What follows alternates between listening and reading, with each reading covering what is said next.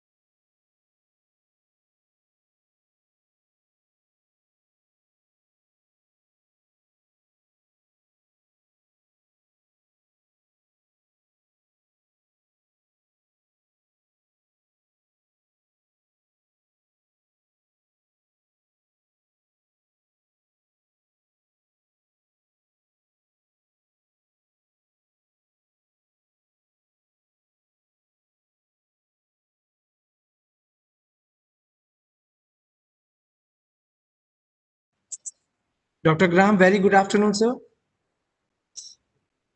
Afternoon. How are we all this morning, this afternoon, this evening? Good morning, good afternoon. Hello, Manoj. How are we doing? Good morning, Graham. How are you? I'm good, thanks. Are we ready to go? Good to see you again. Thank you. Good afternoon, Mr. Tiwari. Good afternoon. Good afternoon. Good afternoon. Hearty welcome, sir. Thank you. Thank you very much. Thank you.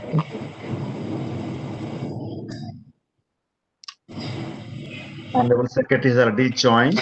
Graham, I think so we should start the session now. Okay. Excuse me. Camera कैसे बंद होता है बंद हो जाए देखना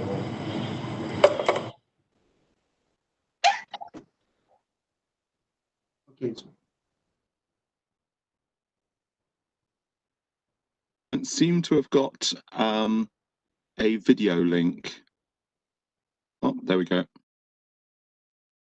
It's working. Good morning, ladies and gentlemen. I hope that we're all ready to start. Welcome to everyone. We have participants in India and literally around the globe. Good morning, good afternoon, or good evening, depending upon where you are. On behalf of the Institute of Directors India, it's my pleasure to welcome you again to the IOD's 2020 annual virtual Directors Conclave, the theme of which this year is reimagining the future of business beyond 2020, a strategic foresight. I'm pleased to see everyone again today. I know that the proceedings yesterday went very smoothly and everyone had an excellent time, and I certainly found the presentations that I listened to really quite fascinating and inspiring. I'm pleased to offer our appreciation yet again to our sponsors. The ACCA, the Association of Chartered Certified Accountants from the UK, is the principal strategic partner. The TriStar Group of UAE and the World Gold Council from the UK are principal partners. ONGC and Gale India are gold partners. And we're also very grateful to the government of Karnataka State for their support. For those of you that did miss yesterday's fascinating sessions, our very distinguished panelists explored the implications of COVID-19 and its pandemic on the future of business, on the future of boards, and the transformational strategies that they envisaged having to implement in the post-pandemic era. They looked at social changes that have been prompted by the pandemic, at the impact of experiencing profound change, and how that might affect both the attitudes of individuals and organisations to change in the future. And they reflected on the impact of the values and aspirations of corporate leaders and how they have been affected. Today we're joined by a panel of distinguished presenters who are going to, I hope, build on these areas and ideally provide a roadmap for a redefined concept of resilience and the strategies that are necessary to remain both relevant and competitive in increasingly uncertain times. Excuse me. For this initial keynote session this morning, or today, we're honoured to have a balanced panel of highly regarded and immensely experienced practitioners and policymakers from both the public and private sectors. And they are going to be sharing their insights, their strategic perspectives, and their vast experience as all of us prepare for this sustainable future. Our guest of honour for this session is Mr. Sudhanshu Pandey, who is the Secretary with the Department of Food and Public Distribution. He's from the Ministry of Consumer Affairs, Food and Public Distribution of the Government of India. Mr. Pandey is from the 1987 J&K cadre of the Indian Administrative Service officers. He's got more than 30 years experience in various key positions within the government. and we're very grateful to the Ministry for having agreed to his addressing us. So, ladies and gentlemen, our guest of honour, Mr. Sudhanshu Pandey, I hand over to you, sir. Thank you very much and very good afternoon, good morning, depending upon wherever we may be present, to Mr. Graham and all panelists, co-panelists this afternoon. First of all, the chosen topic is extremely relevant and very topical. And each nation, each society, every organization is still grappling to come to terms with the pandemic. And some have partially succeeded, some are trying to find their feet, but still the challenge remains, and nobody has been able to completely and decisively deal with this pandemic.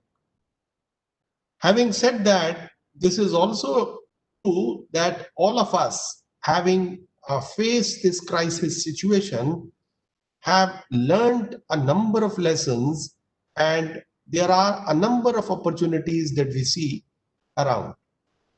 Say, for example, I will concentrate on some of the opportunities and some of the challenges that we faced in the ministry and how do we tackle them. Now, we run a program for about 810 million people, and we have the responsibility, legal responsibility, to provide them food across the country to this population base. In addition to this 810 million population, we also cater to roughly about 80 million children under ICDS program and about 120 million school students under the midday meal program, which is run by various states. So you can imagine that this all put together is about 1,000 million plus population which one has to cater to, and during the lockdown and during the pandemic, when the hygiene standards, distance standards, various protocols, sanitization, deep sanitization, everything has to be followed very, very rigorously. So it was a challenge by itself. And in addition to this, it is also equally important we run this program, to support this program, farmers procurement program across the country. And that procurement program is connected to farmers on the ground, and the food grains are to be procured, have to be packed, have to be loaded, transported, unloaded, stocked, and then distributed. And this is something which is again mammoth in its operation and size. So when this pandemic came, two things became very, very apparent for all boards, all directors who are on various boards of companies, including in government companies. Health as a subject has come in the focus. And lesson number one is that a public health investment is something which is critical. So whether government is rich or government is poor, whether it is the developed countries' governments or the developing countries' government, nobody can afford to ignore the public health infrastructure and public health as an issue if they have to secure their future as a nation, future as a society. And this is the lesson that we also learned. Second most important thing we learned was that in crisis situation, everybody rose to occasion and the partnerships developed very fast. So the government-private partnership, which in the normal times would have taken some time, actually emerged very strongly, and a country which was not producing PPEs, testing kits, hand sanitizers, masks. In 6 months' time, not only we became self-sufficient, we have also started exporting all these items to various countries wherever there is short supply. So the resilience of both the private sector, the entrepreneurs, and partnership with the government, and if this can happen in crisis, if we were to realize that this is an opportunity even in the normal times, then we can perhaps deliver it very well, and we can add to the prosperity of various societies and countries even during the normal time. Third lesson that we learned, and this is the lesson for all, and I can cite you from the example of one of my corporations, which is the Central Warehousing Corporation. We have gone 100% paperless. Today now, no operation is based on, everything has become digital. And when I am saying 100% digital, then including the meetings, including the conferences, like we are having webinar today, now everything has become digital, and the corporation is actually adding to efficiency. And we discovered that going digital has brought in a lot of efficiency, has brought in a lot of transparency, which has contributed to the growth of the organization. And organization has actually grown by leaps and bounds.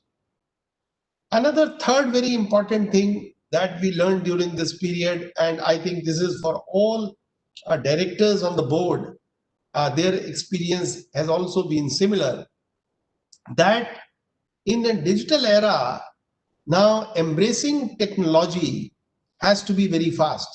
We cannot afford to be suspect about technology. We have to go ahead with the adoption of technology in very fast track manner, because rate of obsolescence is also very high, and if we miss a particular opportunity, then we are likely to get left behind. This is fourth lesson, that embracing technology is the message for all boards across the country, and we have to look ahead in future and actually move faster than the change that we expect in the normal time. This is what the COVID lesson has been to all of us. Lastly, from my perspective, from the ministry's perspective, as I said, that we have been conducting procurement operation. Now the rice procurement operation is going on. And even though we are still in the midst of pandemic, the infection rate has come down, recovery rate has gone up quite substantially, but still the threat remains. So what has happened, that each of the organization, including in the villages, farmers are now following a protocol, and country is now going through the mass movement, the Jan Andolan, which was launched by Honorable Prime Minister on 7th of this month, where 3 messages have been conveyed very, very prominently: hand sanitization, wearing mask, and maintaining physical distance. Now, this has become actually the mantra for all conferences, all meetings, all gatherings, and everyone has to follow. And this is our message to even all our private sector partners, that you also have to spread this awareness, so that even in rural areas, wherever people are undertaking various operations, now we are making payment for the procurement 100% on digital basis. So whatever now farm procurement of rice is happening, paddy is happening, it has been linked to the title of the land, name of the farmer, and the payment is now going to the farmer's account with no physical cash transaction. So fifth message that I was saying, that suddenly the financial transactions have become more and more digital, and no physical transaction of cash is happening in all operations. And this is where companies have to adopt. This has brought in, actually, this has been blessing in disguise. This has added to efficiency. It has brought in transparency. No delays are there. You can track actually every bill, every payment, whether this is being made in time or not. So it's a win-win situation for the party who used to often get delayed payment and suffer on account of that. So reimagining future, which is the topic for this, I think all these experiences are going to be very strong lessons for the future that we are heading for. Some changes that we are going to have in future are going to be irreversible. That will become the way of life, but certain things will be reversible. So once the pandemic goes, we hope that the education system, transport system, hospitality sector, all these sectors will come back. More investment will come in health sector, more investment will come in IT sector, more investment will come in the logistics sector, because we have seen that's how the supply chains got disrupted during the pandemic, and it took some time to figure out how to restore them. Even the global value chains got disrupted, domestic supply chains got disrupted, and it took time for companies to everybody in the world has seen the migrant crisis. That was also a lesson for India. And now we have figured out how to actually maintain data, how to build database, how to reach out to migrant workers moving from one city, one place to another. So messages are many. I think it is time for all boards to take a very serious look on these lessons and prepare themselves for future. Thank you very much. Thank you very much, Mr. Pandey. That's an incredibly impressive guest of honour's address. The scale of response that's being called for from government bodies and the adaptability of the civil servants in crisis really does demonstrate what is possible. Governments have often been criticised, but it's the permanent administrative agencies and their executives that have actually been rising to the challenge throughout. And they do seem to have so much to teach us for that post-pandemic era. We've had a few questions, and I'm going to try and build in a few questions over the course of the morning session. One of the questions that's come up is, can you speculate perhaps on how private organisations may change their relationship with the government for the future? How collaborations might be developed that perhaps haven't been thought of in the past? A very, very, very, very pertinent question and very important question, I would say. Number one, very clearly I see our level of trust has gone up. This is lesson number one. And lesson number two, the government's faith in the private sector ability and vice versa has also gone up. Now, government also feels that many things which government is not designed to do and is not actually cannot deliver that efficiently, private sector can bring in that capability. And therefore, it's a win-win situation for both. And I see in post-pandemic period, that relationship actually going stronger. So very much a growth of trust as being one of the most important aspects fueling this.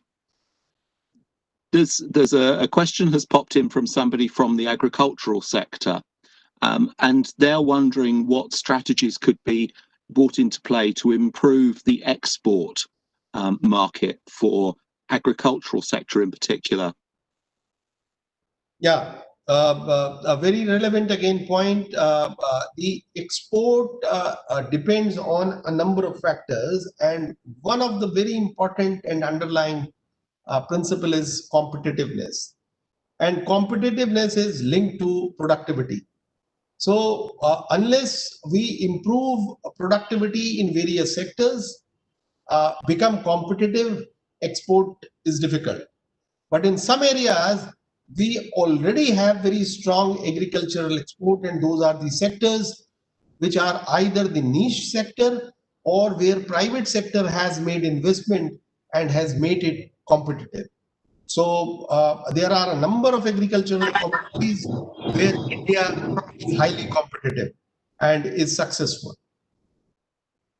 Great. Okay. Thank you very much indeed, Mr. Pandey. A very stimulating start to the morning, to the day's proceedings. Thank you. I will get the hang of this time scale difference soon, but there we go. So thank you very much indeed. Very, very inspiring session. Thank you. I'm going to move on to our first keynote speaker. This is Mr. S.K. Chowdhury, who's the Chairman and Managing Director of ERCON International.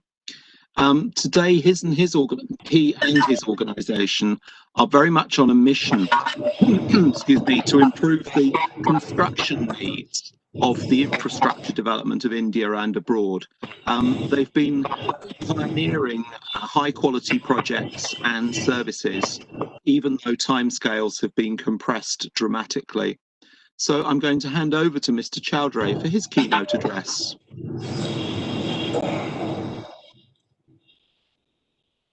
Ladies and gentlemen, good afternoon to you all. At the outset, I would like to thank IOD for giving me an opportunity to share my thoughts on the topic of board's leadership and strategy for quality, commitment, and consistency in terms of performance. COVID being the predominant issue we are grappling with, and construction industry is majorly affected because of this. And in almost all speeches and everywhere, we are listening the word unprecedented. This kind of pandemic, at least, has not come in last 100 years. And it has drastically affected the operations of all organizations, except the organizations like IT and others, which were being done from the office complexes or could be run by the work from home environment.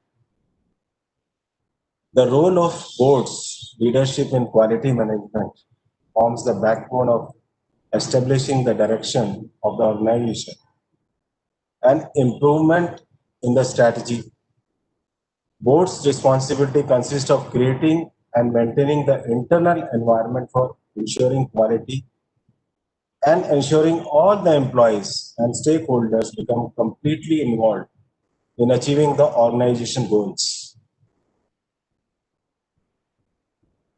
In the way, good leadership is essential in order to improve the quality across the organization as leading force that sets objectives and assists employees to implement and achieve these objectives.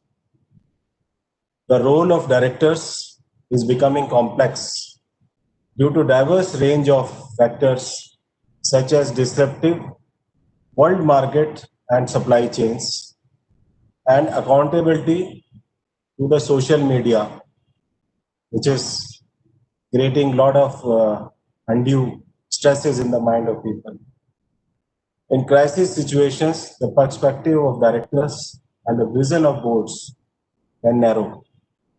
While internal issues might be pressing, director needs to remain aware of external and contextual developments and stay alert to long-term consequences of COVID-19. This is not although we have recovered and we have come to the construction activities again to the level of 70 to 80% what we were there earlier. But still, the growth is getting affected because of the fear in the mind of the people of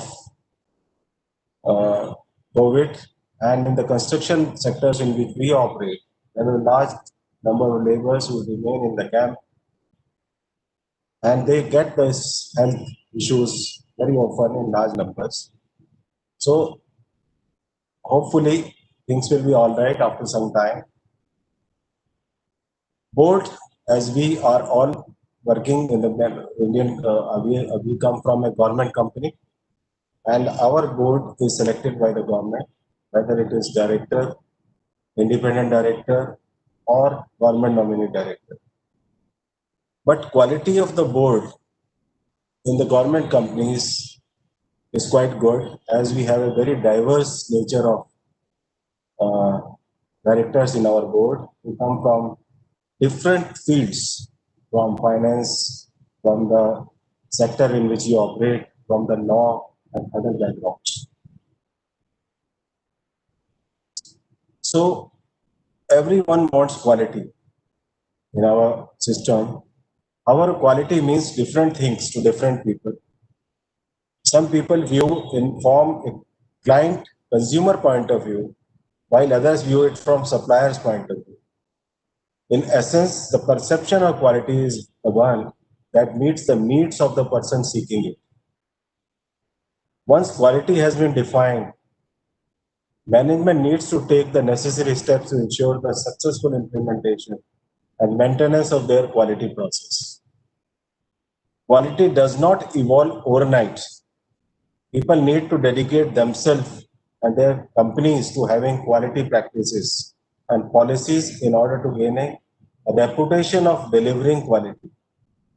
This comes with a lot of hard work and consistently educating your manpower, including your engineers and officers, reminding them again and again that you have to deliver the product of quality so that you can also get repeat orders from the client for once you deliver the project with quality and in time and cost. So we find that our organization, who is working in construction field in international market, is one of the only PSU in government sector who is able to do consistently well in construction sector. And we are figuring in among the top 250 contractors in the world. So we take a proud that whenever we deliver a project, it is almost within time and without any cost overrun. So this is a quite good achievement, we believe, and we look after our employees very, very well. And that is why the very few people leave the organization and go to another organization. So this is what the board always keeps on focusing on, the issues of how to satisfy our clients, how to see that company comes to the good governance practices. So these are the major issues which we say. Investment in quality is the educating employees on how to work efficiently to produce a quality product. And quality is the best product at the lowest best price. That's what I feel. And in our this thing, to improve the quality management, the board leadership should follow certain guidelines and rules, like understanding and reacting to the fluctuation in the external environment, considering the needs of all stakeholders from client, customer to employees, suppliers, vendors, local communities and general public. It is the general public also which gives an opinion of the construction organization that what kind of construction you have done. Whether it is we are in a business of doing the road construction, railway construction and workshop, houses and these kind of things. So there's a public which generally uses them and they also make an opinion about the quality and the type of company and it reflects on the business of the company. Same way, to improve the quality, the board leadership should have clear view of organizations' prospects at what can happen in future, establish common values and ethical role models throughout the organization, develop trust of the government, since we are reporting to the government, and our investors, we are a listing company, and other stakeholders, in which I find the stakeholders means not only the investor, promoters and the shareholders, but also the public and workers who work with us, so that they are also looked after properly and they are paid properly in time and their living conditions are better. So we equip our employees with the needed resources and freedom to strive for duty and accountability. We teach and train and coach employees. We devote a lot of our budget on the coaching and upgrading of the skills and sensitivities towards the manpower. Same way, the board also looks for diversion in the new business strategies which are required and need of the hour. They also see that what is happening in the competition among various companies in the world and try to bring the new technologies and try to reduce the cost with the best quality, giving the best quality to the construction projects and our clients. So public sector undertakings have a major role of not just doing the business, but also upgrading the skills and contributing to the development of manpower, development of the region. And as you rightly said, that government is criticized quite a lot across the world, but it is a government and government agencies, and they only come for serving at the time of need. Whenever any crisis is there, we are there. Even when the crisis was at the peak, only our railway was done, and that is how the transportation of the goods and everything happened. And it is only the dedication and commitment of the employees because of which this could happen. So the companies have a major role apart from generating the profit and earning the profit. Profit earning is one of the things which is essential to sustain.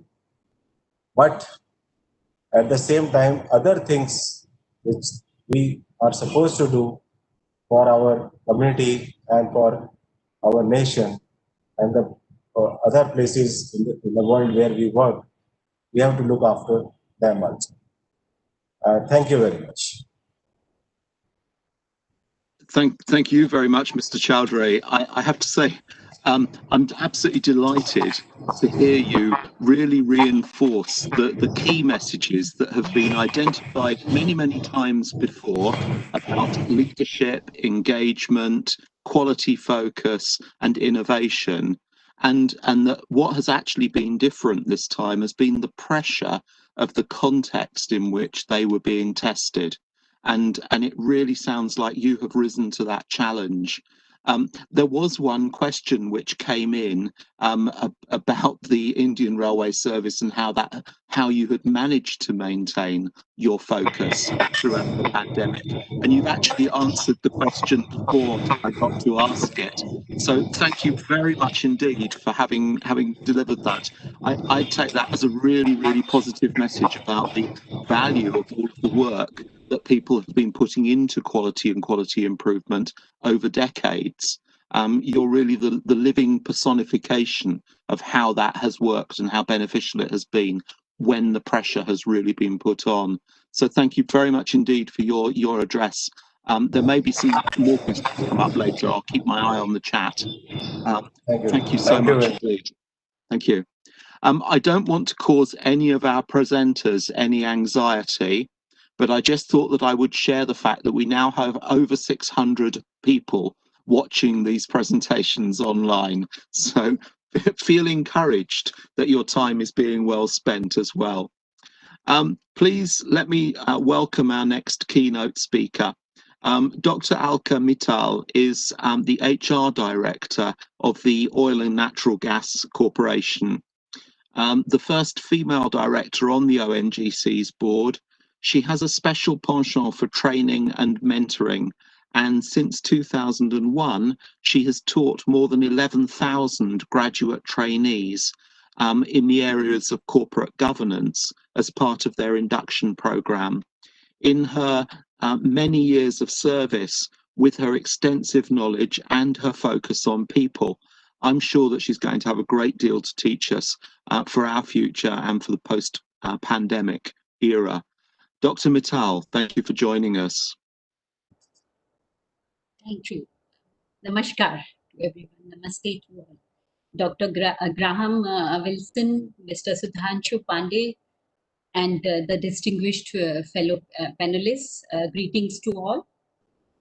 No man is an island, no man stands alone. Each man's joy is joy to me, each man's grief is my own.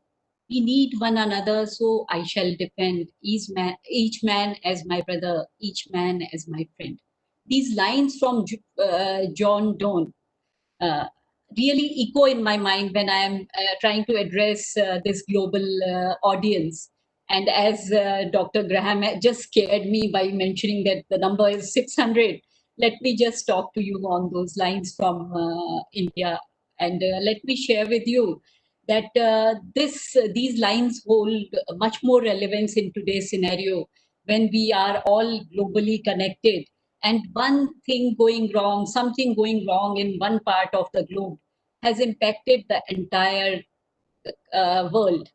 And when this has happened, the entire world has come together, right from individuals, institutions, organizations, states, nations, to continents. We are all together to deal with this situation, the pandemic situation, and to contain it. And while we are doing this, humanity is united. While we are under crisis, we are all united in this hour of crisis. And as a nation, India has always stood for unity in diversity. And as our father of the nation, Mahatma Gandhi, had preached, and also the Iron Man, Sardar Vallabhbhai Patel, has espoused all over that united we stand. And this is what is the message to the world from India, from our forefathers and all of us. And Sardar Vallabhbhai Patel's statue, stands tall in the state of Gujarat, and it is called the Statue of Unity. So I just thought that while we are talking about the pandemic, this is the time for all of us to get together to deal with it and contain it. And the COVID pandemic has taught us certain life-changing lessons for sure, as Sudhanshu sir mentioned and Mr. Chaudhary also touched upon. So there have been lessons for individuals, there have been learnings for businesses, there have been efforts made by nations and different forums like I would say the IOD and other organizations who have tried to bring all of us together to deliberate, to think, and to come forward with the way forward for dealing with the new normal. So while we are talking about this, three things which strike to me as very, very crucial, very important are agility. We have to be very, very agile, because that is the only way we'll be able to see the scenario which is changing every day. COVID situation is very perplexing. I remember when it began, we were not mandated to wear masks. In a few weeks, we understood that without mask, we are like totally unprotected. So this is the way situation has changed. So if we are not agile, like Sudhanshu sir mentioned, creating PPEs for a country like India was a major challenge, but it had to be done, and it had to be done fast enough. It should have been done in a few days. So we just took a few months and we could deal with it. So this is the way we being agile, being flexible, because we had to keep an open mind. The situation was evolving and we had to evolve with it, and being resilient, because under all this critical time, we had to be very, very resilient, very focused, and very, very, very keen on making a difference around us and to those who matter to us so much, our nation too. And while we are talking about this, the sustainable growth agenda had to be kept in forefront by everyone, and especially by businesses, because we understood that while top line and the bottom line is important, but right now in this scenario, triple bottom line is what is going to be the most important priority for us. So taking care of the environment, sustenance, and governance was something which had to be kept at the forefront. And companies like like ONGC, which is the National Oil Company of India, have stuck to it. And I would say vouch that all those companies which are represented today on the panel are like that. And everywhere we are keeping our focus on the sustainable development goals. We were talking about the goals, the sustenance and sustainability agenda right from the turn of the century. But now in today's scenario, the SDGs have gained more and more importance, and all of us are looking at what is it we can do to make a difference in these areas. So this is it. This is the positive, I would say, the positive in this pandemic scenario, which is going to bring the positive change which we have all to work towards. Oil and gas sector has been impacted in more ways than one. We were already trying to deal with the scenario which had emerged as a result of the challenges of global oversupply, lack of demand came in with COVID. Technological challenges were there. There was there was growth of EVs, which again put us on a slight back foot, I would say. Fiscal and regulatory policies were also impacting us, and we were also having to keep our focus on ESGs, of course, all the while. So while we were doing this, COVID-19 actually added a fresh set of challenges where the near-term impact has been quite drastic. While low prices, reduced demand, safety concerns are there for us, there is also, according to the International Energy Association, the impact of COVID-19 on energy demand in 2020 and even in 2021 is going to be huge. It would be much more. It would be about 7 times more the larger impact than the downturn of 2008 had on us, and that's why this April 2020 was termed as the Black April for the world of oil. And this is the scenario which we were grappling with when the pandemic had set on us. And in this backdrop, ONGC and ONGCians continued to perform and ensure that all our operations are sustained. For us, we knew that our nation needed that we should be working, and we did. And how we did it, extended stay at offshore platforms, offshore as well as onshore platforms, was voluntarily done by our colleagues who were working there in tough conditions and also on the rigs. And it was the crew decided that due to the lockdown, instead of making all efforts to change crew, we would continue to work over there. There were girls, good number of girls in amongst the crew members also. They also put their hands together for this. They all worked day and night to maintain operations, and the field personnel and were fully backed up by those who are working in office. The office teams ensured that not only were the supplies and medicines, etc., reaching our field personnel, but their families were also provided all support. The families were in distant locations across the nation. So we were contacting them, we were reassuring them that we are there with them. And whenever they needed any support, our team was ready to help them. This is the way our colleagues could focus on the job at hand. ONGC, as it is in this scenario, and even before that, has been a IT-driven company where we had made certain advances over last 6-7 years, which helped us in dealing with this situation. We have a very high performance culture, and technology adoption has played a really extremely role in quick and effective transition to remote working. Our teams were working from home the very next day to the declaration of the lockdown, and they were working seamlessly together. Collaborative environment was at its best, I would say. We were working, instead of working for 8 to 10 hours, which was the normal office, we were working 24 into 7. And all the while, our agenda was to keep the operations on. So while the team was keeping this as the focus, ONGC was also ONGC, the CMD, chairman of ONGC, and all of us directors were constantly in touch with the teams. And the IT, being so IT enabled and with all the best of infrastructure there, at a few minutes notice, we could get in touch with about 100 of our installations, be in touch with 600 to 1,000 of our colleagues, reassure them, review the way we are functioning, and ensure that communication reaches each and every one of them from all of us, so that they are able to perform at their very best. And if there were any challenges they were facing, immediate resolution of those challenges, those issues was ensured by us. So this, almost every 3 to 4 days, the internal directors and the chairman were interacting with the teams. This kept the whole ONGC family and the team together, right in focus and totally ready to deal with any situation that was emerging.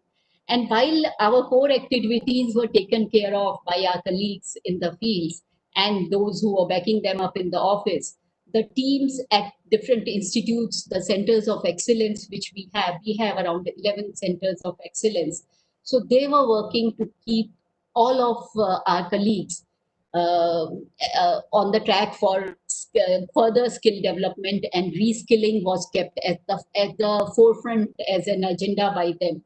Since April, we have been able to organize more than 220 training programs in this pandemic scenario and have covered over 7,664 employees out of 30,000 employees who have been able to get certain skill, whether it is a functional or management or leadership or behavioral skill, which would help them in contributing better as professionals.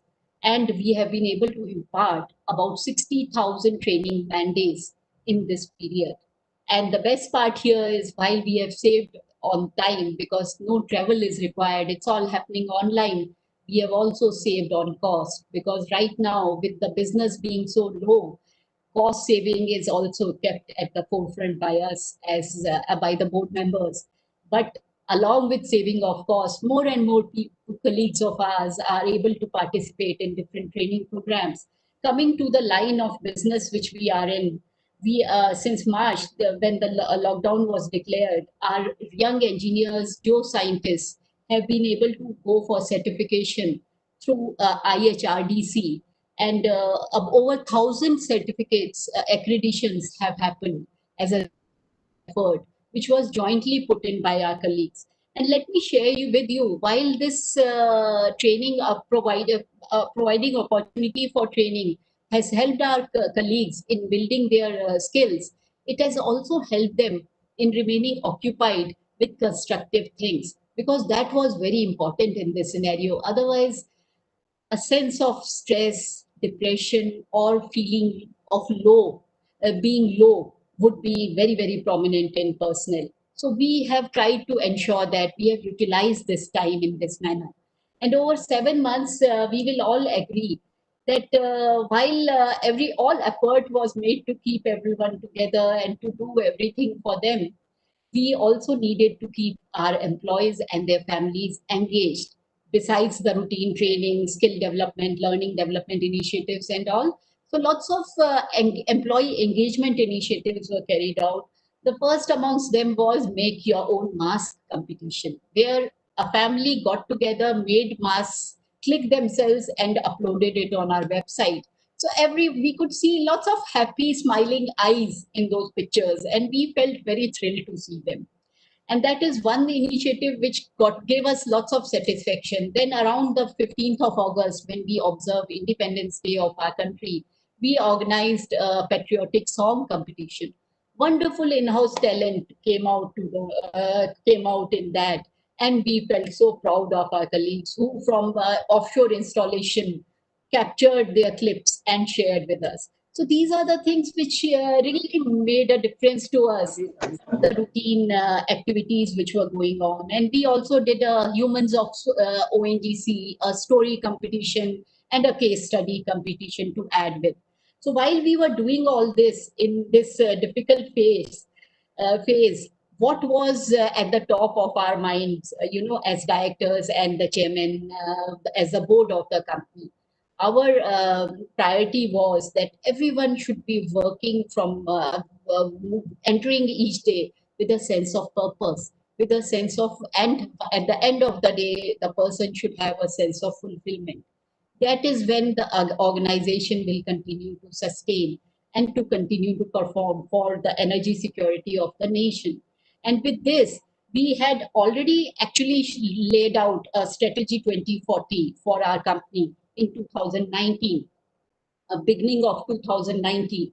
So we ensured that the required push to that continues, because we can't give up on these changes in the situation which requires so many changes to happen.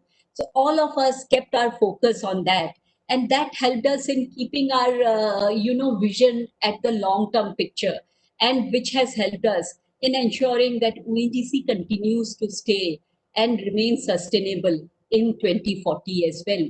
So for us, the positive here was that about 65% colleagues of ours are fairly younger, who will be seeing 30s and 40s coming into the our plans getting implemented.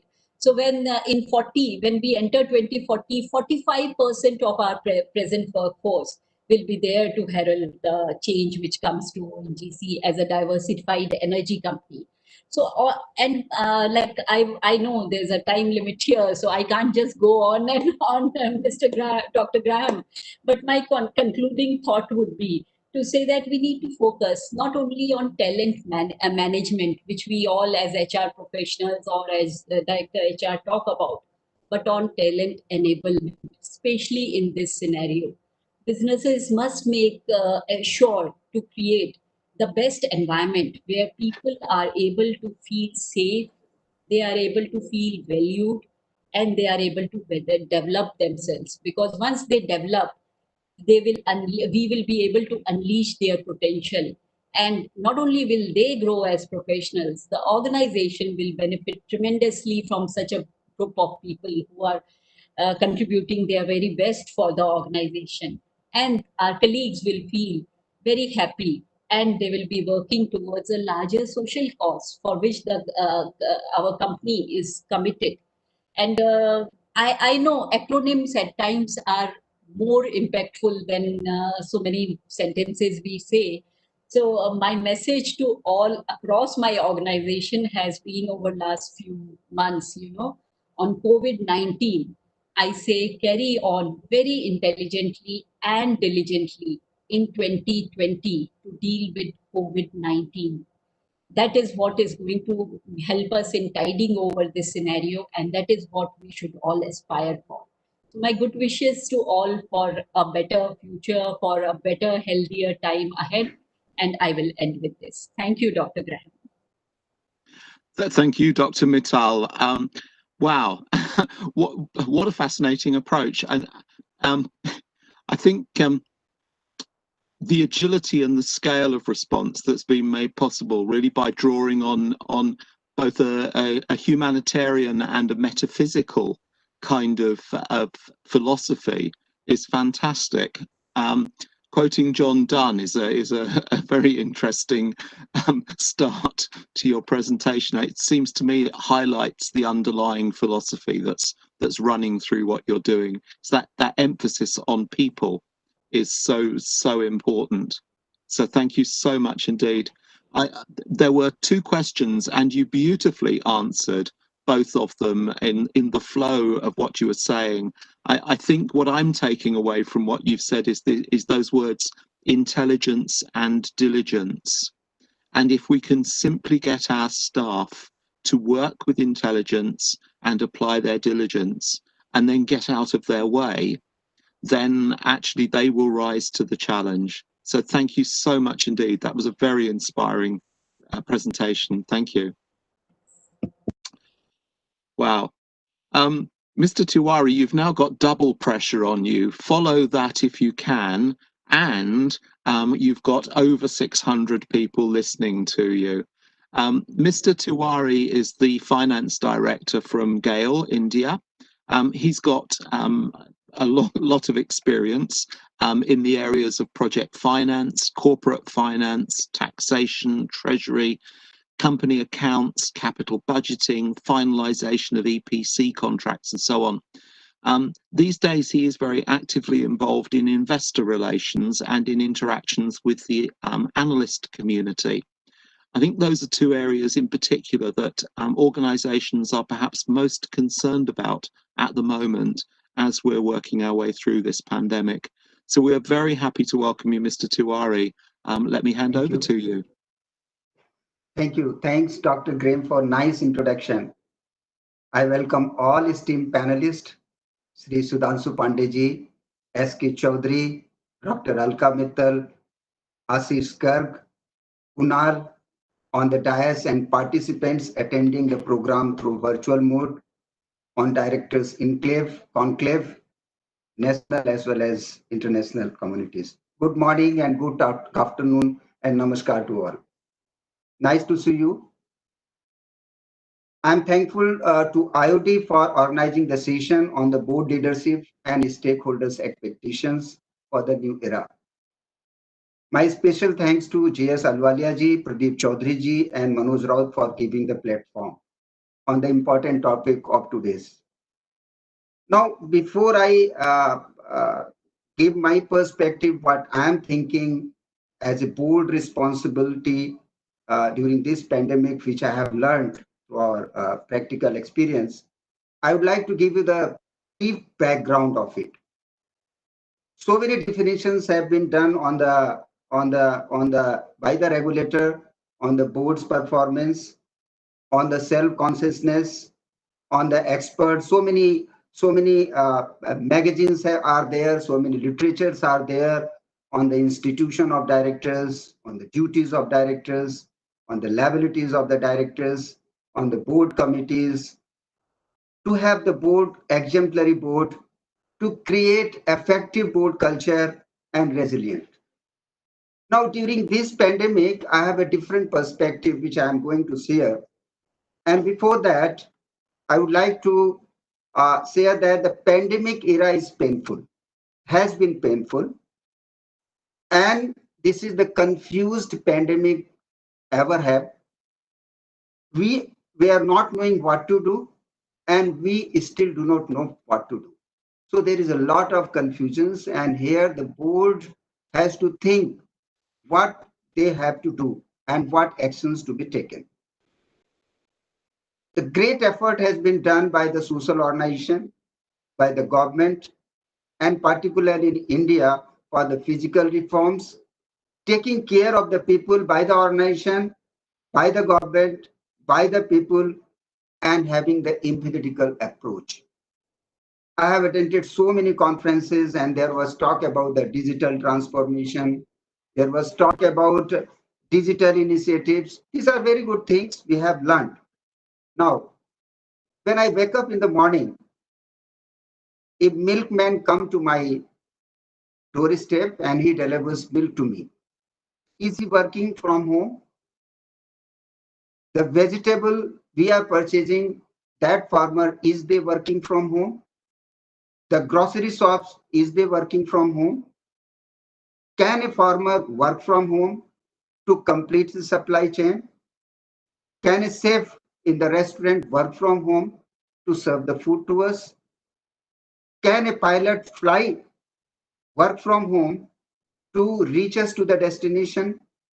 Can construction worker work from home to build house? And as Irkan has told that we are building so many in the railway and other construction activities. Besides, can health worker and doctor work from home? Answer is no. And during this pandemic, I would like to just touch upon the GAIL's performance. Then I will come to my view, what I am thinking and what message I want to give to the board. So far as the GAIL India Limited is the natural gas company, and during this lockdown, we have provided natural gas to when the households and the supply was not interrupted. We worked safe and the operation was safe. But they were working at the field, they were working at the ground to supply gas or supply energy to the houses. I will give the two examples, then I will come to my point. As a board member, I was just reviewing, and the progress at the ground of the project activity was not going on. We had so many VCs, so I decided to go to the site. And last Monday, I was at site, and the pathetic condition was there that everybody wanted to work from home, but not at the ground. So I motivated them. And when I reached there, their way of thought changed. Similarly, I had my investors meet last month. So I told my investors that please put on your video so that we can see the faces. Out of 15, around 2 of them only put their video on. I requested, they have not put their video on. Then on the next day also I had an investors conference, the same situation was there. I discussed with my colleague director in the company, as well as I discussed with the colleague directors in the organization and in many of the companies, and I found directors are working from home and they are not giving courage and boldness to the organization. I will just come to my point, Graham, and then I will put my views here. We want to achieve the stakeholders' expectation. We want that the organization should perform consistently. We want to engage the people, empower the people, set the goal. We want to have sustainable development, and we want that the governance issues should be addressed properly. Is it possible the way it is there is that the directors should deal the situation with the courage and the board should be bold to deal with the pandemic situation? Do not allow fear to spread. I am repeating this word because I am finding that the fear exists on the boardroom. We are only doing everything virtual, but at the ground, it is not happening. We want to revive the economy. We want to deal with the labor problem. We want to deal with the unemployment problem, but still, as a board member, we want to work from home. We want to have a digital transformation that has been discussed a long, and many conferences have discussed these things. But 2 things I noticed.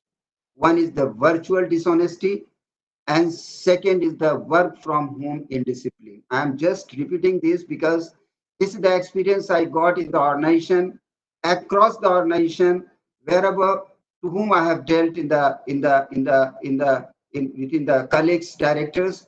These are the 2 things which are happening. One is the virtual dishonesty, and second is the work from home indiscipline. So here the board role is there that they should be courageous. And second one is that, which is coming up, is the liquidity dishonesty, which is there, leading to the liquidity crisis. So what I mean to say is that if we have to, as a board member, we should create environment of the fearless board. Board should have the courage to connect the people, go to the ground. If the people are working at the site, at the operation place, they should go with the safety precautions, of course, but they should demonstrate. They should influence the organization in such a way so that the people who are working at site should work with an enthusiastic way. They should be empathetic.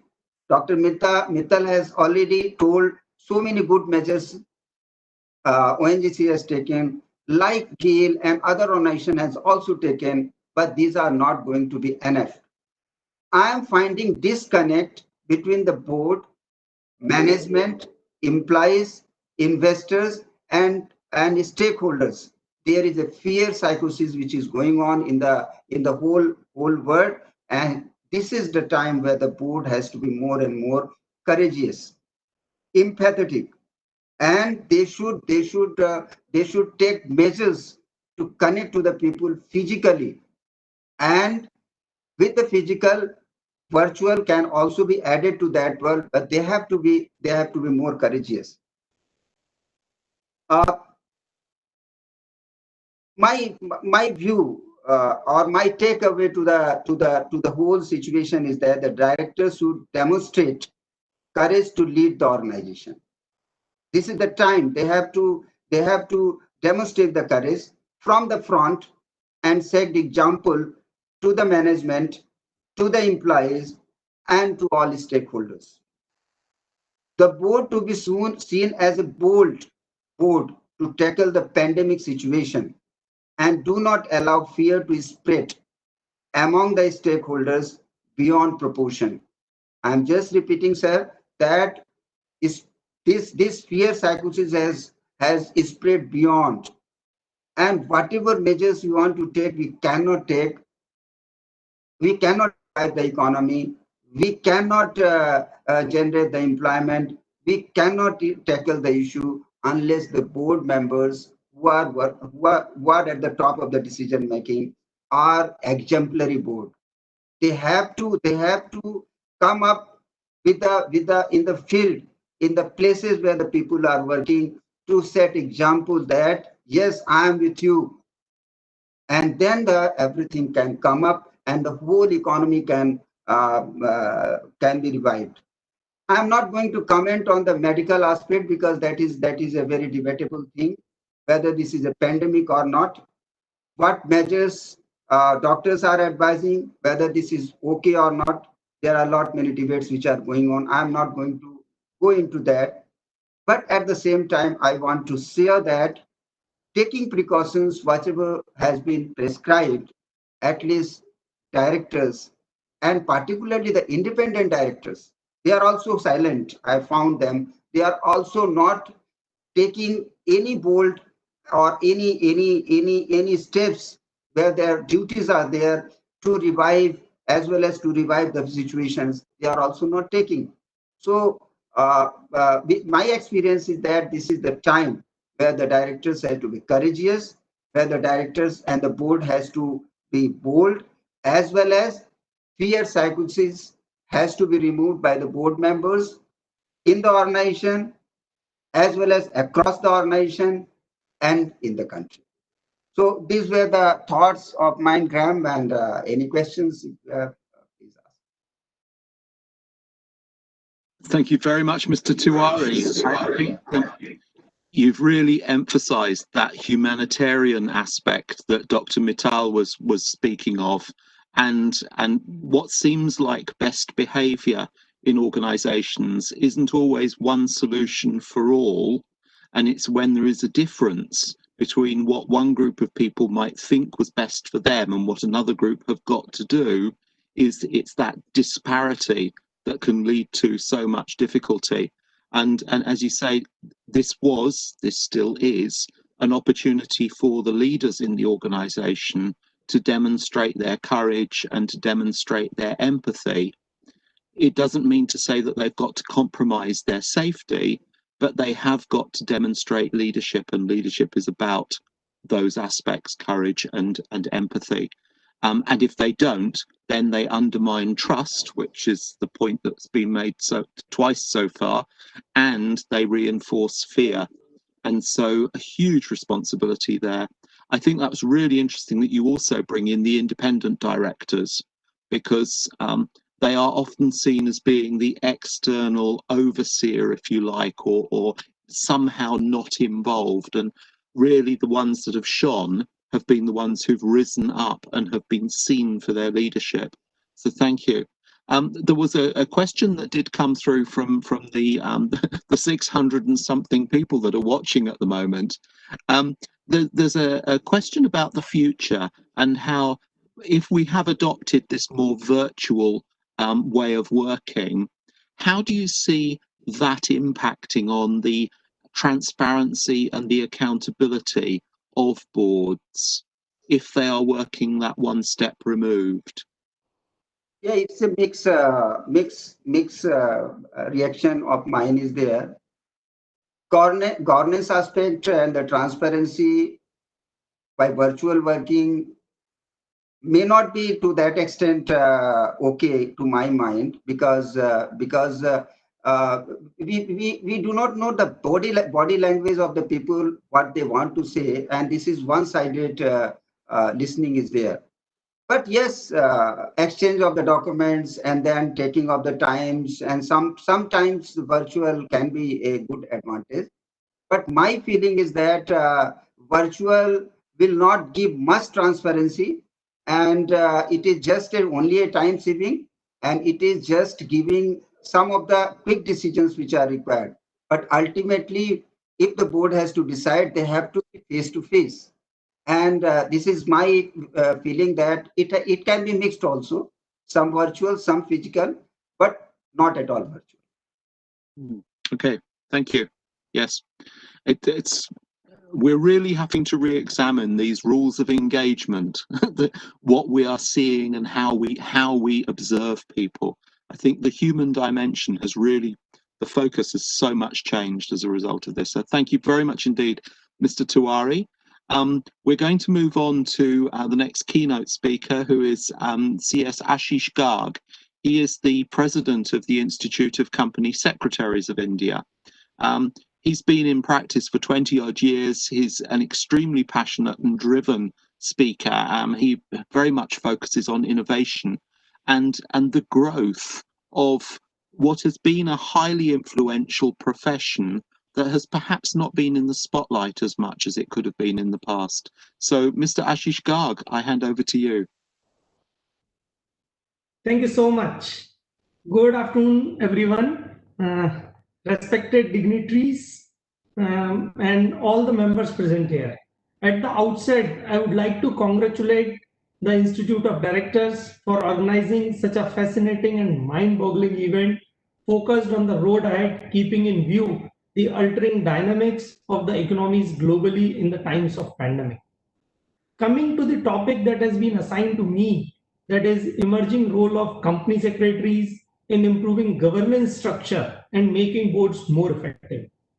To me, this one sub-theme is congregation of many thoughts put in together, and I will pick all of them one by one to share my views on each of them. Beginning with the word emerging role of company secretaries, I cannot help but delve into the past instances of history and take ancient scriptures. And in this delving, it is realized that kingdoms and the rulers, which have been noted, sung praises for and considered as apt example across generations since times memorial, have been primarily cause of culture of good governance instilled therein. To the large extent, some can be attributed to the presence of secretaries or sachiv in these kingdoms, be it Ramayana or Mahabharata or the Arthashastra or Vidur Niti. All these texts have one thing in common: the discussions about the significance of good governance and the significance of presence of secretaries or sachivs in ancient governance. From Dharmruchi in the court of Raja Pratap Bhanu to Sugriv, Jamvat or Vibhishan in the Ram Rajya, from Malyavant as the counsel to Ravan, to Vidur as a sachiv of Dhritarashtra, and not to forget the great Lord Krishna, who stood as a true counsel in the battlefield of Mahabharata.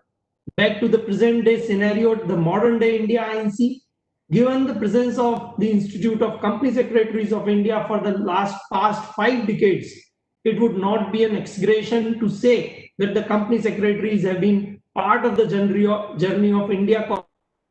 Then the role which began with the Companies Act 1956 today is well elaborated in the Companies Act 2013, the SEBI LODR regulations, and host of other laws as well. Each year, the new additions by way of recognitions accorded by ministries further strengthen and give us greater space to lay deeper foundations while fortifying the existing framework of good governance as well. And that brings me to the second part of the topic, their role improving governance structure and making board more effective. As company secretaries, we consider ourselves to be too professional. Professionalism is not the job you do, it is how you do the job. For us, portraying professionalism cannot and has never been limited to the roles and responsibilities dispensed of by us as regard India INC, but needs to be imbibed in ourselves much more holistic. Company secretaries have been by and large bestowed the roles and responsibilities with the aim and goals of enhancing transparency, accountability, and ultimately a very strong and resilient governance framework in the Indian corporate scenario. And I would categorize these roles broadly into 4: company secretary as key managerial personnel and governance professional, which includes undertaking roles and responsibilities as a part of the board of directors. Company secretaries as chief compliance officer, a role which is well acclaimed in the eyes of regulatory authorities like SEBI and Ministry of Corporate Affairs. As a secretarial auditor or scrutinizer, act as a first regulator, thereby providing much comfort to all these stakeholders. The various certifications ranging from shareholding pattern or net worth certificate or annual compliance secretarial report or corporate governance certificate, pre-certification of have been addition to the emerging roles. And the new roles which is coming with the new economy is like a registered valuer, insolvency professional, internal auditor, and arbitrator coming into the fore. And the profession of company secretaries is coming of age and gaining new roles.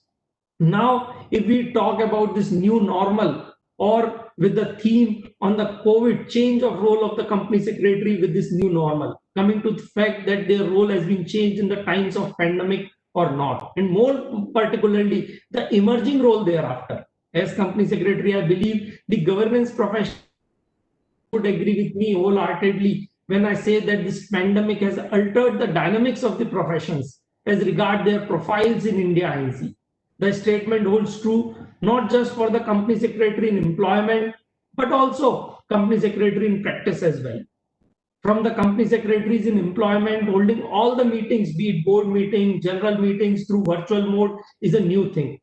For those who are in practice carrying out secretarial audit and other assignments during this lockdown period by using appropriate information technology tools to gain relevant documents and records for completing the assignment has been a task.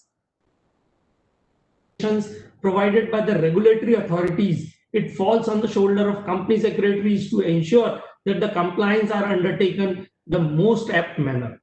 We as the Institute of Company Secretaries are always proactive to make the representation to the regulatory authorities to relax the norms. As a member, as company secretary, as governance professionals, the onus is on us to maintain a conduct and pursue our roles and responsibilities in a manner befitting the magnanimity of both the institute and the profession. I would like to conclude with a small dua from Ramcharitmanas. Guru Tini, Jo Priya Bolai Bhai Aas, Raj Dharma Tan Tini, Kar Hoi Begai Nas. What it means, if there is an autocratic management style, an entire core team of advisors, sweet talks to please their master due to the fear of losing their jobs or positions, such an empire of business, and it will lead to self-destruction. So these three types of people, secretaries, doctors, and teachers or gurus, should speak what is true, not what is sweet. What I will quote here is not something which came in a few days ago or a few years ago, saying that gives me immense pride since the role of company secretaries fits in perfectly with the 400 years old dua as written by Goswami Tulsidas ji in Sundarkand segment of Ramcharitmanas. The very first word, Sachiv or advisor, is the role that is being performed by the company secretaries, not since the time of profession being brought into existence. This dua rightly emphasizes the significance of objective and unbiased advice by the professionals enlisted therein, and first line itself beginning with the company secretaries.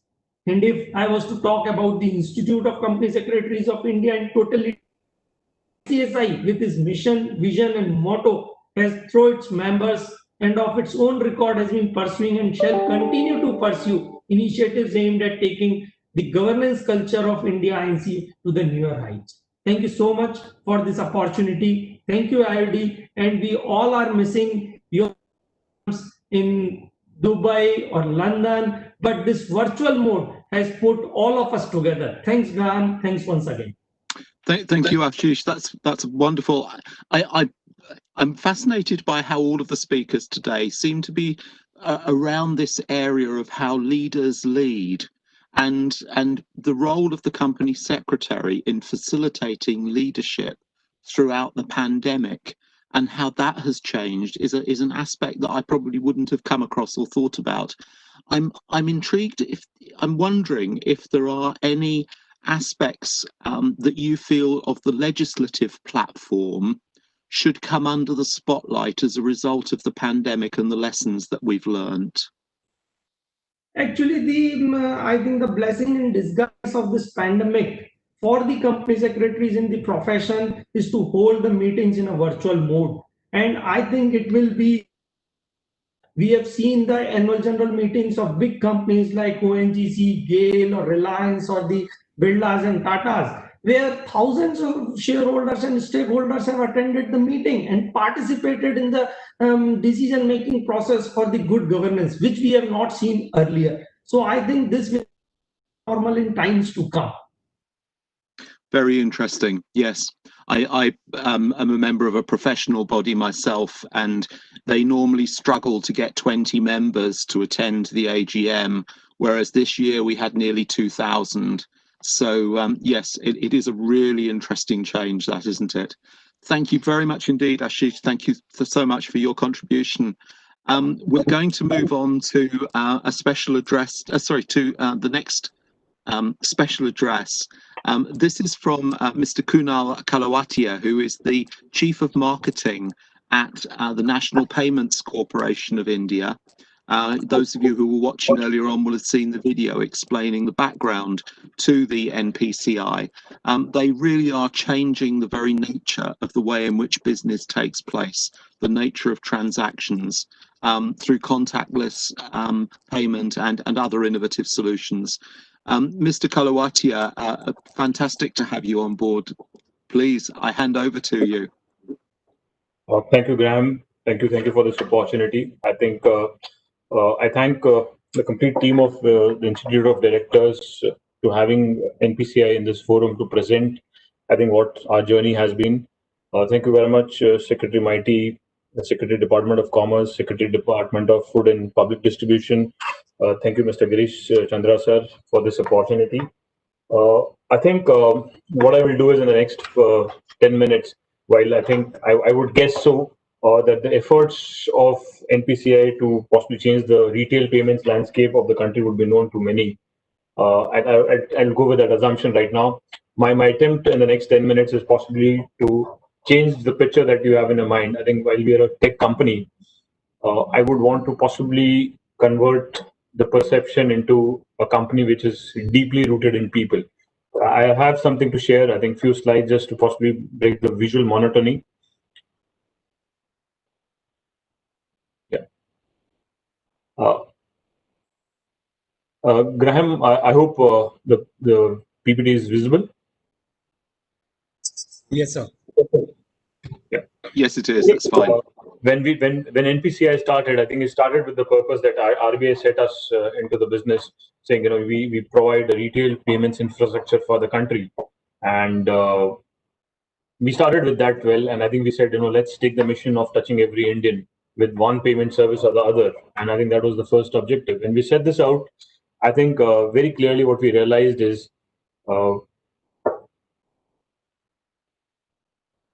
when we wanting to solve for a lot of this retail infrastructure challenges, we realized, you know, what we really end up solving for was not just a technology problem. It was actually an opportunity to solve a lot of deep human desires.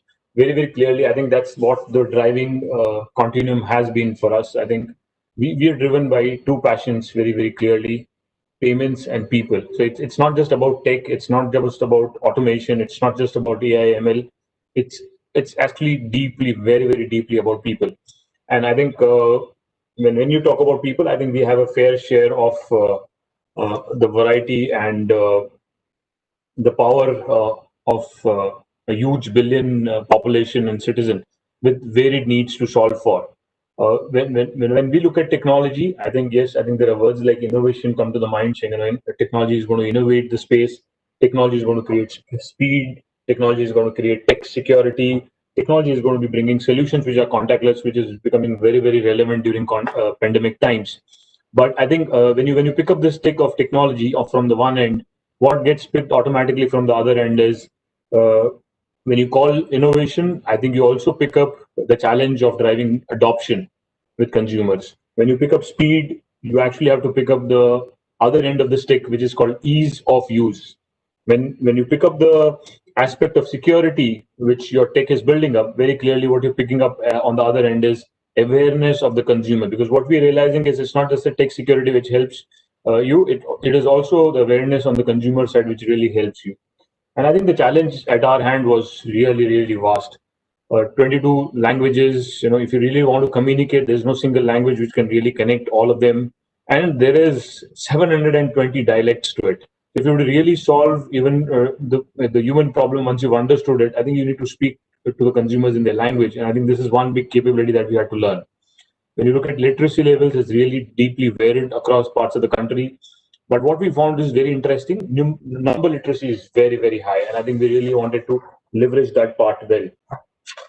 There is a huge amount of urbanization. It's good. I think there is a lot of development which is happening. But what it brings as a challenge for a marketer or a service provider is very clearly, I think the boundaries are getting blurred. So I think the customer TGs are getting mixed up.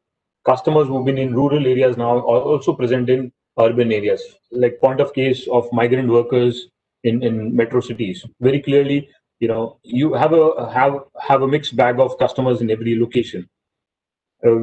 What we realized very interestingly when we're solving the problems for the country, we realized in one way we're solving the problem for the world. And I think when we attempted this, when you look at the top of this pyramid, I think the average household income of 40,000 USDs is actually a 3 million household base in India. This is a similar base of customers like what you have in Europe. This is a set of customers who will have a smartphone, who will have data connectivity, and they have all of it which is required to access resources. There is a second layer which is above 4,000 rupees annual income in terms of the revenues of the household. That's the Brazil for us.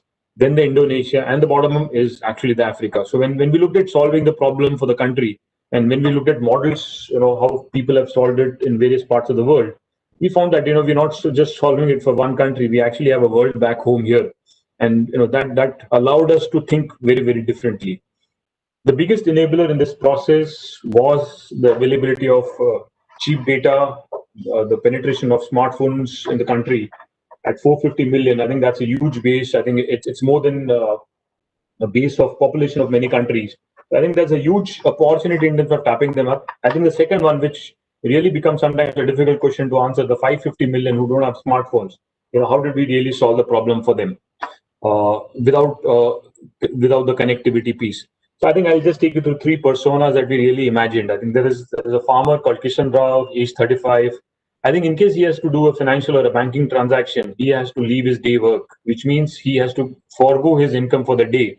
When he's really going to go to a bank which is around 4 kilometers, 5 kilometers away from his location to do a simple banking transaction, right? And there is no returns for this. So that's one kind of user.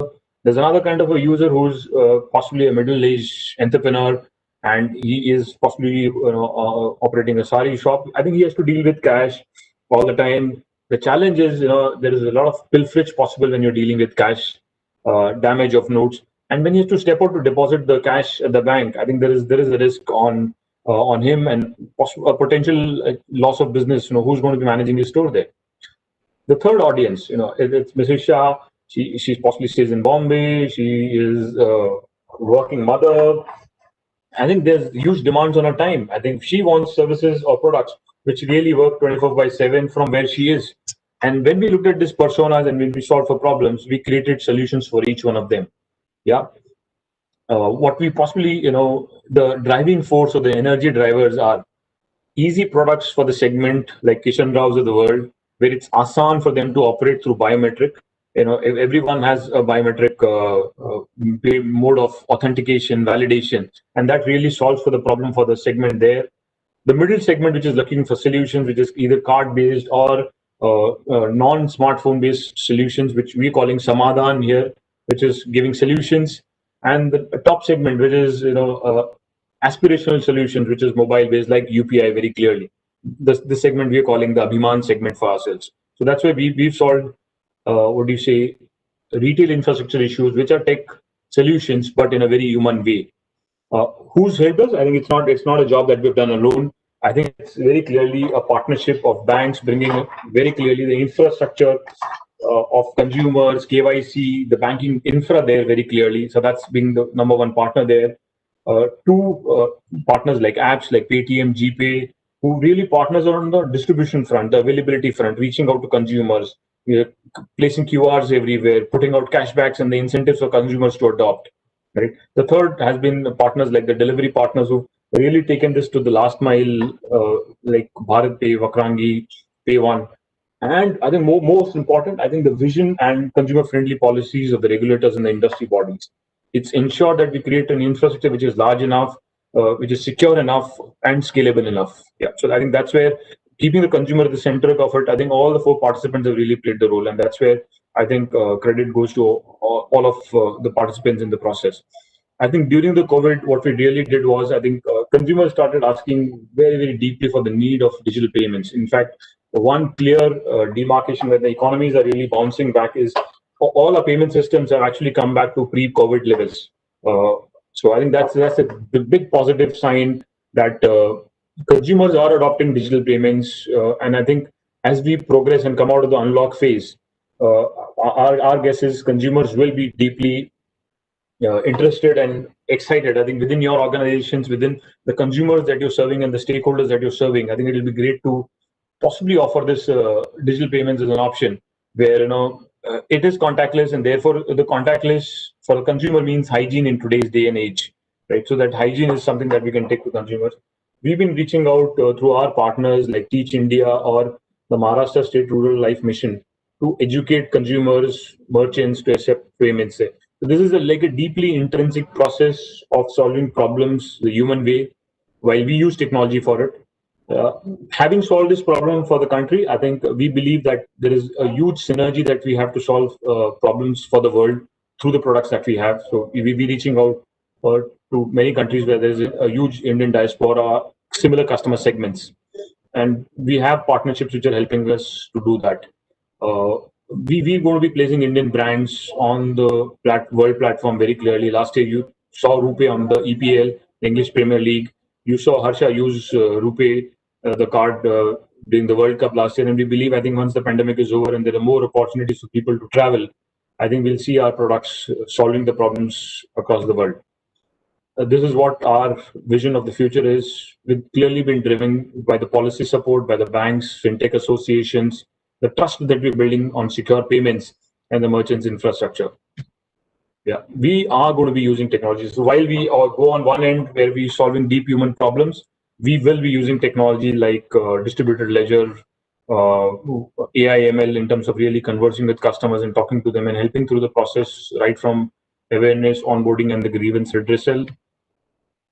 This is what the numbers are, and I think there is more to come very clearly. I think UPI this month will be hitting a 2 billion number.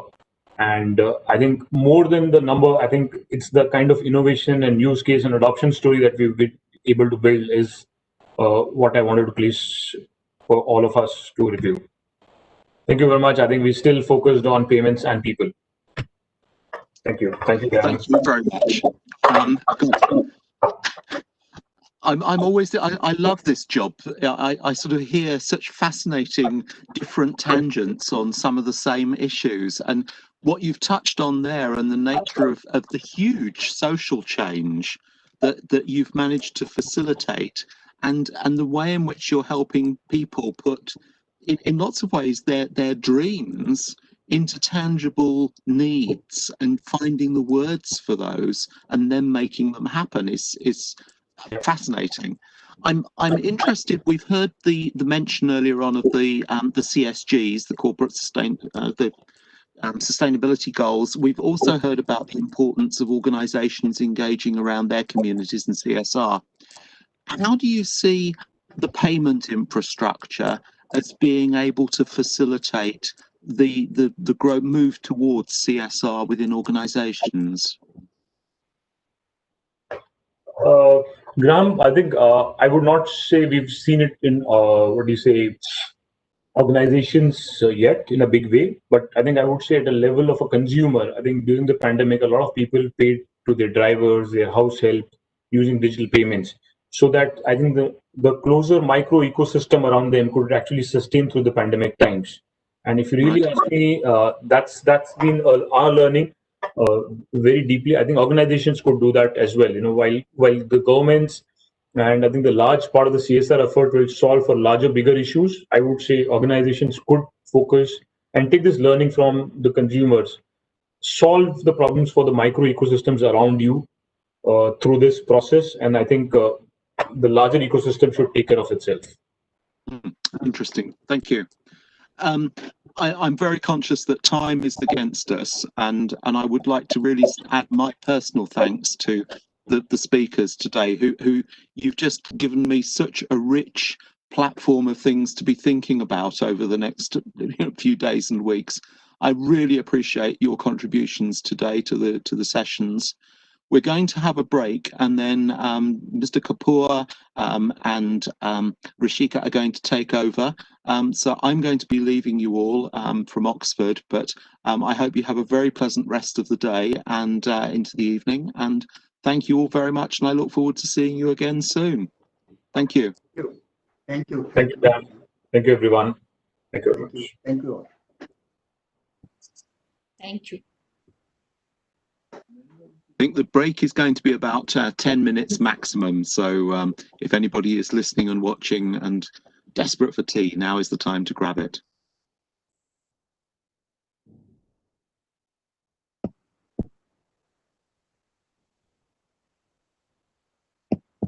Water.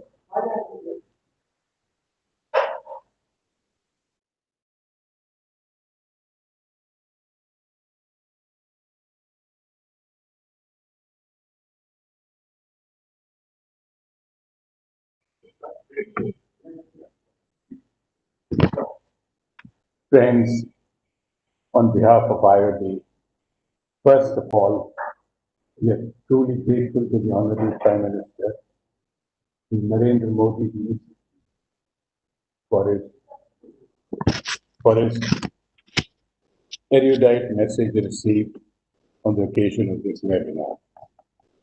It is a continuing support of the Honorable Prime Minister to IOD on the subject.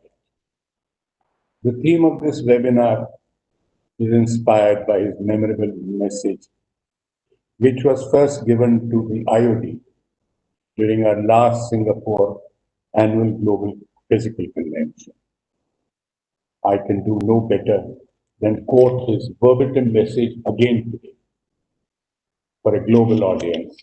And I quote, "It is paramount to stay relevant in a rapidly changing market scenario," unquote. It gives me great pleasure to welcome some of the most distinguished speakers and global thought leaders on the second day of the annual Directors webinar. Yesterday also, we had some of the most eminent policymakers and global thought leaders who addressed around 500 participants from all over India and abroad. Today, on behalf of IOD, I extend a similar welcome to the listed thought leaders on the keynote session 4 on the subject of future boards. We have with us India's top constitutional authority, Shri G.C. Murmu, IAS, the Comptroller and Auditor General of India. He had kindly agreed to release the Handbook for Directors on Internal Audit, one of the serial publications of IOD India on the subject most relevant for board directors and for the overall conduct of business on ethical and transparent basis. Shri Murmu, who was with us physically last year, has held with distinction some of the most important public offices in India, including Additional Secretary Banking, Secretary Finance Expenditure, and Lieutenant Governor of J&K. His wisdom will, we are confident, provide the best shield to any board against the charge of misgovernance or financial wrongdoing. I further welcome our guest of honor today, Dr. Manish Kumar IAS, MD and CEO of National Skill Development Corporation. He is the right man for the right job as his skill sets are second to none in the government of India. He is an eminently skillful communicator. The second guest of honor today is Gaurav Gupta, IS, Principal Secretary, Commerce and Industry, Government of Karnataka. The state government, who have been long-term supporters of IOD, did the honor of deputing their brand ambassador, who has largely placed Bangalore on the global IT map as former state IT secretary. The next distinguished speaker I have pleasure of welcoming is Shri Sailesh Haribhakti. He is an independent director on the boards of Blue Star, L&T, NSDL, Future Lifestyle, etc. The list of star-performing listed companies where Shri Haribhakti is director is so long that I'll have to spend the rest of the evening today reading out the list of all such companies I am with today. Another distinguished keynote speaker today is Mr. Rohan Verma, CEO and Executive Director of MapMy India. He's a child prodigy because he, as a teenager, created India's first interactive mapping portal. If the government of India were to seek Rohan's help in mapping all our border areas, most of our troubles with China would be resolved in India's favor. The next distinguished speaker is Professor Andrew Kakabatse, to whom I extend a special welcome. He is Professor of Governance and Leadership in Henley Business School, UK, who will impart his words of wisdom in the role of independent director. His latest book on independent director deserves to be made compulsory reading for all corporate boards. Anyone reading it would automatically qualify as an independent director without any other qualification.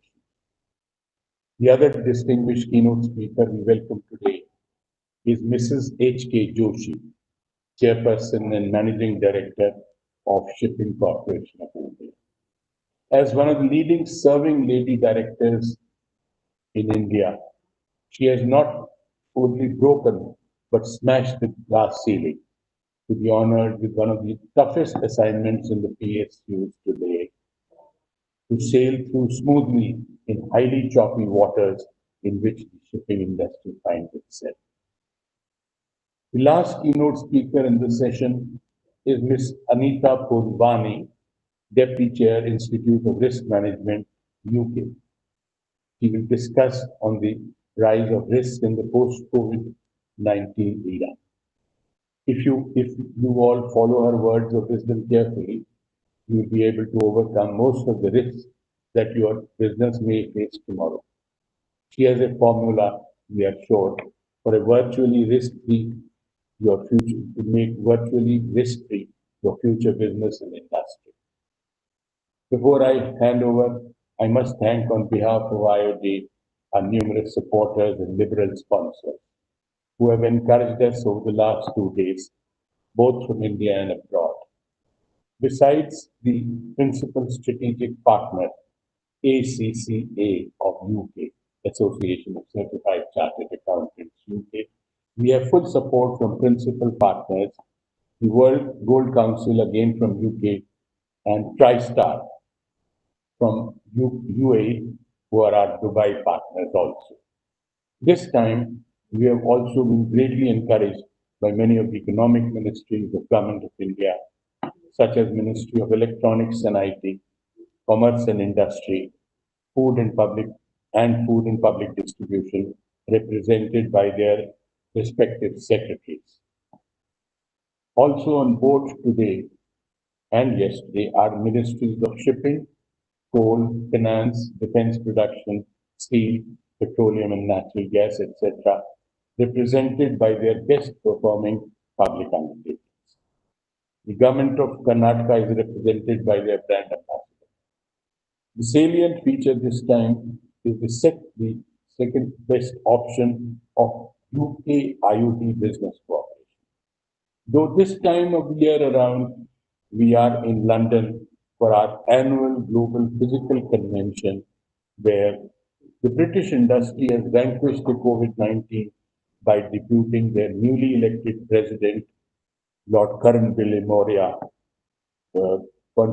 President of the Confederation of British Industry, along with the CEO of ACCA, Ms. Helen Brand, OB, who have given their virtual erudite address yesterday. Friends, IOD believes in full gender parity. Dr. Wilson, who compared in the early afternoon today, is held up in Oxford. After two male compares, I hand over further proceedings, this time to a lady compare, Miss Ritika Jhangiani, the very articulate and thorough professional of IOD. Thank you.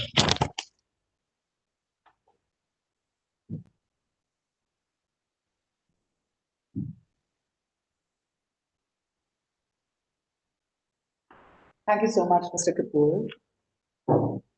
Ladies and gentlemen, a very good afternoon, a very good evening, and a very good morning to more than 680 of you, because I'm told that we have participants not only from India with us today, but all over the world. And it's really, really an honor for us to have you all join us for this very special Directors Conclave. My name is Ritika, and on behalf of Institute of Directors India, it is an absolute honor to welcome all of you to this very, very special IOD India 2020 Annual Virtual Directors Conclave. Now, the theme of the conclave this year is Reimagining the Future of Business Beyond 2020 or Strategic Foresight. Before we begin with keynote session 4, I would like to thank ACCA, that is the Association of Chartered Certified Accountants UK, also TriStar Group UAE and World Gold Council UK. ACCA are our principal strategic partner, while TriStar and World Gold Council the principal partners, and also we are supported by the Government of Karnataka, and we're very thankful for that, and our gold partners ONGC and GAIL India Limited. We're also pleased to have MAP, GIS and GPS partner MAP My India with us. So today for keynote session 4, we will be joined by many distinguished speakers who will be diving into their vast experience and sharing with us their deep insights and strategic perspectives.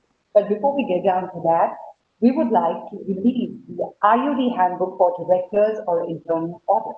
And to do that, we have with us our very, very distinguished and very, very esteemed guest of honor, Honorable Comptroller and Auditor General of India, Mr. Girish Chandra Murmu, IAS. Mr. Murmu, a 1985 batch IAS officer of Gujarat Cadre, was Lieutenant Governor of Jammu and Kashmir before he was sworn in as the Comptroller and Auditor General of India. In his more than 3 decades of distinguished service, he held many important assignments in Government of India and in governments of his cadre. I request Honorable Comptroller and Auditor General of India to please release the IOD Handbook on Internal Audit.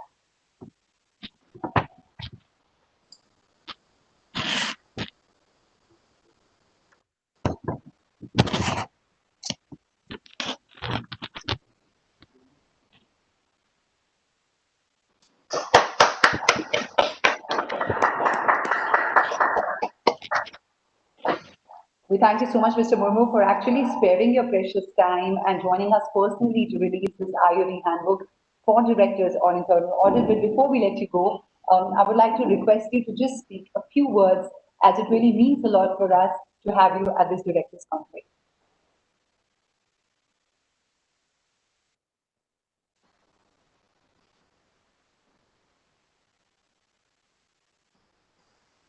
I think there was some technical issue and we're not being able to hear Mr. Murmu. I think we'll just give it a shot for a few seconds to try if we can hear him.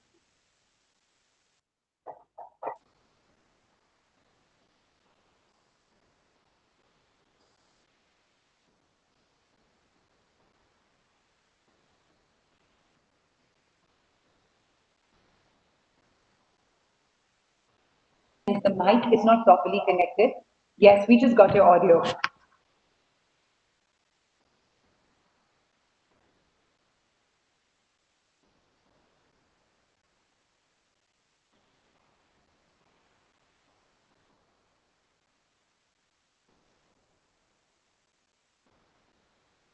Let's just try a bit longer.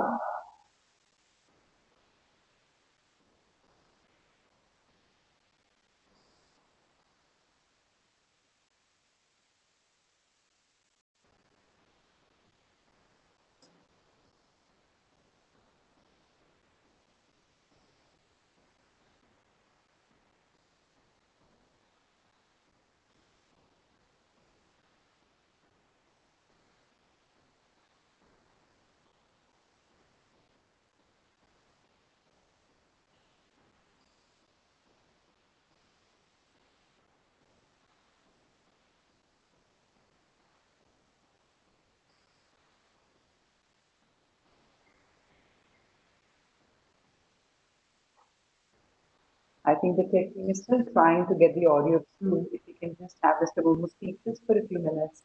That is if we get his audio.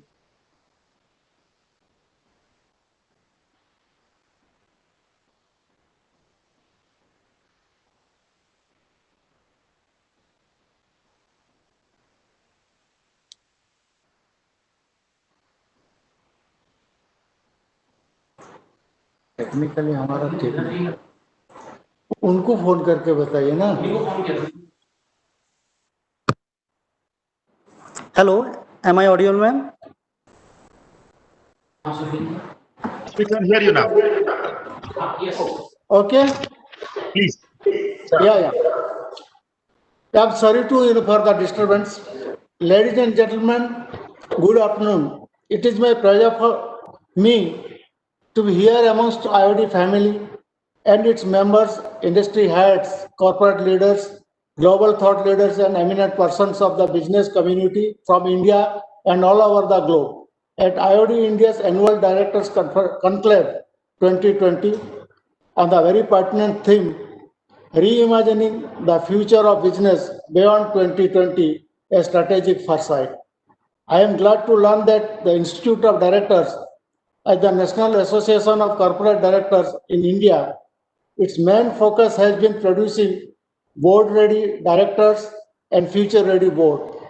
Under the current circumstances of COVID-19, IOD must be commended for swiftly turning the pages and adopting an online alternative to their previously held successful vast global conventions. It's my pleasure to release today the IOD's Handbook on Internal Audit, a condensed guide for the Board of Directors and senior executives. Internal auditing is an independent, objective and assurance and consulting activity designed to add value and improve an organization's operations.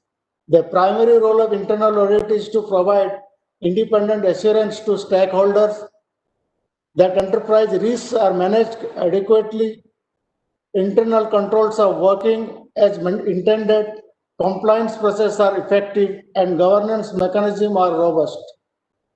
They provide independent analysis, assurance, and insight to the board through the audit committees.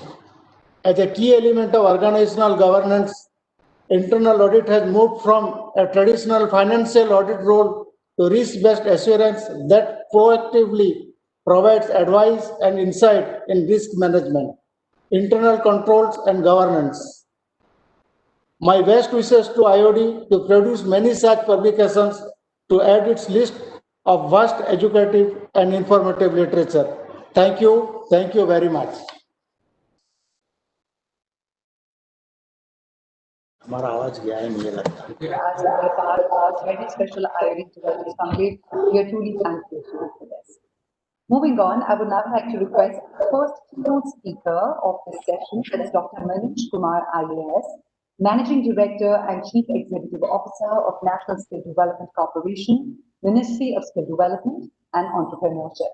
A senior officer in Indian Administrative Services, he occupies many responsible positions. His last being Secretary to Government of Tripura, Power and Home Departments, strong business development professional with a PhD focused in institutional and regulatory economics of public-private partnerships from the George Washington University, Master in Public Administration from Harvard University, and Engineering from IIT ISM, Dhanbad, India. And as we all know, that he is in his pursuit for achieving his mission of making a complete Skill India mission. We are very, very happy to have you with us, sir. Dr. Manish Kumar, over to you. Thank you for being here for this keynote speech.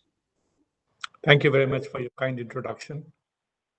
Firstly, it's a great pleasure to be part of IOD. We have been associated with IOD for a while, and I think the current engagement continues, and we look forward to more participation in the future. A few things which I wanted to share from my perspective when it comes to skill development. I'll basically tell you about what we do and why we do what we do. Two things I think which are important for people to generally be aware about. And one initiative that we have taken for essentially tiding over the COVID situation, and two that are of concerns to us for the future and we are working on. So that's how I'll organize my speech or my talk, the brief talk that I have. Firstly, when it comes to I think what we do, we essentially are a public-private partnership intended to promote Skill India. And the idea is to create a network of private sector partners who understand the nature of economy as it is evolving downstream, and then create manpower that are linked to the job roles that are emerging in the market. So that's how we are designed. And we have various sector skill councils. There are 37 verticals of economy, each of them constituting a sector skill council for us. So areas like gems and jewelry, like logistics, retail, automotive, IT, ITS, telecom, aviation, various others, total 37 of them, and some are specific. Like we also do skilling for persons with disability, because we care that people who might be otherwise not easily into job market, can we also bring them into job market? So that's the broad theme that we have. We are mostly into short-term skilling. We do 3 months kind of skilling to be sure that a person who might be from a weaker economic background is able to pick up enough that the market is willing to respect that. And then there's a lot which the person actually learns on the job that we are aware of.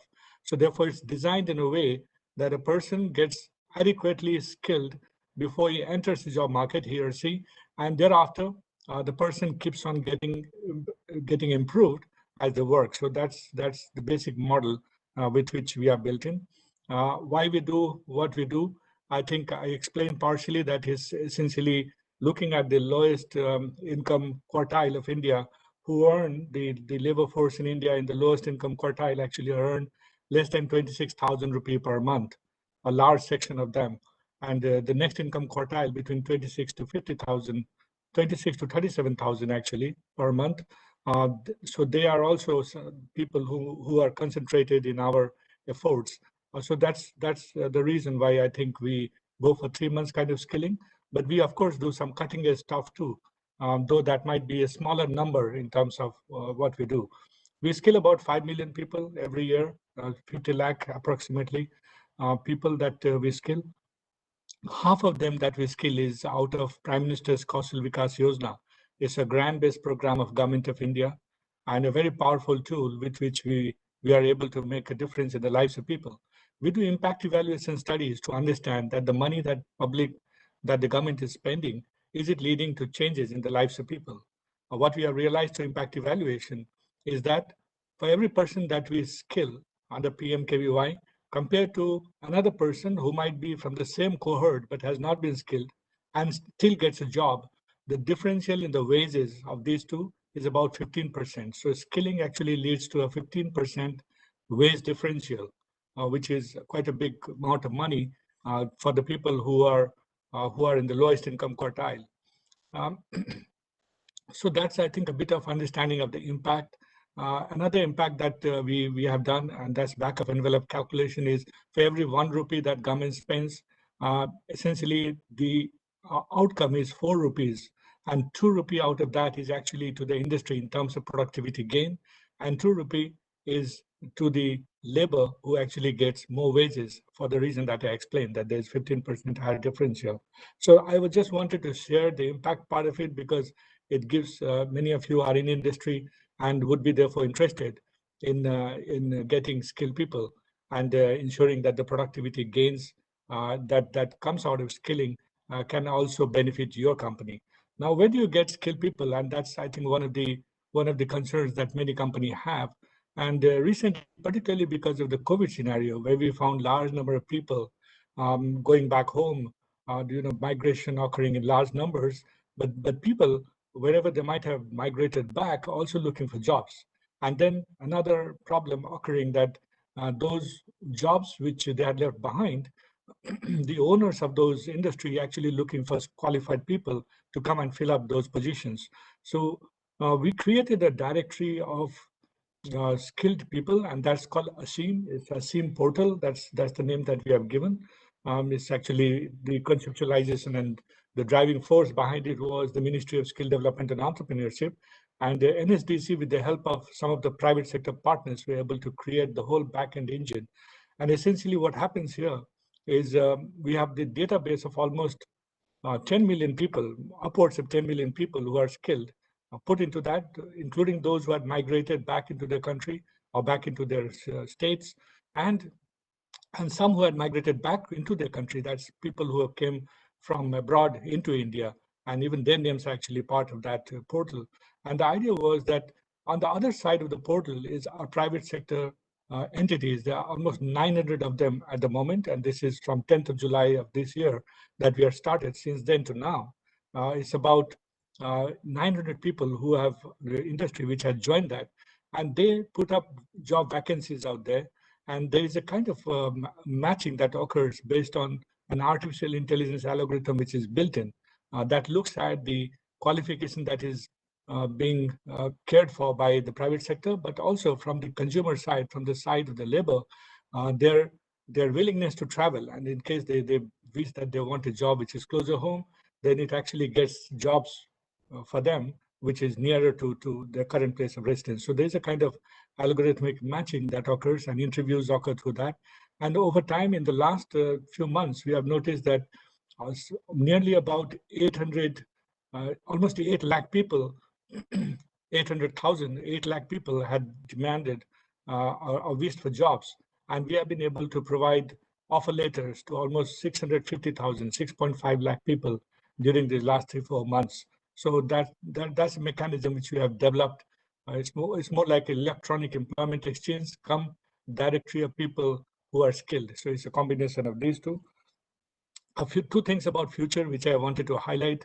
That's something on which NSDC is working quite heavily, and has been this has been of concern to Ministry of Skill Development and Entrepreneurship too. The first one is the low level of female labor force participation that characterizes India's labor force. We have a labor force participation, female labor force participation of about 24%, and that's pretty low. But interestingly, there are parts of India which does very well. So if you look at Himachal Pradesh, it's actually 52%. In the 50s is also Meghalaya. And some of the states like Chhattisgarh and Andhra Pradesh actually are fairly high in terms of female labor force participation. But then we also have parts of India, for example, Bihar, where labor force participation is 4%, which is lower than the lowest in the world is Yemen, which is at 5%. So therefore, how do we get female labor force participation to increase? And some of the recent initiatives that we have taken is to make skill a little more digital, to ensure that it can enter into homes of women who might have connectivity, and they could actually learn without any social disruption that people often fear female labor force participation could induce. And therefore, I think there is a potential that's being created. Microsoft has partnered with NSDC recently, and we are hopeful of skilling about 1 lakh women through this partnership in the next 8 months. And similar kind of partnership and efforts, including some with Michael and Susan Dell Foundation, with OVDR Foundation, and various other private sector partners are underway, where we expect that we'll be able to contribute to increasing female labor force participation.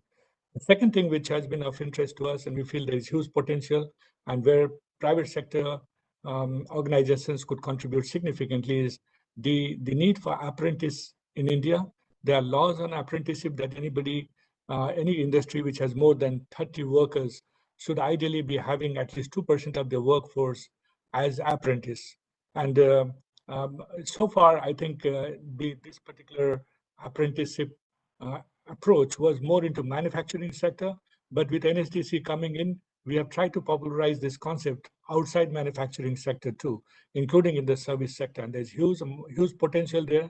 In fact, the government also has a program called NAPS, National Apprenticeship Program, which actually enables a company to get paid for taking apprenticeship on board. And the entire process is actually electronic. So if you get into NSDC website and you look for that, you would be able to match people who are willing to become apprenticeship with the jobs that you might have to take on somebody as apprentice. And this could be as much as 1-2 years that you could actually potentially get paid part of the cost of hiring someone as apprentice. So that we already have managed to do quite a bit given the constraints, but we do look forward to more partnership and having more industry on board for taking the apprenticeship issue forward.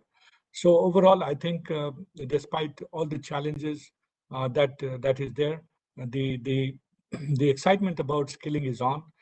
The knowledge that skill is something which would not be driven by Industry 2.0, but by Industry 4.0, which essentially means a need for lifelong learning, a need to be learning things that are responsive to market and not something which you just do it once, not a factory line kind of learning, which used to happen in Industry 2.0 when you went from class 1 to class 12. But what you need now is essentially a solid sort of knowledge periodically, given that the whole world is getting more and more digital, and the manner in which learning, or for that matter, knowledge itself is expanding, requires learning to be completely transformed in the manner it is imparted. So that's what we are prepared for. That's how we have organized ourselves. We have more than 2,400 different courses in, as I said, 37 different sectors. And we look forward to partnering with various institutions, including colleges and universities, to embed skills into whatever they do, as well as with private sector agencies who are looking for skilled people to ensure that they get the kind of quality that they're looking for. These are a few words which I wanted to share with you. Thank you so much for inviting me. It's a pleasure being here.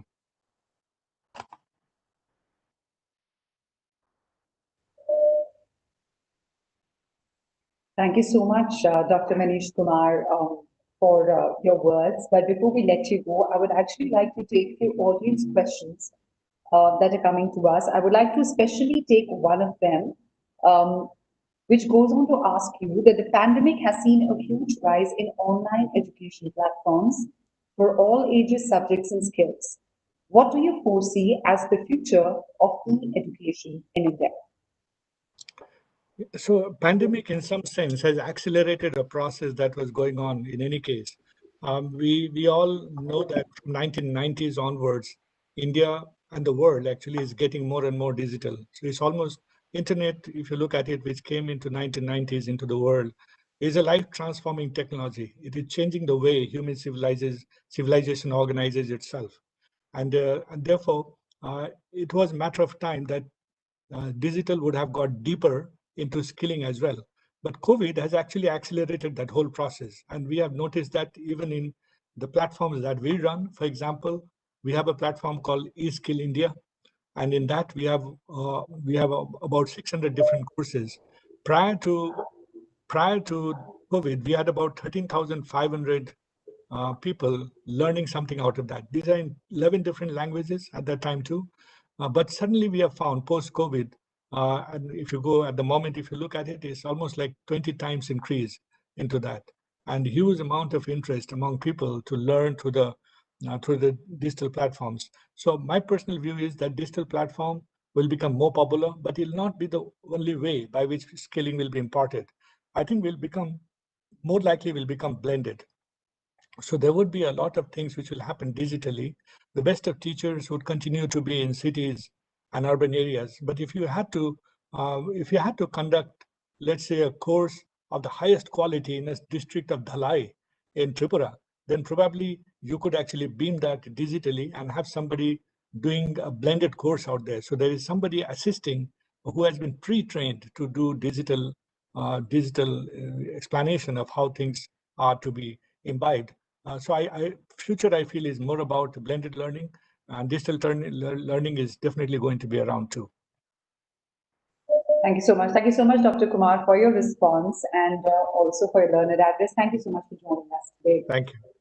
Now, moving on to the next keynote speaker, we were to actually have Mr. Gaurav Gupta, IAS Principal Secretary, Commerce and Industries Department, Government of Karnataka with us, but then we just received the news that he is right now in a meeting with the Chief Secretary, and while we eagerly await his arrival, we hope that he can make it. We'll move on to the next keynote speaker for now, and that is Mr. Shailesh E. Haribhakti, FCA Chairman, Western Region, Institute of Directors, India, Board Chairman, Blue Star Limited, L&T Finance Holdings Limited, Future Lifestyle Fashion Limited, and NSTL Governance Infrastructure Limited.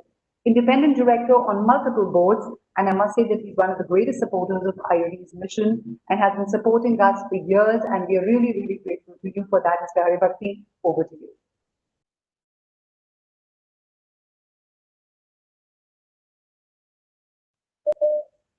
you. Me to be at the I have heard some of the deliberations that have gone on, and they have been so absorbing. It's amazing that such a wonderful program has been put together. Today, my task is to share with you how, as an independent director, I'm attempting to bring complete digitized processes to the boards I have the privilege of serving on, and in general, to make sure that the benefit of all the digital properties that have become available and visible can be democratized and be made available to almost everybody. So let me begin by pointing out the 5 big vectors that are transforming our lives. What will happen post-COVID? One of the things we heard just a little while ago from Mr. Manish Kumar is a big trend, which is the trend of blended digital physical properties. And I think that blend is going to be a permanent part of our vocabulary and a permanent part of how we consume almost everything, media, whether it is the written word, whether it is song, a Netflix streaming video, it is television, whatever. It's going to be a combination of physical and digital. And the way they are blending is extraordinary. There are companies which are creating new ways of display, which can be just strung anywhere on any wall, for example. There are companies working on holograms so that people can virtually participate. Microsoft, Apple, and Google are in a race to win the AR, VR prize. You know, the next step after Zoom and WebEx, which we are meeting on, and all of these other platforms, is going to be platforms such as Engaged and others, which will be brought up by all of these the FANGs of the world, which will enable us to participate in augmented reality and in virtual reality. We will feel as if we are actually having the physical experience. Physical and digital experience is getting blended, and that is multi-language, multimedia, multi-platform basis. So that's one big vector of change that is very visible. The second vector of change is that all of us have unwittingly become used to frameworks.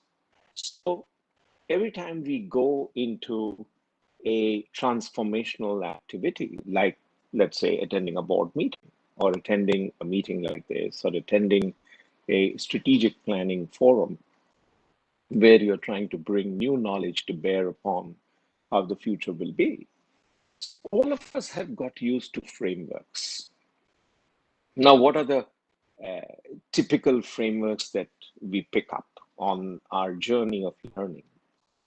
So the one framework which has become extremely important and which is receiving huge attention all over the world is the ESG framework, the environmental stewardship, social responsibility, and great governance, the ESG framework, which subsumes within it the 17 Sustainable Development Goals set up by 193 nations of our world in 2015, which by 2030 are expected to completely transform the way we live our lives.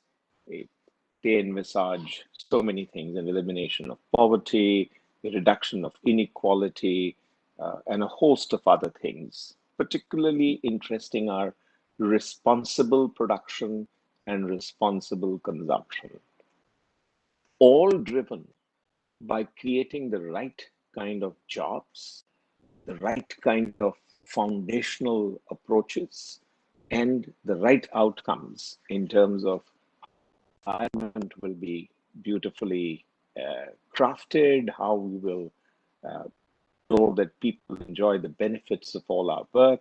All of this has become part of this framework.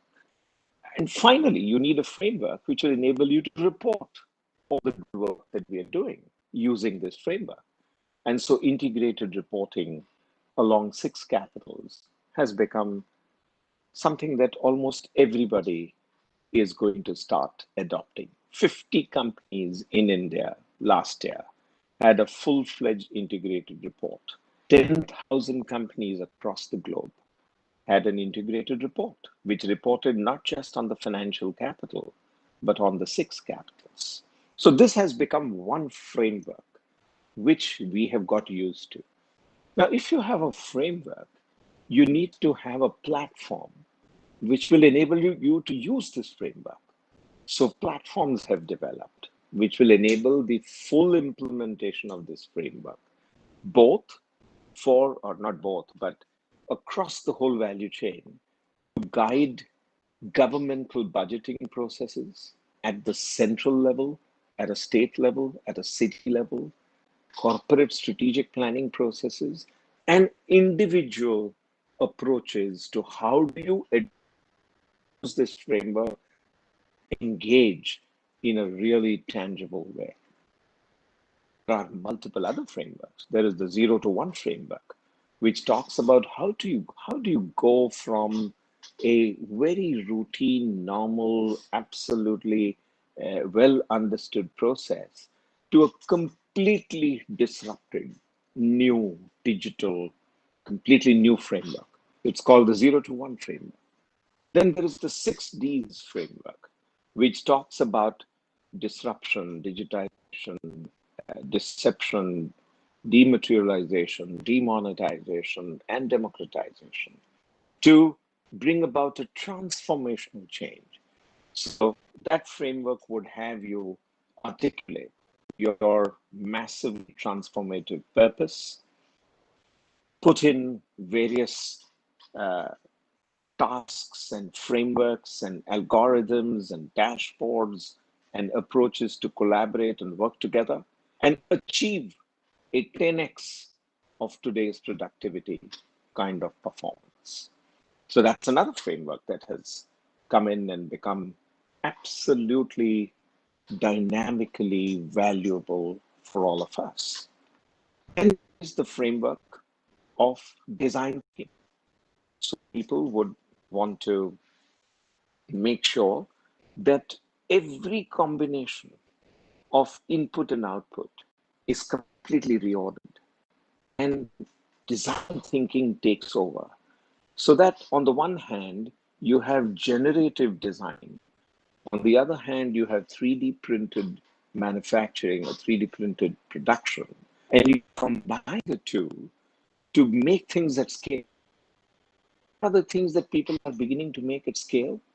Things like satellites, drones, tractors, homes. A home can be constructed in 2 hours. Absolutely fully blown. It's like a ice cream cone being poured out. You pour out a home. In Mexico, able to finish the basic pouring of a home at scale. Now, this is going to transform the way different frameworks will evolve and move into, through platform, an outcome-driven, measurable way in which we can. So, putting all of this into a way to make it easy for us as human beings. So that's the second vector, the vector of frameworks and platforms and measurements. The third is the empowerment of the individual person. So you are sitting here, you are about to go into a meeting, you know the purpose of the meeting, but unless you have the context and unless you have the enabling data which will be relevant to the agenda of your meeting today, you simply are not ready to participate fully. You're not ready to give absolutely the best. And therefore, it is important to capture this and make sure that you can use it through your framework. So now imagine that you have an app which you draw down from the internet, which plugs into your WebEx meeting, and you are ready for your next meeting with the right context, with the right analytics, with the right access to knowledge management systems from which you can draw down contextual, analyzed information. So you can make good points at the meeting that you're going to attend, which will enable you to make a transformative idea come into being, to change, and to actually take root.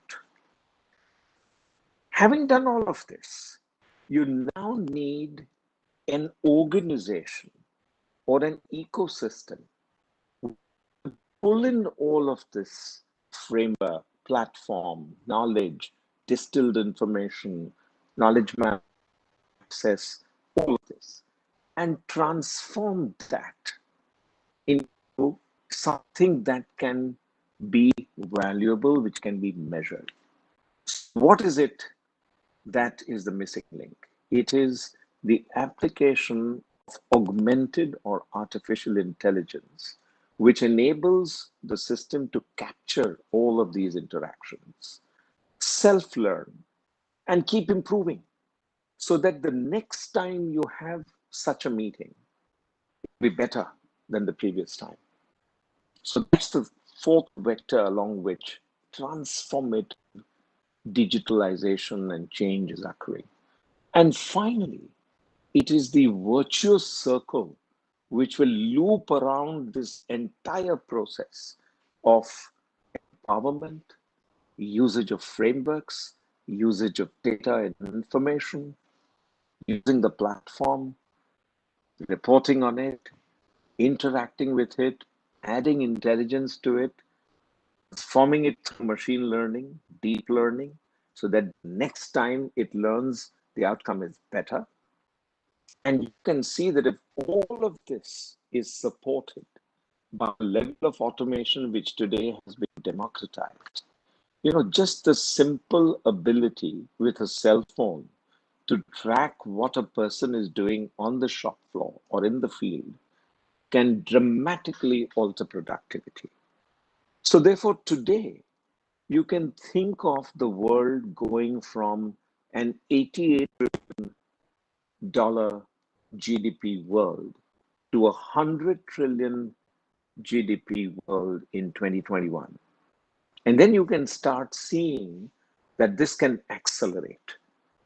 And those who can capture this whole process of digitalization, the capture of the value of information, capturing of the learning that happens, and can use it to scale up productivity at an individual, at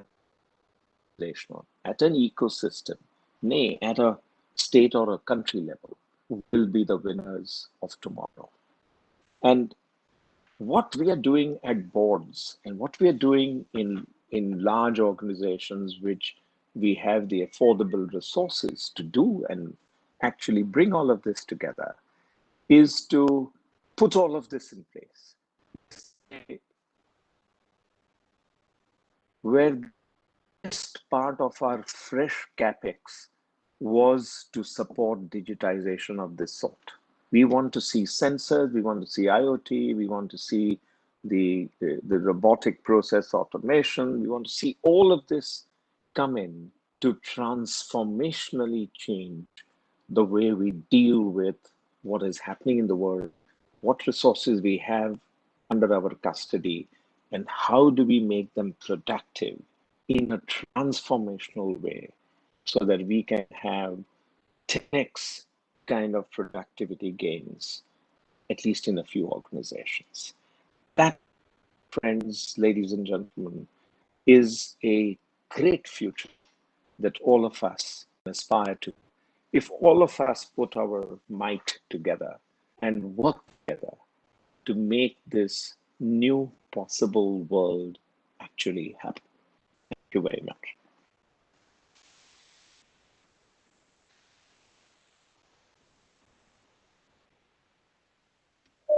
Thank you so much, Mr. Haribhakti, for that enlightening address. Before we move any further, there are two questions that we would like to take up, which have come from the audience.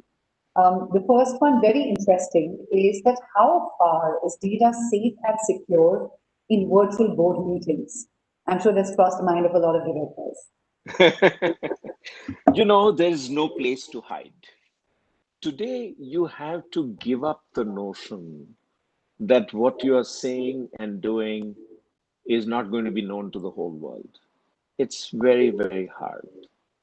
And therefore, today is a time when it is most difficult to actually do something that you will regret, because everything is truly so transparent. And we have given up the power of our privacy or the safety of our privacy to get the benefit of the analytics that we must use to make transformational change. And this trade-off is a trade-off that is going to be debated through the history of mankind. I don't think this debate is ever going to end. But somewhere along the line, we'll have to find the right balance and move forward in a way that we can all live a better life, a more abundant life, a mindset which makes sure that we will enjoy the benefits of technology. Moving on to the second question that's come for you. It is technology adoption in India faces different hurdles as opposed to those in other countries. How can boards and independent directors enhance homegrown technology more suited for Indian needs and the Indian environment? Very, very good question. I think the fundamental assumption that we make is often wrong, is that there is something uniquely Indian to technology or to anything else in the world.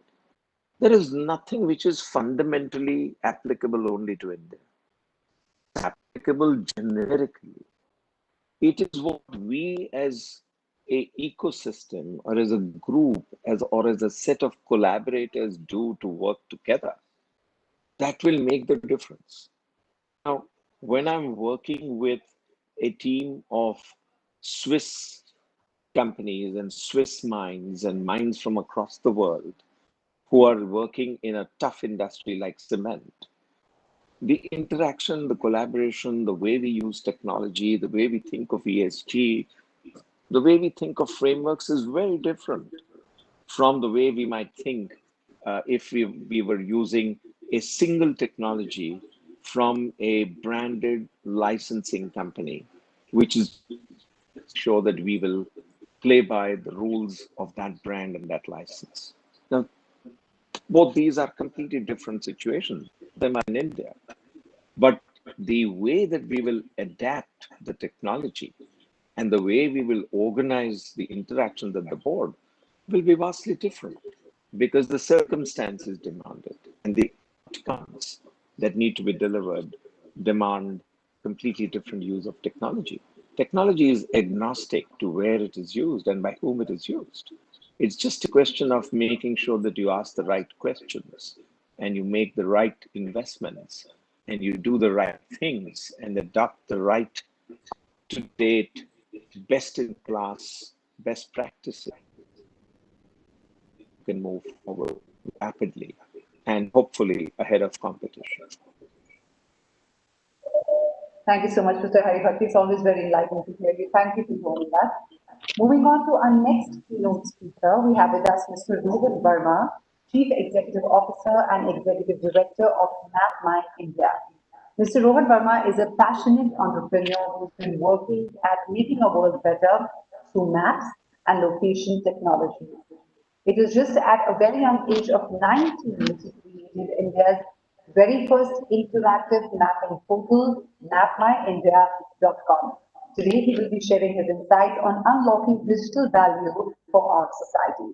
Welcome, Mr. Rohit Verma, and over to you. Thank you very much for having me at this wonderful event. I think very relevant to India and very relevant to the business world. I might be saying something slightly different to most of the August panelists. I come from the technology world with the idea that we would love to make the world better through the power of technologies. I'll present to you a little bit about from that perspective. So if I can share my presentation, maybe if the organizers can help me share my presentation here. Yeah, thank you. Okay, I hope you are able to see my presentation. Yes, sir. Yeah. So, I mean, essentially, I think the mood of the nation today is about Atmanirbhar. And even as businesses, we should be Atmanirbhar. Even, and as a country also, we should be Atmanirbhar. I'm talking about basically how we have been mapping literally or transforming India into a world leader through world-class geospatial deep tech. It will be something that's very valuable, needed to both government organizations as well as the private sector. And I hope that this kind of gives you an idea. So we're a 25-year-old company, privately listed. I'm the executive director in the company. Personally, I'm also a non-executive director or independent director actually in Cholamandalam Finance, a $3 billion publicly listed NBFC. MapMy India was founded by Indians. I mean, in fact, my parents. And the mission statement is to make the world better through technology, maps, and location, and to transform India, help India leapfrog the world. We have about 1,000 people, presence in 90 cities. And what makes us unique is actually that we were the first to build India's digital maps in 1995, when no other digital maps existed for the country, in fact.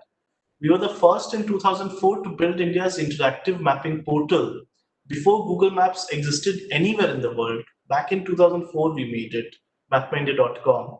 And then we were the first to introduce the GPS navigation system in India in 2007, which now comes built into most cars and two-wheelers. So you may not be directly seeing the MapMy name, but every car that comes in, the maps inside it is coming from MapMy India. While of course on the mobile phone now, Google is the popular preloaded app that comes. The relevance even in today's world is there because in the Corona pandemic, we were the first to provide back in March, from March even till now, the real-time maps of the containment zones, testing centers, treatment centers and isolation centers. So anybody can know their safety status and if they need help, where they should go near them. So how are we helping enterprises or in the government or the public sector? We provide map data, geospatial data, which I'll talk about. We provide APIs because this world is all about technology. People are building software solutions and leveraging APIs to where they want to integrate maps into their solutions. We provide that. We also provide navigation software and solutions, GPS tracking. I think this is something that in general, the maps and GPS help in visualizing data, help in creating transparency, help in creating efficiency. There was an example being shared in the morning that, you know, in Manrega, also they have started to geotag those projects. so that people can see on the map where those projects are and then see the status so that there's no ghost projects. Similarly, if you can GPS track your vehicles, your fleet, you will know that you're not being overcharged for the fuel expenses. Or, while keeping privacy in mind, it's if you actually if people, when they start work in the evening, in morning, or leave in the evening, and they're supposed to be in the field, if at that time you get their GPS location or opt in, you can know that they were actually going where they were supposed to go, supposing their job is to be a service technician or a field salesperson. And then we provide these geospatial analytics, where you can visualize data, analyze data geospatially. So let me just share some examples about what the map data is used for. It covers the urban areas at house number level, all the villages at rural level, 99% of the road network, and almost 3 crore places, in fact, now in our data across hundreds of categories. And we are really talking about advanced technology here in India. I mean, in fact, my contention is, you see that we have the GIS data, the 3D maps, the 360-degree view, the real-time data, localized data, and even high-definition maps. We are really talking about a 4-dimensional, which means 3D and real-time digital map twin of the real world. This is the kind of technology that India is making, Indian companies are making digitally, which is far ahead of other countries, helping the country be Atmanirbhar and saying that, we can offer an indigenous alternative. This is something close to our heart. In India, the addressing system is very complex. So why not give a unique 6-character code to every place and object, inspired in part actually by the UK postcode system. For example, I used to stay at NW8 9RS in London, but that still gives a group of houses or a group of apartments. Here we are talking about a pin code to each doorstep, a digital identity to every place. So whether you're a large villa or a small mud hut, you get a location identity, a digital identity about the location, whether you're a big office or a small shop. So services can be delivered to you efficiently, accurately to your doorstep. You don't have to take time to communicate your location. So this is the kind of innovations that are happening. And like I mentioned about this digital map twin of the real world, it is really enabling autonomous or safety related prevention of accidents, or even simulation for cities or planning in full 3D, this kind of real-time digital twin in the mapping world. In COVID, this was very useful, the work that we were doing, because we helped everybody see the nearby containment zones, where the cases were happening, even the hunger and night relief centers, relief shelters, and where the medical equipment suppliers were, so on and so forth. So people could see, okay, I am here, how far am I from a corona containment zone, and what is the nearest testing center, treatment center, quarantine center, etc. So these are the kinds of usefulness of maps and geospatial and the work that we are doing, which can benefit anybody, individual, business, or government. I think the next thing is basically anybody who's in the technology world. You have the option of Google, of course, but you can also leverage MapMindia for a wide variety of maps, navigation, search, geospatial analytics, or even real-time tracking, GPS tracking, APIs for that for your solutions. And you can build very, very interesting solutions on top of it. We have companies like PhonePe, Paytm, Flipkart, Amazon, McDonald's, Grofers, Yulu, you name it, banks like HDFC, or even telecom companies like Airtel, or even the tax departments of India, the Central Board of Direct Taxes, all using our maps and APIs to build their own different use cases around leveraging geospatial and the power of geospatial. Now it's about visualizing your business or visualizing data that is there in your data lake, or visualizing any kind of data that you have as an organization geospatially. Like I said, when you view data in Excel, you get some insights. But when you view on a map, you get hyper-local insights. What is happening where? Another example was in the government world, they were saying, we sanction these projects for roads. A road from A to B will be sanctioned for some money, and then another application will come, road from C to D. Now, without GIS, geographical information system, without viewing on the map, you wouldn't know whether A and B point and C and D point are the same, and you're being double charged. So those are the examples where you can even now see geodemographics down to neighborhood level and do all kinds of analytics.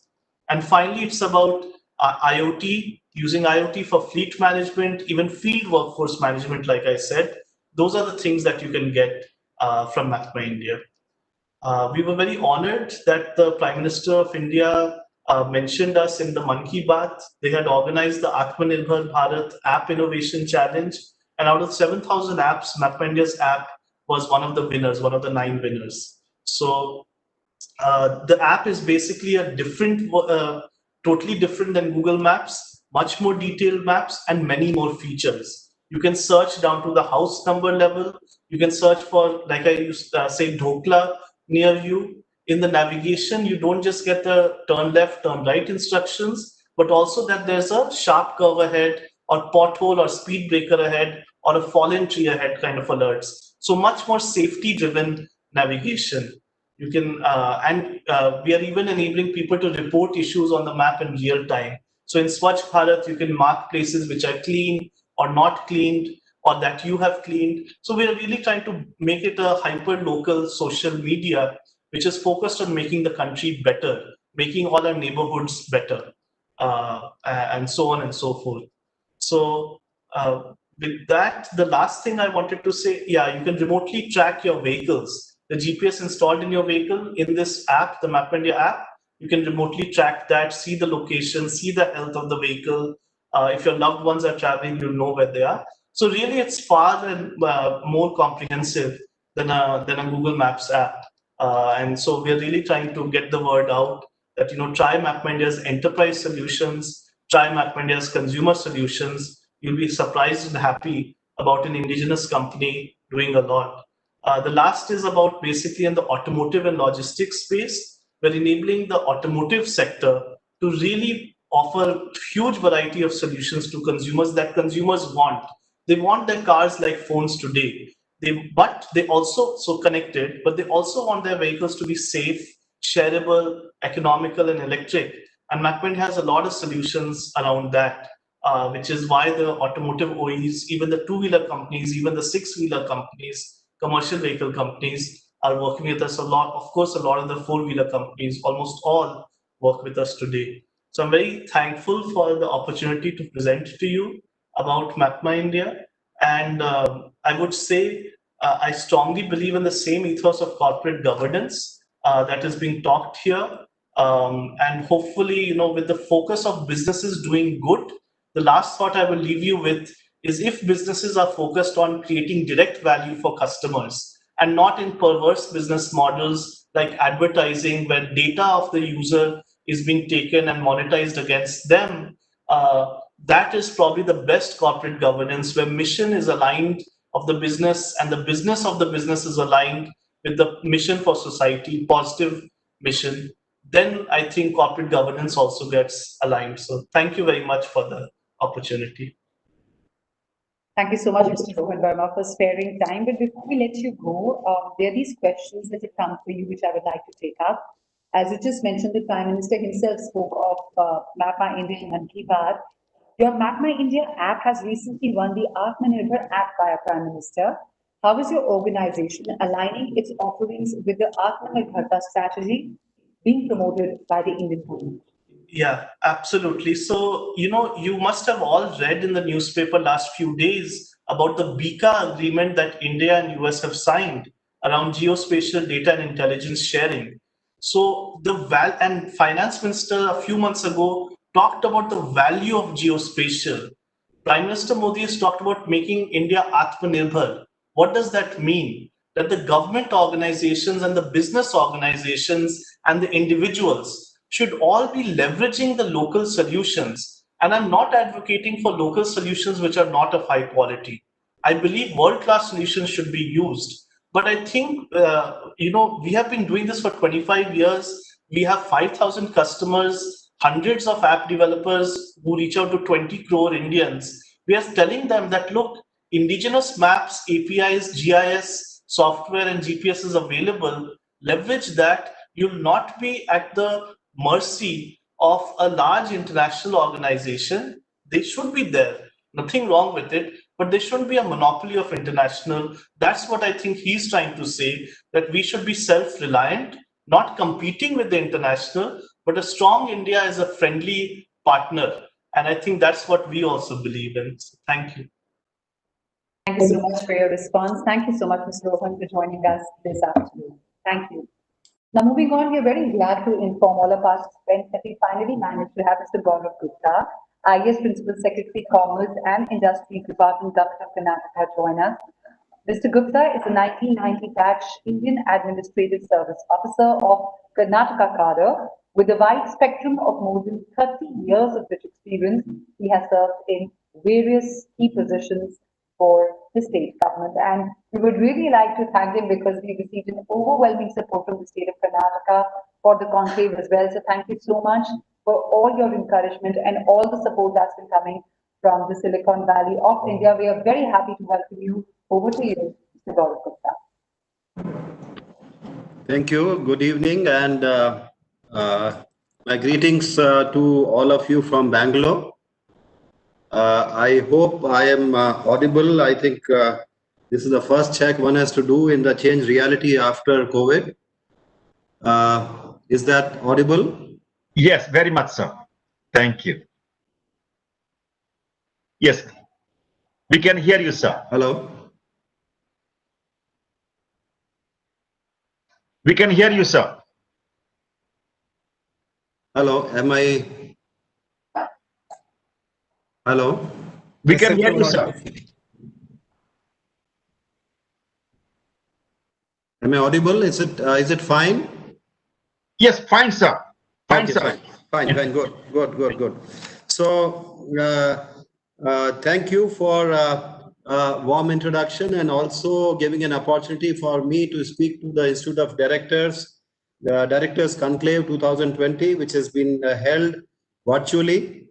It has been titled Reimagining the Future of Business Beyond 2020, and we are taking up this virtual program in the wake of COVID, which has been a pandemic of unprecedented human tragedy. It has changed every rule of the game, and it has had far-reaching repercussions. And not only being a health emergency, but also it has turned the businesses upside down. I'm sure that no other such tragedy has struck the globe all at once at the same time across the world. And that has indeed pushed the world into the largest recession. And India also has not been any stranger to this. It is expected that Indian economy will also shrink this particular financial year. And what has been most important is not only containing the epidemic, but also to see how the economic processes go on without any kind of restrictions. So, like the way we had a very fast and rapid close down, almost frenzied close down of the economy and the entire business in the last weeks of March, we needed to, and we have started at several levels the reopening of businesses and normalizing of businesses, etc., in a phased manner as directed by the government of India. And I would say that we in Karnataka, perhaps we were able to open a lot of industries in a very quick manner, and that has also received a lot of appreciation from a number of global players that are present in this part of the world. We have had aerospace industry, say for example, they continued their work even during the close down, shutdown all across the world. And likewise, there were food and a number of other industries that continued functioning. Now, never waste a crisis, as they say. And in Karnataka, we have worked to see that during the COVID times, we looked at all our offerings to the corporate world and to ensure that more and more investment comes in. People were thinking of COVID into a China plus one opportunity. People were thinking at how the supply chains reorganize themselves. And we were in touch globally, and I think the almost the entire corporate world has been in touch globally over the virtual networks. Overnight, the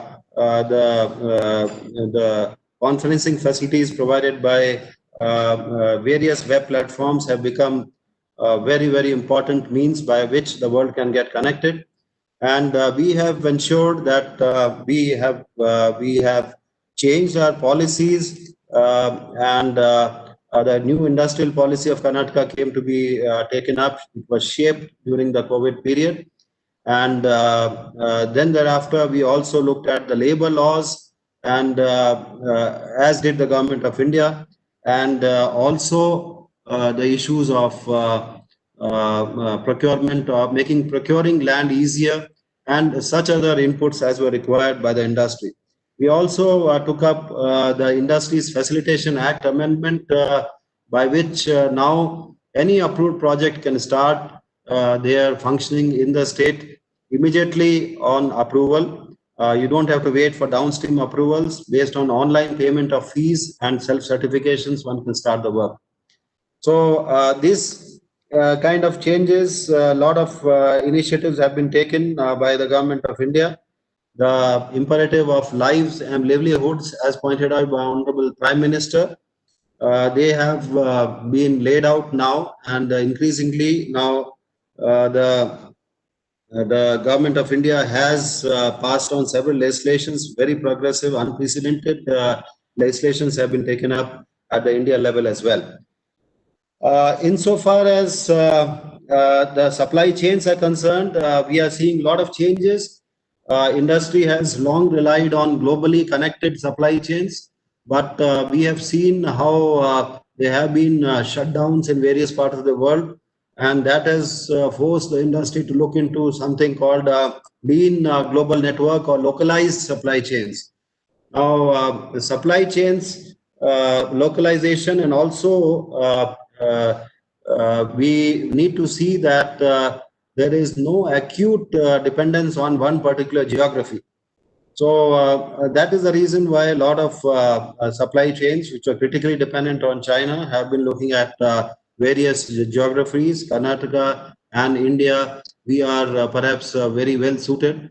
We already have a lot of supply chains which are globally interlinked, and we need to see how they can be even more focused into localizing the supply chains and being a part of the global chains while being in India.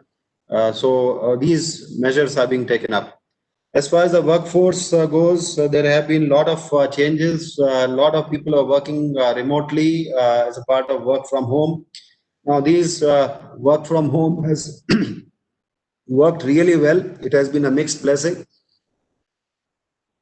I am told that in the initial months when the global industry was shut, India was open, particularly the Bangalore as the tech, one of the largest tech clusters in the world, it was open, and that ensured continuity of businesses to a lot of people.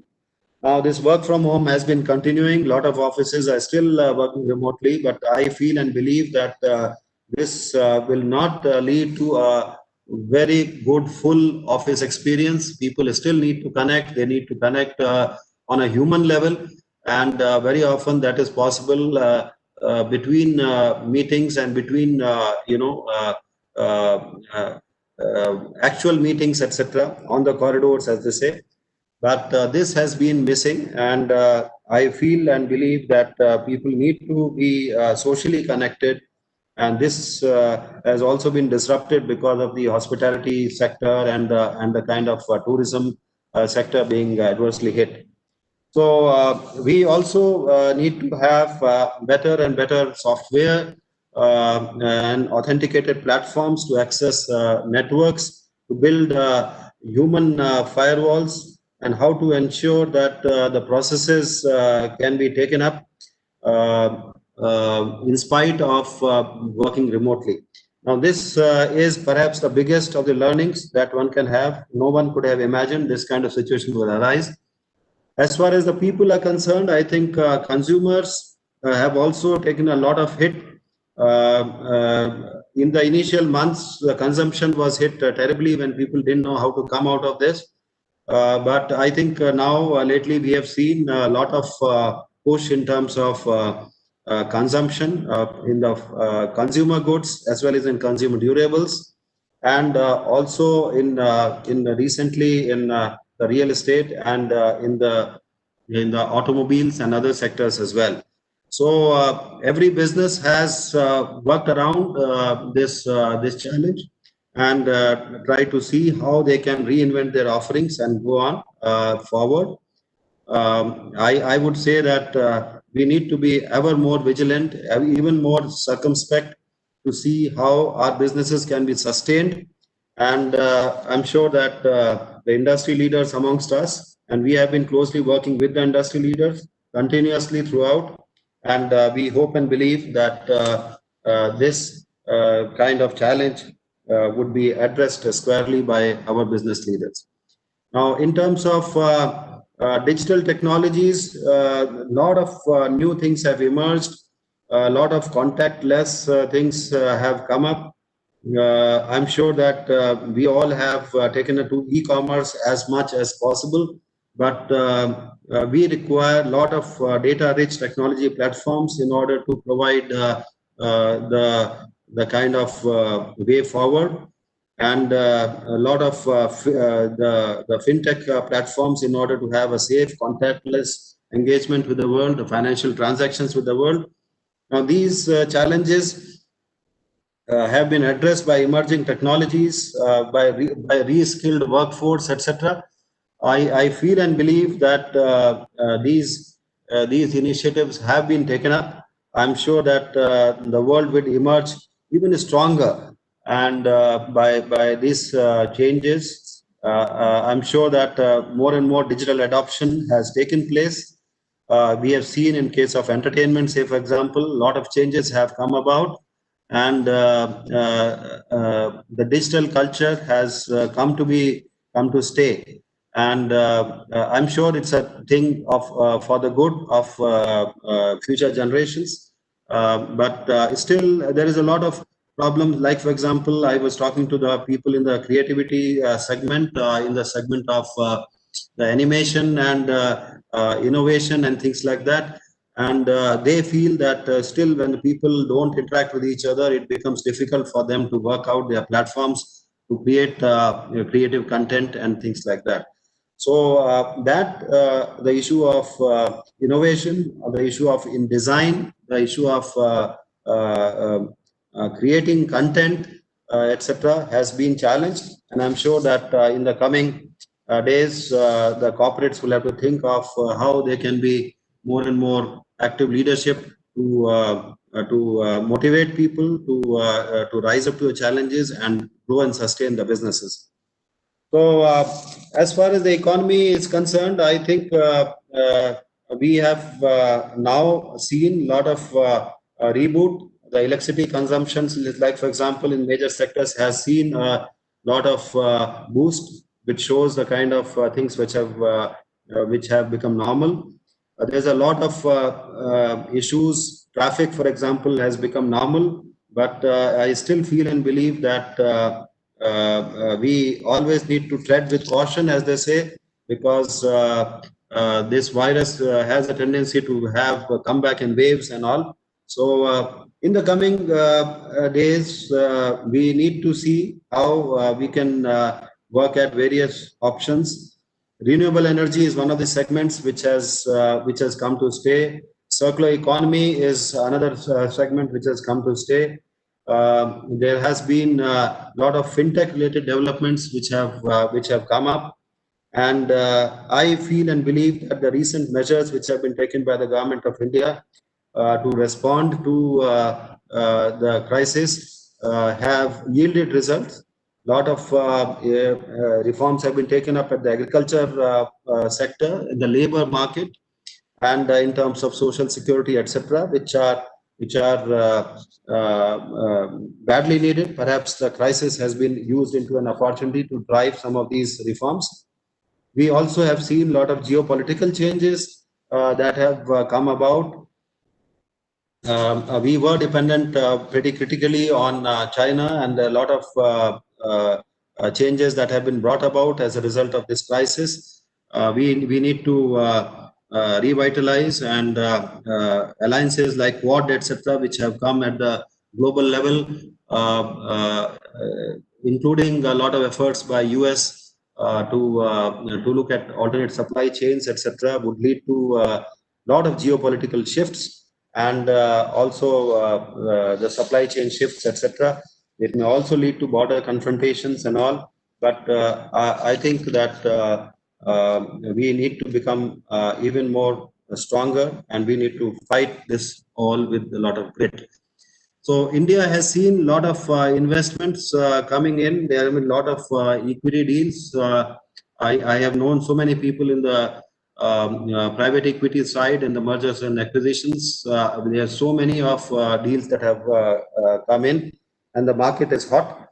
I'm sure that the people who are there, the industry leaders, will be able to share you more about it. But we have seen even the crisis period, the Reliance platforms have been lapped up by the global capital, and they have been able to assess the kind of fundamental value which is there in the different businesses. In terms of the leadership challenges, and we are talking about the functioning of the board and the directors, I think there has been a lot of changes that have been brought about. I believe that in the coming days we would see more and more changes in the corporate affairs, and also they have been driven by a lot of efforts at the government of India to make it easier for one to do business, and a lot of changes in the company law. And the role of directors has becoming far more complex because of various factors, unpredictability in the supply chains, unpredictability in the markets, and I would say that the director's role and responsibility has increased multifold. There is a need to take the critical issues head on, and include the more and more diversity in the board, having people who have seen this kind of crisis coming and dissipating, ensuring more gender diversity, and also having more representation of ethnic groups, etc., and also ensuring there are board subcommittees, etc., that can work effectively in order to address the crisis. So the fundamental issue of business is risk, how they can be a calculated risk, and in order to have value addition. And I'm sure that the coming days, the boards, the directors will have more and more responsibility to tread this tricky landscape. I'm sure that with the right kind of risk appetite, a lot of things can happen. We in India have always handled uncertainty well, but we need to work on very, very solid and firm footing to see that we can go ahead further on this path. So I would conclude this, and thank you so much for sharing some of the thoughts with you. I look forward to more and more interaction with the industry leaders, and do let me know of any feedback or any clarifications that you would like to share with me. Thank you. Thank you so much, Mr. Gupta, for joining us and sharing deep insights.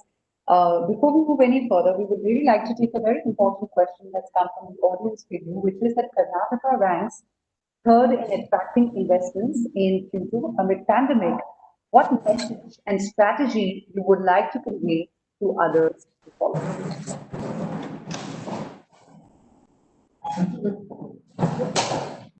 Sorry, I'm sorry, I missed your question.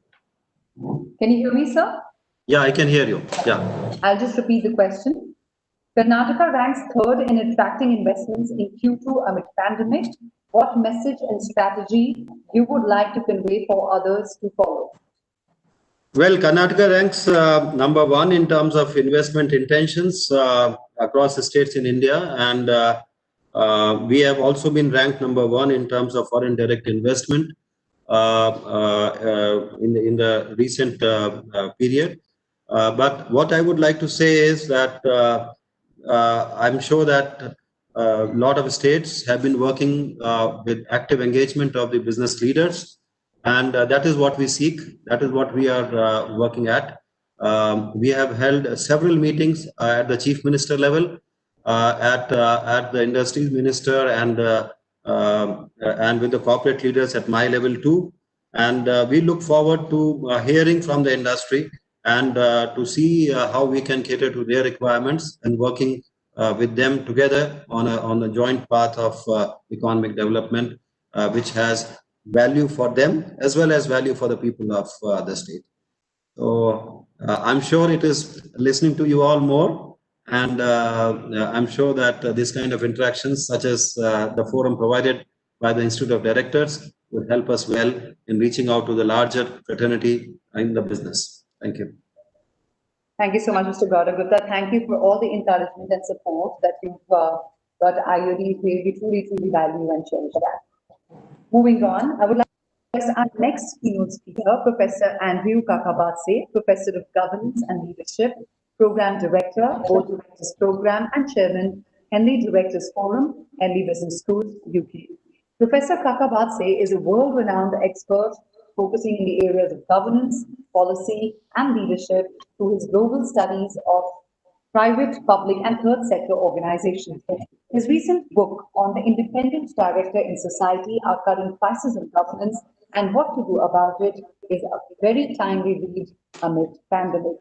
Ladies and gentlemen, please welcome Professor Kakabatse. Thank you very much, and thank you very much for that warm introduction. Ladies and gentlemen, first of all, it's a great pleasure to be here with you and to share some of the findings from my recent book.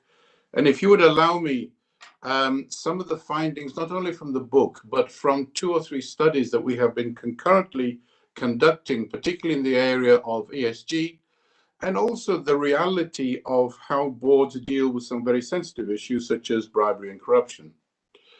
Why do the book? Well, the book was an attempt to try and find out what was really happening in public services.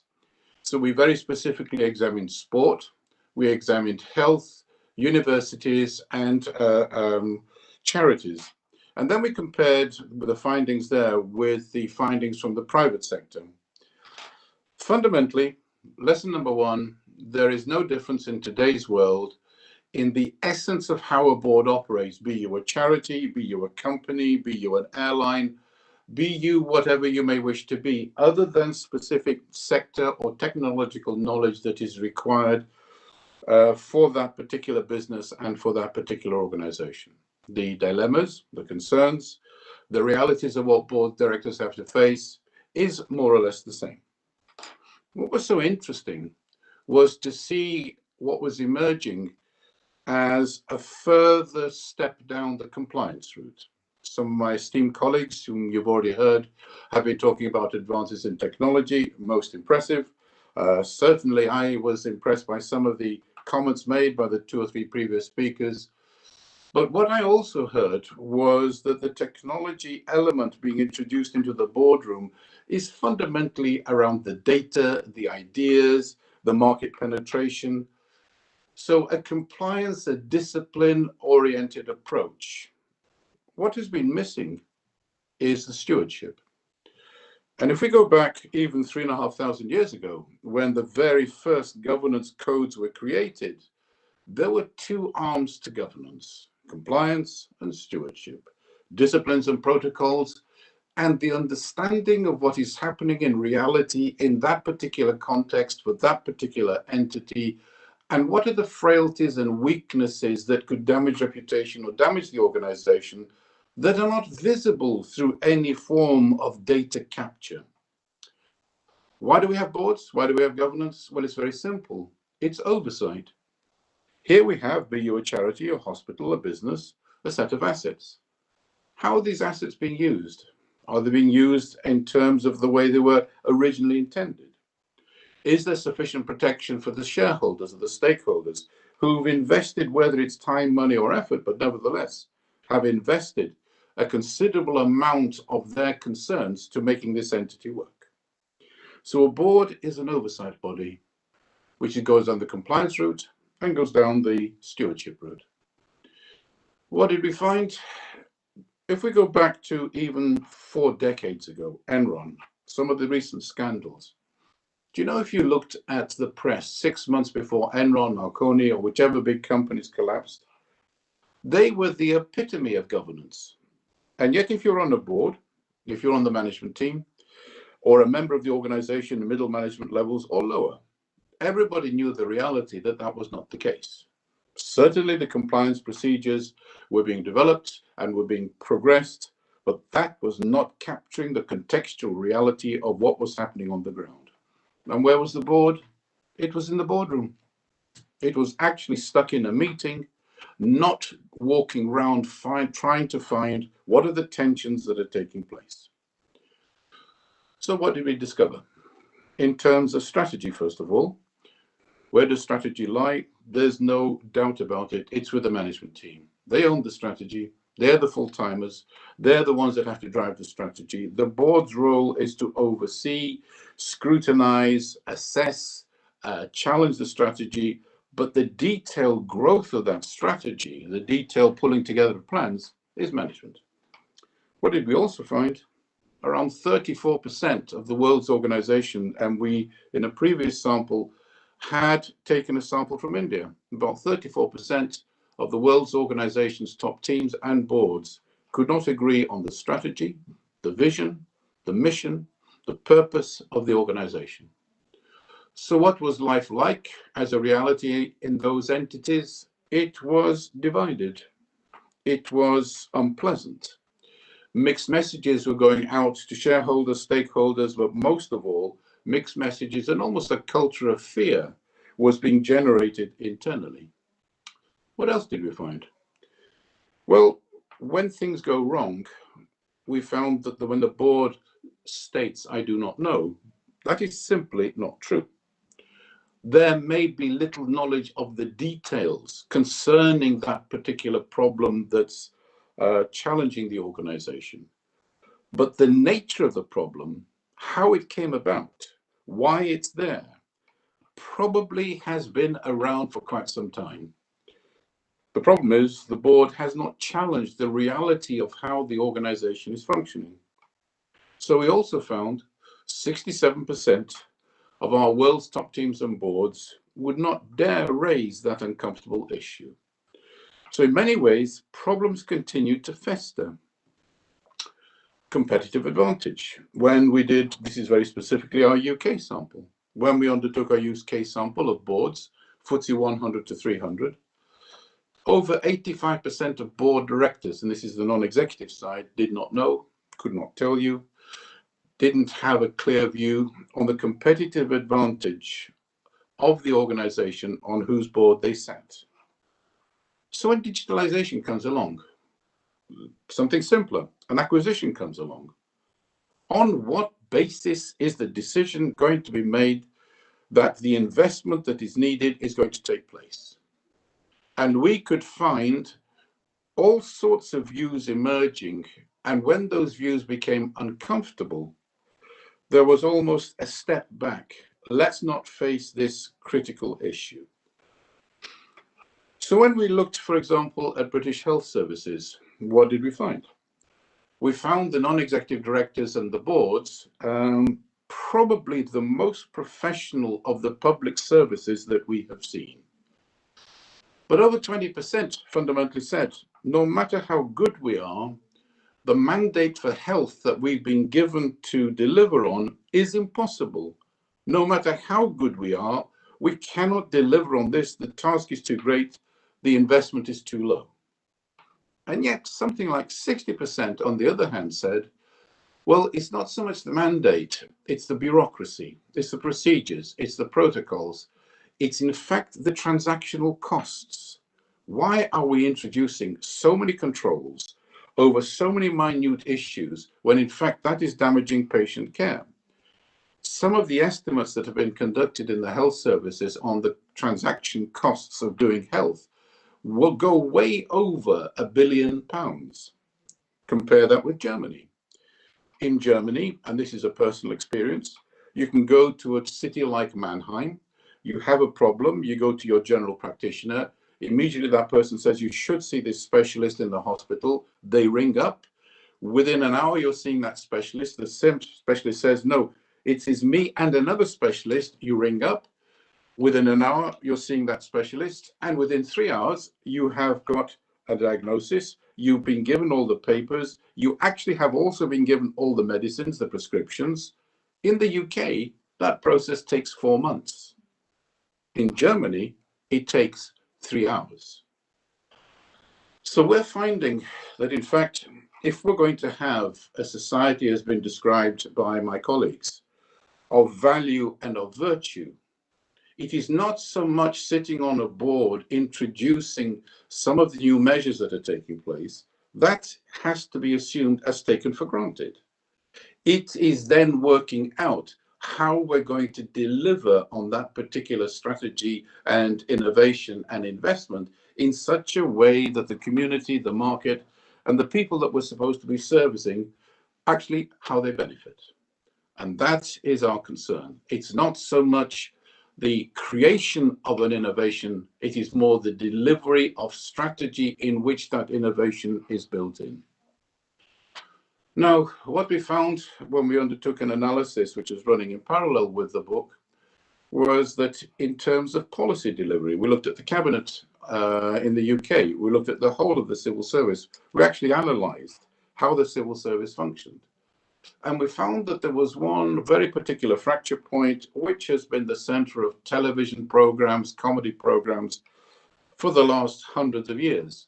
And that is the relationship between the minister and the civil servant. Now, what in fact we found was, it was amazing to see how, on how many occasions, the civil servants were in fact correct in their analysis of how the policy should be delivered in that particular context.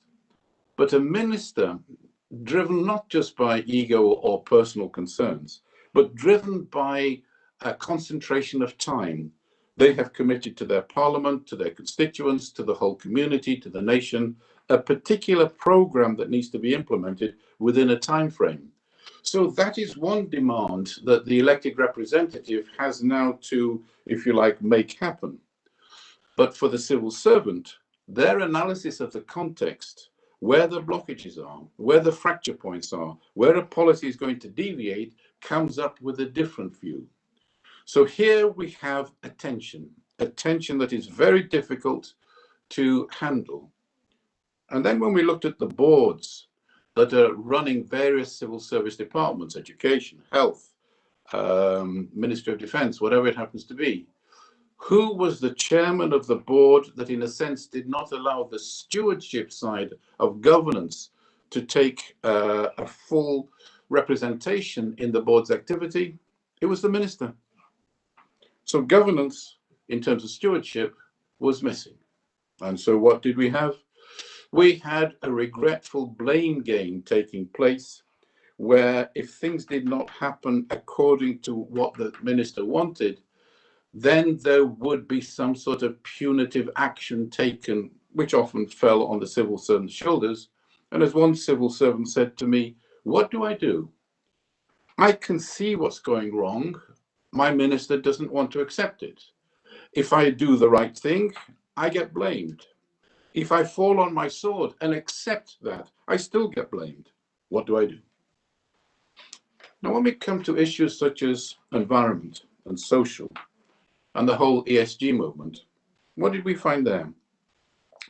We found for those companies where the E part environment, for example, an extraction company, minerals, an oil company, an energy company, where the E part was central to their business and it was part of strategy, E was deeply respected. But where it was not, it was more of a reputational concern that we report on certain activities, but then when we looked at practice, little difference was made. So in the marketplace, a term has emerged. It's called greenwash. Actually, you're deceiving us by telling us that you're going green. In fact, you're just washing things over and nothing is taking place. When we looked at social, even more nebulous.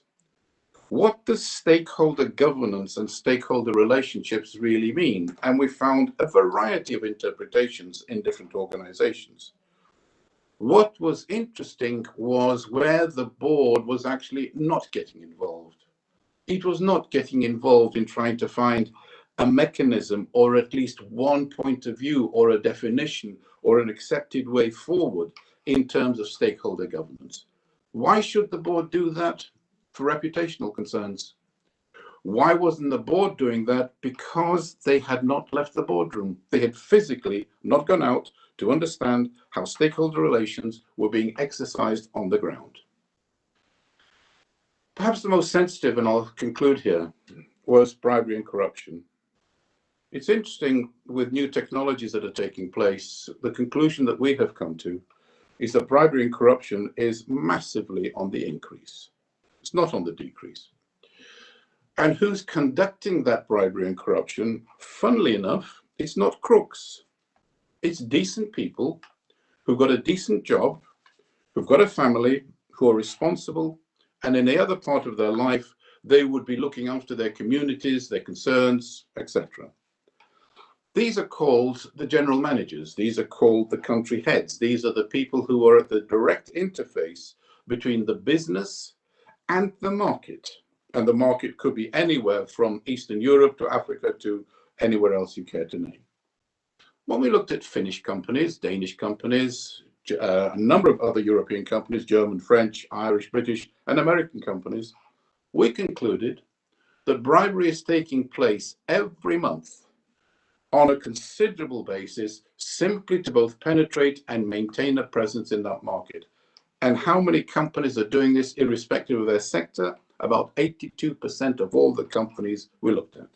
Sector, country origin had little to do with entering into those markets. And in fact, that business, if I can call it a business, has now become so professional.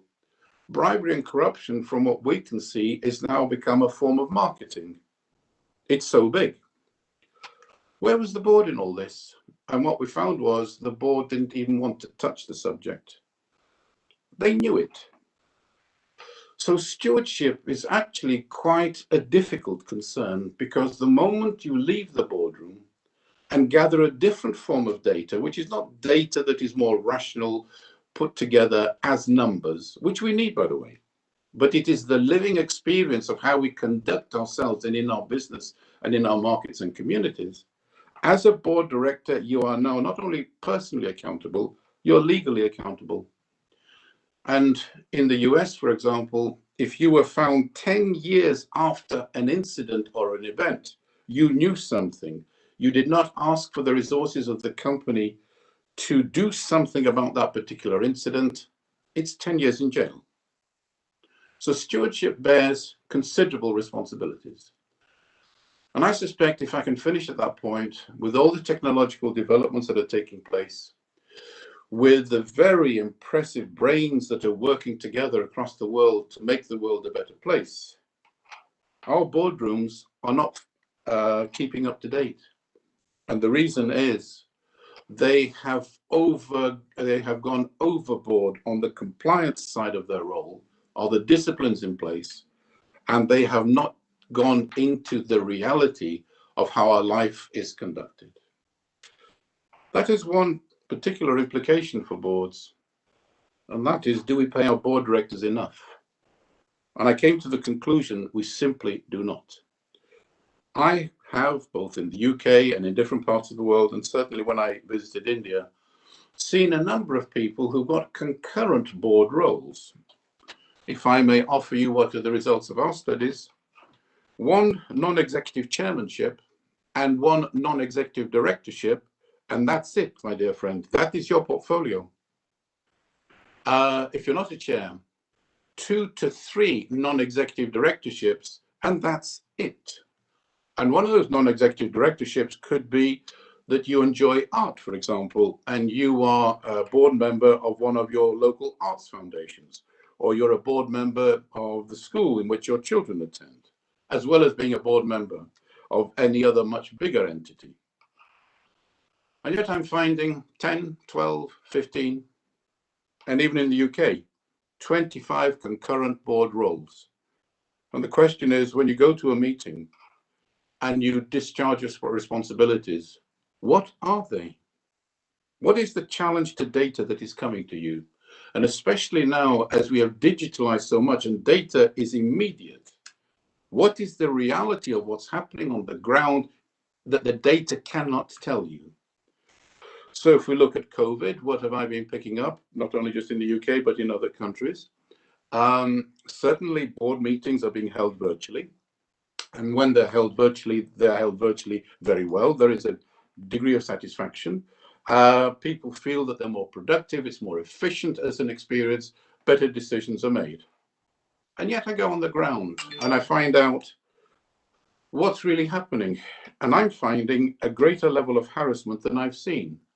One example I can give you is of a lady, 2 children, very young, and she was told you need to be dealing with these meetings and these calls from 8 o'clock in the morning to almost 9 o'clock at night. And when she complained, she was reminded where her board responsibilities lay and where, in fact, her future lay, and it would not have been in the company. So if I can finish with one final message. In all of this, we have forgotten stewardship. And now more than ever, boards are going to have an invaluable role to play in society. And they will create the tone that our society needs. But they must leave the boardroom and have the courage and skill and empathy and discipline to bring to the surface the reality of life there, so that we can trust our entities. So that if anything else, we can trust technology. Thank you. Thank you so much, Professor Kakabadse. Sorry, we had to just hurry things up because we have other speakers also waiting and we're running really behind our schedule now. And I request all our speakers who will be coming from here on to take up to 5 to 7 minutes for their session. Having said that, I would like to introduce our very, very distinguished next speaker. That's Ms. H.K. Joshi, Chairman and Managing Director of Shipping Corporation of India. Now, Ms. Joshi is known to take on challenges head-on and lead them to their logical conclusion. We are very pleased to have you, Ms. Joshi. Over to you. Thank you so much. It's indeed a pleasure to be here speaking on the Annual Directors Conclave 2020 on the theme Reimagining the Future of Business Beyond 2020. I'll try to be as brief as possible considering the paucity of time. I, however, would not like to skip on missing out on thanking IOD for giving me this opportunity of putting forth my views on navigating the board sustainability agenda amidst the pandemic. Being in the maritime industry, heading the largest and the most diversified national shipping company of the country, I couldn't have been given a more appropriate subject to talk about. The company, or rather the industry, has truly been navigating in turbulent waters for a fairly long time, and the year 2020 shall definitely go down in history as a year of disruption. Far from being just a disruption, the pandemic is actually an emergency call to reset all the processes and policies related matters, and the pandemic has thrust upon us an unprecedented change that has had enough ramifications. The pandemic actually caught individuals and businesses off guard and unprepared, forcing a dramatic change not only in the manner we conducted our businesses, but also in the way we led our lives. Often it is only at the precipice that change happens. It took a pandemic of such an epic magnitude, forcing both individuals and businesses alike to the brink to evolve or to perish. The change capabilities of organizations came to the fore, as did their preparedness for uncertainty. Most of the organizations have faced an abrupt disruption during recent times of a kind which hasn't been seen by any of us in our lifetime. And while the pandemic has brought challenges for the entire mankind in general, with the question of survival being topmost in our minds for all leaders, it's been a most challenging time. I shall restrict myself, of course, only to the corporate leadership. Needless to say, the current situation means a lot of additional conceptualization and planning at the leadership levels, which in itself is challenging as no one really has the crystal ball today. Leading the company through survival and ensuring the health and safety of the employees, customers, communities, while ensuring business continuity has been the primary focus for all corporate boards. Among everything, the greatest challenge has been sustainability. Sustainability has become the key factor of the pandemic, and once it comes to bringing this sustainability in business exigencies, the board of directors, of course, has a very vital role to play. While the entire organization's decisions are being made by the boards and management teams, the sustainability of these boards has actually become a matter of concern. No longer are leaders going to be in a comfortable abode. From Darwin's theory of survival of the fittest, the quote of Leon Megginson has become more relevant today. It is not the strongest or the most intelligent who will survive, but those who can best manage change. So today's board members fully recognize that there is no going back to the way things were before. And while no board has all the right answers, it's these challenging times which has brought in the need for extreme amount of agility, new skill sets, and an ability for out-of-box thinking, as the situation we face today has had no precedence to guide the decision makers for guiding the board on sustainability. The board of directors of the company are not an exception to witness this test of resilience, which every leading company in every industry is currently encountering. The new normal prevalent in all the organizations has become very different in terms of governance, strategies, and ways of doing our day-to-day work. Everything has today changed, and the leaders are now required to structure sustainability to be a part of everyone's job rather than being a job only for the board. And this is the only way to survive, and to connect it to the core planning, governance, and resource allocation processes. I would like to very quickly share with you my experience and learning while navigating board sustainability agenda of the company, which I have chaired during this pandemic. We mainly focused on 10 points, which I will very quickly run you through. Employees' health and safety, because we consider that assets, human resources are our main assets. The pandemic gave the company the first business continuity plan, and we reviewed this business continuity plan on a regular basis. Involvement in operations and supply chain disruption and contingency planning has become a way of life. We challenged the operating model which was hitherto there. Financing liquidity, financial risk management, digital technology, IT governance, overseeing the critical risks, including the virtual risk, not to forget the cyber risk which is there. Strategy and innovation has become a day-to-day activity for us. Building sustainability into strategy, budgeting, and operations is the need of the hour. And of course, returning to work, leading into the reconstruction phase has also been very minutely worked out by us. In fact, it is necessity, as we say, is always the mother of invention. And navigating the uncertainty of a pandemic crisis requires organizations to focus on what tomorrow is going to bring, because we don't know what tomorrow is going to actually be there. As a chief executive of a Navratna company, I would like to say that during this pandemic, SCI became the first public sector in the Navratna and the Maharatna category to have adopted its financial results for financial year 1920. And without availing any extensions which were granted by SEBI during the pandemic, We were the first Navratna public sector to conduct our AGM during the pandemic, which was held on 18th of September 2020. We declared the highest profit of the last 54 quarters in the Q1 of 2021. Believe me, no leader wants to face a critical event like COVID-19. But SCI came out of this shining, which itself indicates how the board actually managed to sustain ourselves and take forward the agenda of sustainability during the pandemic. In view of the paucity of time, I've tried to be quick so that I could help the organizers catch up with the short time. Thank you once again. I conclude my address over here. Thank you. Thank you for sharing all the insights and also for keeping within time. There's always a great deal of learning that we draw from your speeches, and so was it this time. Thank you so much for joining us. Moving on to the next keynote speaker for the conclave, I would like to invite Ms. Anita Punwani, Deputy Chair, Institute of Risk Management, UK. Ms. Punwani brings in more than 2 decades of experience with the IRM as member of the Audit and Risk Committee and various special interest groups. Over to you, Ms. Punwani.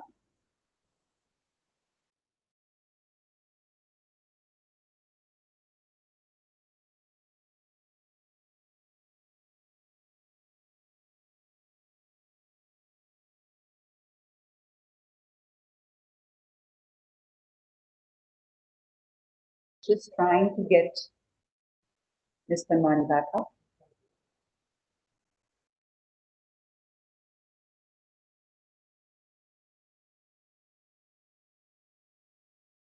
Still to figure this out.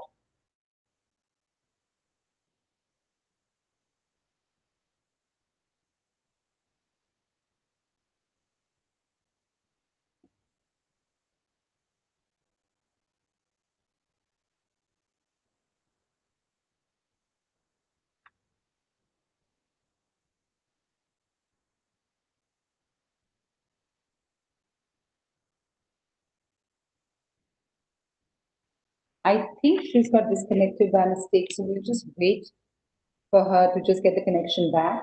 We'll just give it a few more seconds.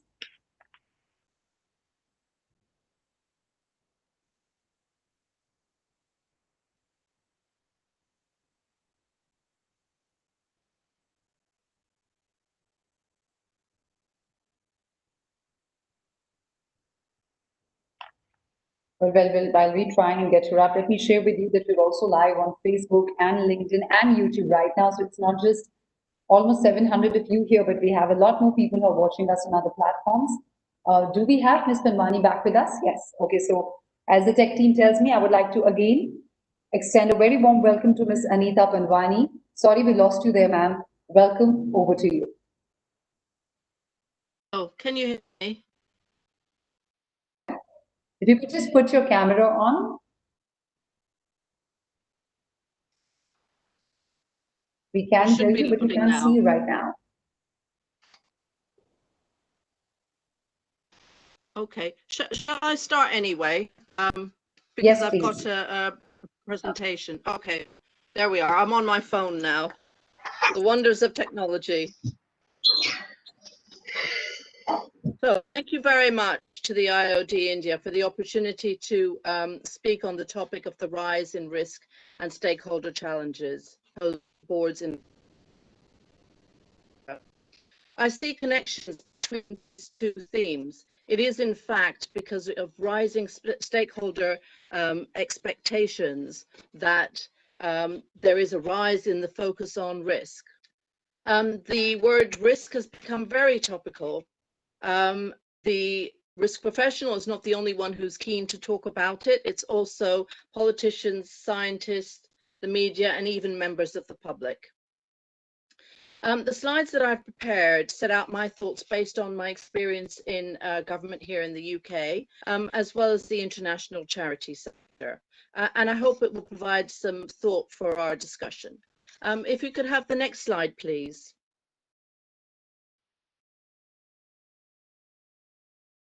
Thank you.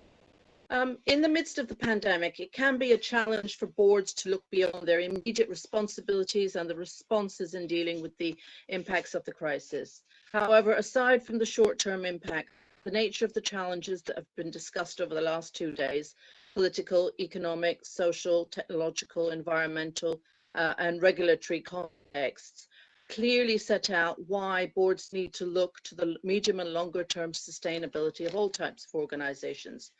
Whilst it is a challenge, it is timely for boards to do this, to look at the emerging risks that will not only provide risks, but opportunities in the future.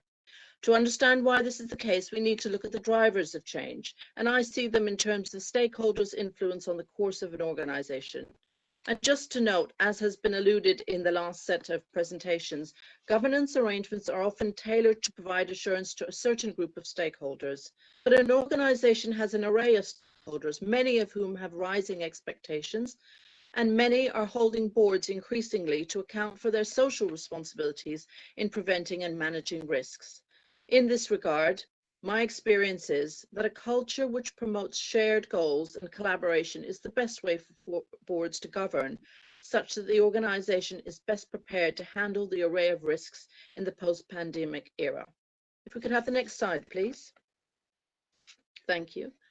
Let us define a stakeholder as a person, a group, or another organization with an interest in our organization.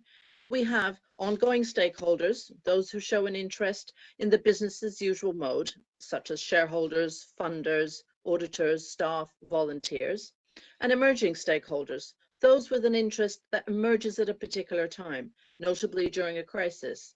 The media, the general public, former staff, competitors can also appear. Many organizations, as I said, have governance arrangements in place which are tailored to provide assurance to funders, statutory bodies and donors, and the focus thereby being placed on the legal and financial responsibilities. But boards are increasingly recognizing that good governance means accounting to a wider range of stakeholders, which may include the beneficiaries or members of public who are actually impacted by the operations of the organization. And we touched on different types of capitals as well. The next slide, please. Thank you. So how can boards make sense of all these stakeholders? A stakeholder map is the start of this process. It sets out all the key stakeholders that may impact or be impacted by the organization, either negatively or positively. It's a high-level picture of the key dependencies on external organizations as well as internal ones, and externally, namely those in the supply chain. To note, I've put other providers, perhaps you would term them competitors. They could become partners, as we've heard, if the board encourages a culture of collaboration. I'll zoom in on two more stakeholders. Firstly, media, and this includes the social media. Social media is a form of media that can be regarded as disruptive if not managed properly, but equally can be the means of communicating with the public and strengthening the reputation of an organization. Secondly, I'll zoom in on staff. They are the heart of your organization. You've heard that, and therefore this map as well. The pandemic has illustrated how dependent we are on staff for survival, and speakers have described how many loyal staff have gone out of their way during this pandemic to support the organizations and the beneficiaries and customers they serve. In a post-pandemic world, the value of these key assets will rise. A stakeholder map such as this will change over time, but it's the basis to have conversations about who the key stakeholders are, what sort of influence they have, who's impacted by the organization, and which stakeholders actually share the goals of the organization. Well-managed stakeholder expectations, notably during a crisis, can result in significant opportunities to strengthen the reputation of an organization, for example, through its charitable work.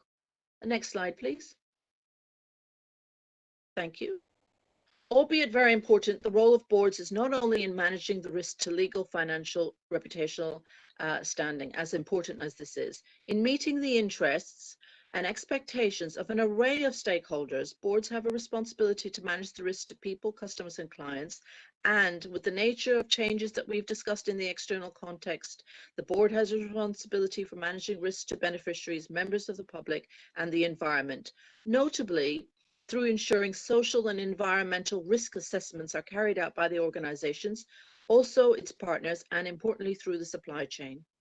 Underpinning this change in mindset is a move from profit-driven mentality to purpose-driven mentality, by which all members of your group are flying in the same direction to achieve the same goals, with many organizations, as we have heard over the last 2 days, choosing to align their goals with the UN SDGs. Next slide, please. Thank you. Risk management is management. The more embedded risk is in the management of the organization, the more effective it is. It's the role of boards to provide leadership and culture to ensure management and staff are taking responsibility for each aspect of risk management set out, notably learning lessons. The board are at the key of this hub, the hub of this wheel. It provides the culture in which risk management is taken seriously in the organization, and it also is the entity which has oversight of the effectiveness of the management of risk. Over the last 2 days, we have witnessed how organizations have had to benefit from robust risk management. In the long run, it will be these characteristics of resilience, planning, and a capability to learn through education and training that will enable organizations in India and across the world to manage the risks emerging in the post-pandemic world. Next slide, please. Thank you. Education is the means of learning. We know that knowledge is power, and in this regard, India is a country that is very powerful. I believe because of a strong cultural belief in the value of education, notably in medicine and technology, to name just but a few fields. We have people of Indian origin at the helm of multinational organizations with a first-class education, and we've had the privilege of hearing from them in the last 2 days. It is through having an education in global governance and ethics that I have learned that we all have a responsibility in handling the global risks we face: climate change, global inequality, and poverty. I personally have learned so much over the last 2 days. But I have certainty, and as a risk professional, we rarely talk about certainty, we really talk about probabilities, but I am certain that India has the leadership to steer local communities, the nation, and also take a global leadership role in handling the risks that may arise in the post-pandemic era to the benefit of the global society and for the environment. India has a very educated, youthful, talented workforce, and the technological innovation solutions, we've seen that. I'm honored to have been asked to speak to you today. As Greta Thunberg says, no one is too small to make a difference. Thank you very much. Thank you so much, Ms. Anita Pinwani, for sharing your invaluable thoughts and also sharing this very well laid out presentation. We are now moving towards our next session, which is a special talk on leading a purposeful business. To take this talk forward, I would like to request Professor Alex Adams, Professor of Finance and Academic Director of the Centre for Corporate Governance, London Business School, UK, and also a TED speaker. Alex Advance, an expert in corporate governance, executive compensation, purposeful business, practical investment strategies, behavioral economics, and time management. He has a unique combination of deep academic rigor and practical business experience, and I'm sure it will be very enlightening to hear him sharing his insights from his very, very rich experience. Over to you, Professor Alex Advance.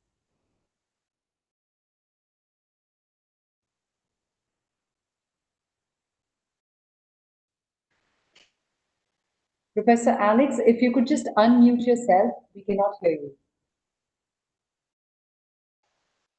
Myself, it mutes me again. So somebody's, so I unmute myself, but then you mute me.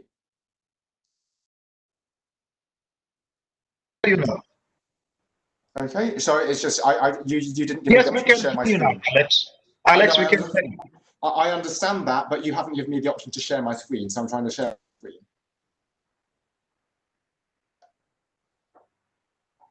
Can you see my screen? It's getting uploaded. Yes, now it's visible. Yes. Okay, great. Well, thank you very much for the invitation. It's great to be here. So what I'm speaking about is leading a purposeful business. So, well, I think the place to start is to define what I mean by a purposeful business to begin with. Now, you might think, well, this is obvious, but it might not be. So let me just tell you what I mean by a purposeful business with the help of a story. So I'd like to take you outside from your home offices on a journey around the world. So I'd like to take you to the Great Rift Valley. So this stretches across 2 continents and 6,000 kilometers, from Lebanon in Asia to Mozambique in Africa. So it has some of the world's highest mountains, but also some of the world's deepest lakes. And one of these lakes is a lake called Lake Magadi on the southernmost tip of the Great Rift Valley. Now you might think it's hard for you to imagine that you're here because you've not seen it before, but in fact you might have seen it before, not on the small screen of your laptop, but on the big screen of a movie. Indeed, it was covered in the movie The Constant Gardener, based on the John le Carré novel. And indeed, millions of people around the world have seen this lake because they've seen this movie, but fewer than 1,000 people call the lake their home. And one of these people is a gentleman called Emmanuel Saronga, and he makes a living selling and herding goats. Now, it used to be for Emmanuel that cash was king.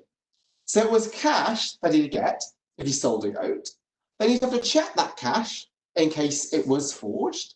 He'd have to store that cash at risk of robbery. And if he wanted to bank that cash, he had to walk to the nearest bank, and that was an entire day away. So his life was really tough, right? He couldn't graze his goats on the greenest pastures. He had to always be within 1 day of a bank. But all of that changed due to what I would call a purposeful business. And that purposeful business was Vodafone. Because in 2007, Vodafone launched M-Pesa, which is a mobile money service in Kenya. Now, let me explain what mobile money is, because some people think it's mobile banking, right? I have a bank account and I can operate it on my phone rather than going to a branch. But that is mobile banking, not mobile money. So for mobile money, you don't even need a bank account to begin with.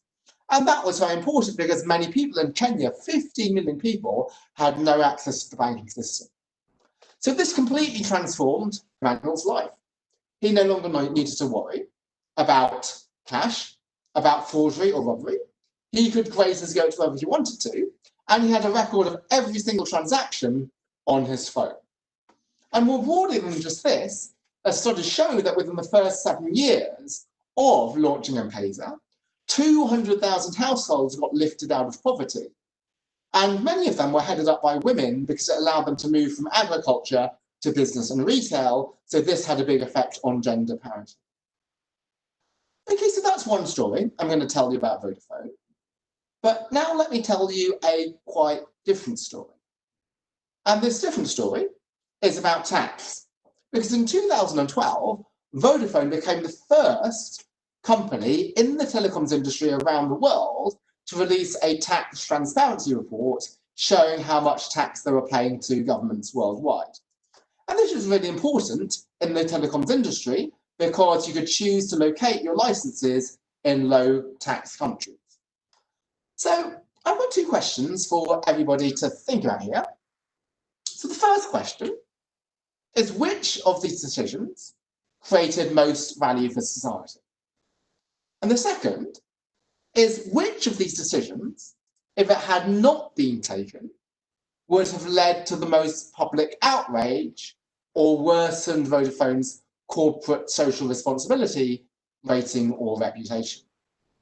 Now, I'm not going to poll anybody because I'm pretty sure that everybody would agree with the answers. So which decision created most value for society? It was the first one. By launching M-Pesa, they lifted 200,000 households out of poverty. But what is the backlash if you had not launched M-Pesa? It would have been nothing, right? So they would not have been boycotted had they not launched M-Pesa. The media would have never shamed them. Why? Because nobody would have ever known that it was ever possible to launch this crazy idea of banking without a bank. But what is the backlash from not being transparent on tax? It can be huge. And indeed, Vodafone themselves had suffered a nationwide boycott of its stores because people thought they were not paying enough tax. So why am I telling you these 2 stories? It's to change our thinking about purposeful business. Now, often we think that the answer to purposeful business is about the second question. Right? A purposeful business does no harm. It doesn't mistreat workers. it doesn't pollute the environment, it doesn't cheat on taxes. And so ESG is often considered to be not doing bad things. And absolutely that's important. Like, companies should not mistreat their workers or pollute the environment, but you didn't need me to come on this webinar to tell you that. I'm sure you already knew that even before coming on this webinar. So instead, what I want to stress is that purposeful business is more about the answer to the first question. It's about actively creating value through a relentless commitment to innovation and excellence, and that is what a purposeful business is. So to give you a framework, we often think about the value that a company creates as being given by a pie. And that pie can be split between investors in the form of profits and society or stakeholders in the form of taxes to the government or wages to workers or fair prices to customers. And we often think that responsibility is about a fair split of the pie.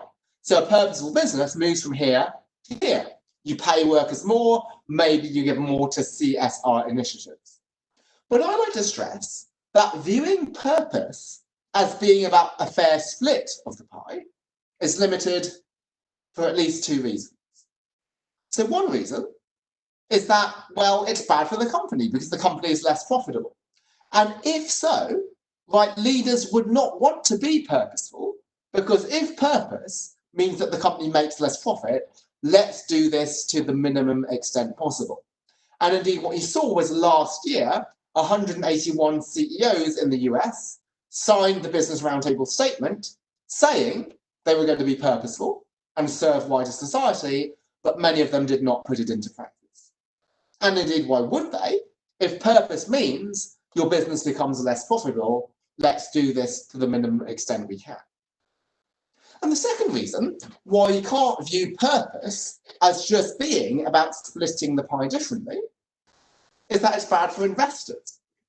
Now, many people might think, I don't care. We often think that investors are nameless, faceless capitalists. Investors are them, and society is us. And if we can take from them and give to us, then that is something which is really good. But I don't need to tell this audience that investors are not them. They are us. They include parents saving for their children's education. They include pension funds saving for retirement. They include insurance companies laying aside to fund future claims. So any repurposing of business must absolutely take investors seriously and profit seriously. So this is why I view a purposeful business as one that grows the pie.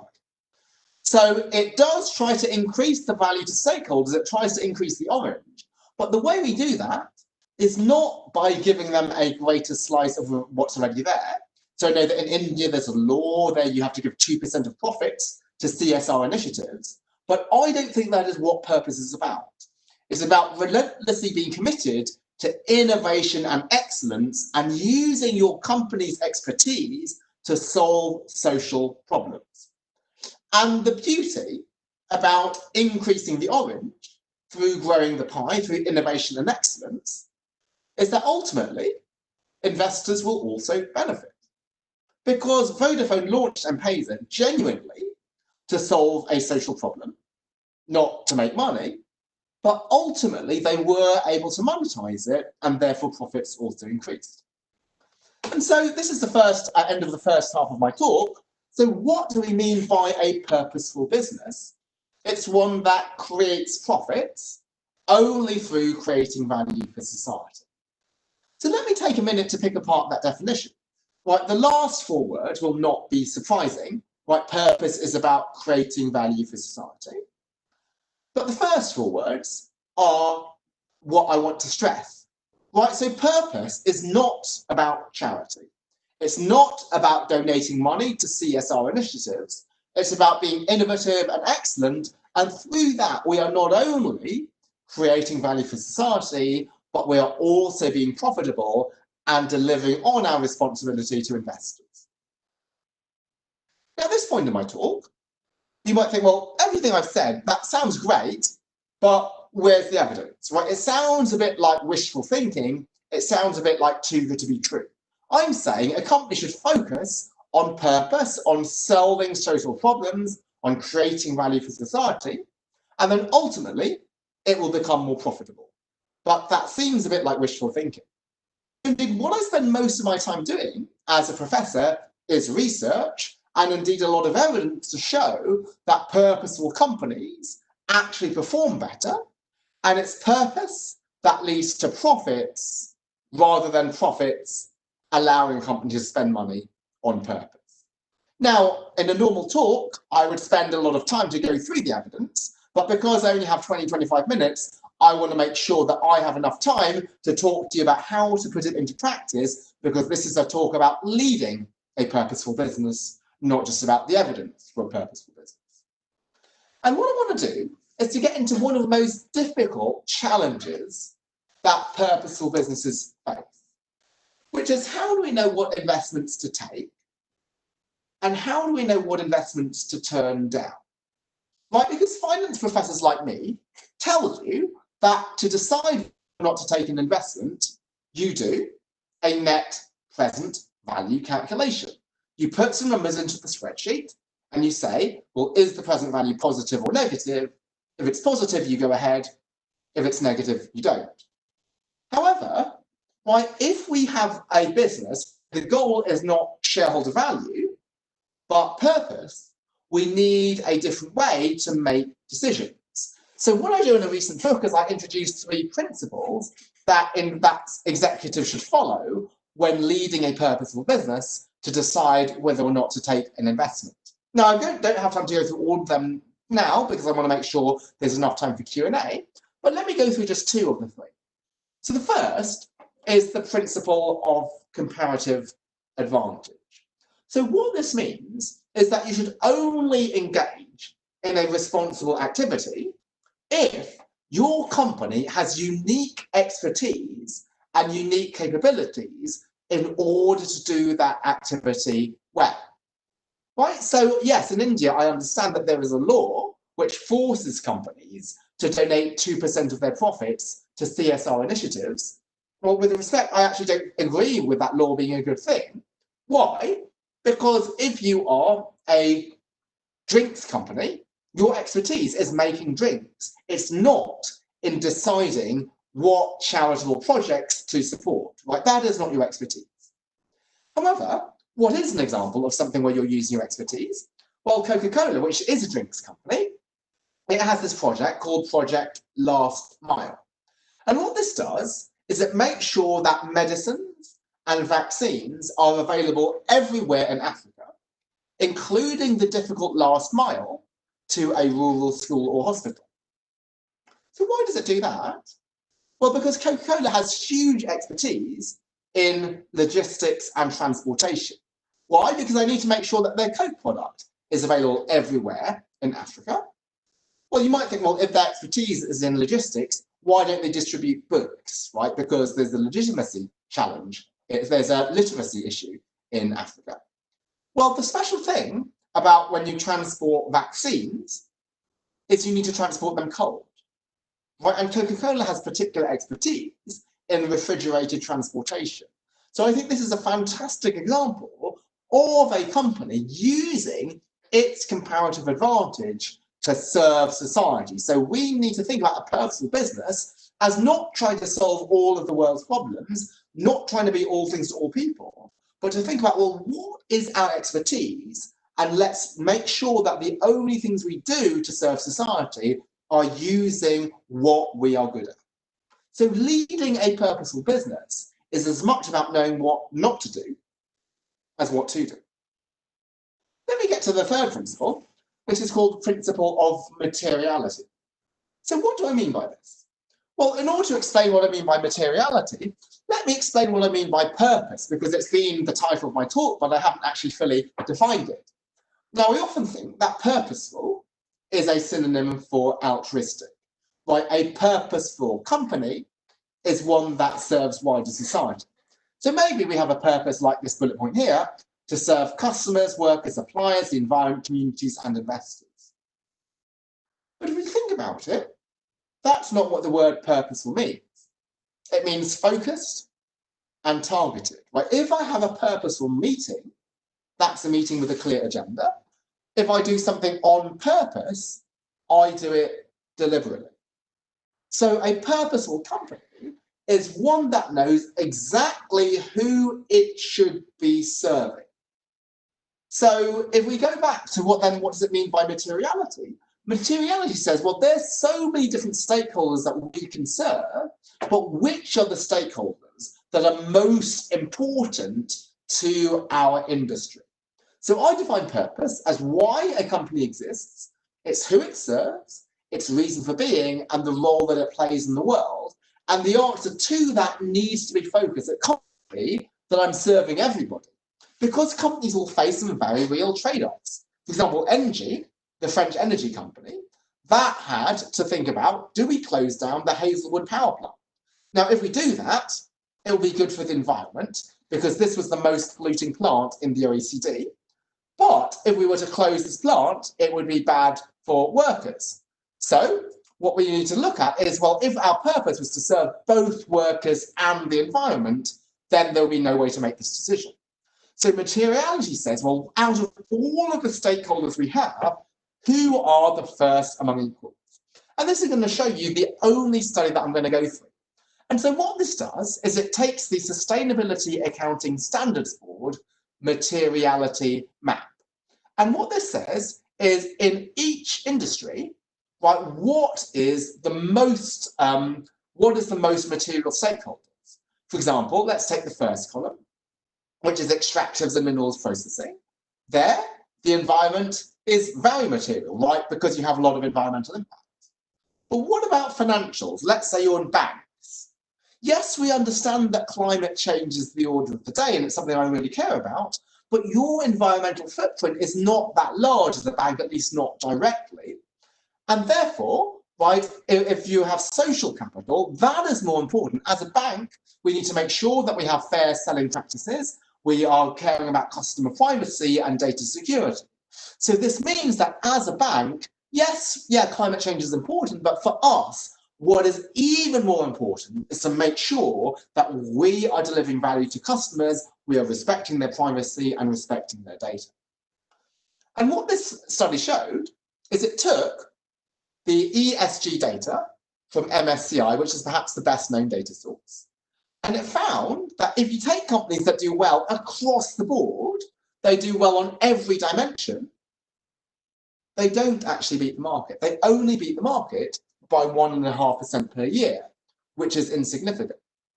But if you redo this, and we do this with a materiality lens, right? If we look at companies that do well on the material issues and scale back on the immaterial ones, they do beat the market by 4.83% per year. So this is really interesting because it suggests it's better to do well on only a few things than to do well on everything. Because if you're doing well on everything, then maybe you're not focusing on your shareholders. And so this is what the biggest mistake I see leaders make, is they think that if I'm to run a purposeful business, I need to serve everybody in society. That is not your responsibility. It's to know that what is the specific areas of expertise that you have and what are the stakeholders that are most material to your business. Okay, so my final section is, well, what I've done in my book is to come up with questions for leaders. So these are questions that I devised after talking to a lot of investors, and these are questions that investors find helpful in order to find out which companies are truly purpose-led rather than greenwashing, which is something that was mentioned earlier. I'm not going to go through all of them in the interest of time, but let me just go through three. Well, the first is, what is your company's purpose? That's not too surprising.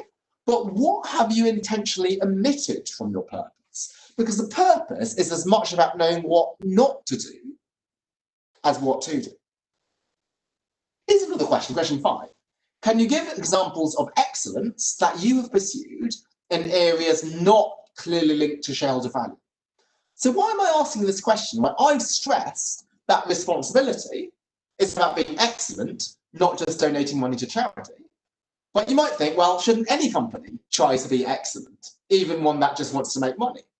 But a purposeful business will be excellent even in areas that are not going to be clearly monetizable, as long as it's using your expertise. So back in 2007, Vodafone's strategy was to win spectrum license auctions within the West and to expand in the UK and the US. It wasn't to make money in Kenya. Yet they chose to use their technology in Kenya because this was to solve a social problem, even though there was no clear link to shareholder value. And finally, let me look at question 8. So what are the strengths and weaknesses in your relationships with your key stakeholders? So I know a key investor in the UK who asked this to CEOs about their people. She will say, tell me about your people. What are their concerns and what are you doing to address them? And some CEOs will be able to tell her, and others will say, I didn't know that you're going to ask me about my people. If I knew that, I would bring along the HR director next time. And so that's really striking because this highlights which are the CEOs who genuinely care about their people and who are ones who think, well, we can just delegate this to the HR department. Okay, so I'm going to wrap up now because I want to make sure there's enough time for questions. But as I mentioned, I recently wrote a book about this called Grow the Pie, How Great Companies Deliver Both Purpose and Profit, which is available on Amazon, India, and Flipkart and so forth. So why did I choose to write the book? It was for too long, people thought that purpose was about being a fluffy company, was about sort of serving society, but they didn't realize that purpose is actually about making profit as well. And indeed, the evidence shows that purposeful companies, they don't only serve society, but they're commercially more successful in the long term. Now, this is not based on wishful thinking, it's based on a lot of rigorous academic evidence. Now, often this evidence is written in a very dull way for academic journals, so I wanted to bring it to life with some real-world examples and case studies and a framework to put it into practice. So I hope that this might be of value to any of you who's running a purposeful business. Anyway, well, thank you so much to everybody for the attention. Thank you so much again to the IOD for the opportunity to present. So let me just hand back here to the IOD for the questions and answers. Thank you so much, Professor Alex, for sharing your insights, diving into your rich experience and your learnings. I'm afraid because it's positive of time, we do not have any Q&A session right now, but we are extremely thankful for you to have taken this time out and presented your ideas in such an impactful way. Thank you so much. Thanks. And now moving forward, for the brief summary of recommendations, I would like to invite Professor Colin Colson-Thomas, Honorary Fellow, Director General UK and Europe Operations, Institute of Directors, India, and President, Institute of Management Services, UK. Professor Colin, please.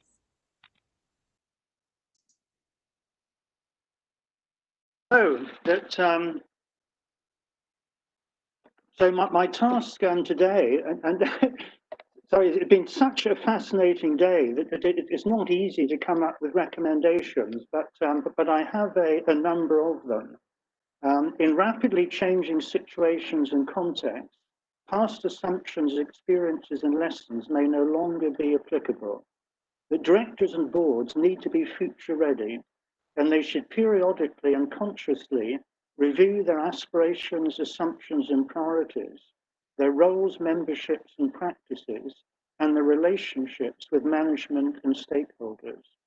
They should also review the purpose and strategic direction they establish for the companies for which they're responsible. And in so doing, they should engage with stakeholders and be open to a wider range of inputs when reimagining corporate futures. Reviews of corporate purpose should address the question of what a company is for, their outcomes, and whether or not purpose is aligned with the aspirations, aims, hopes, and longings of stakeholders can influence and even determine a company's perceived relevance, legitimacy, and value. Reviews of purpose could also include discussion of the role a company should play in relation to sustainable development goals and the priorities of national governments and local communities. The key question is to consider whether the emphasis should be switched from the pursuit of quantity of output to the quality of life, and from consumption to fulfillment.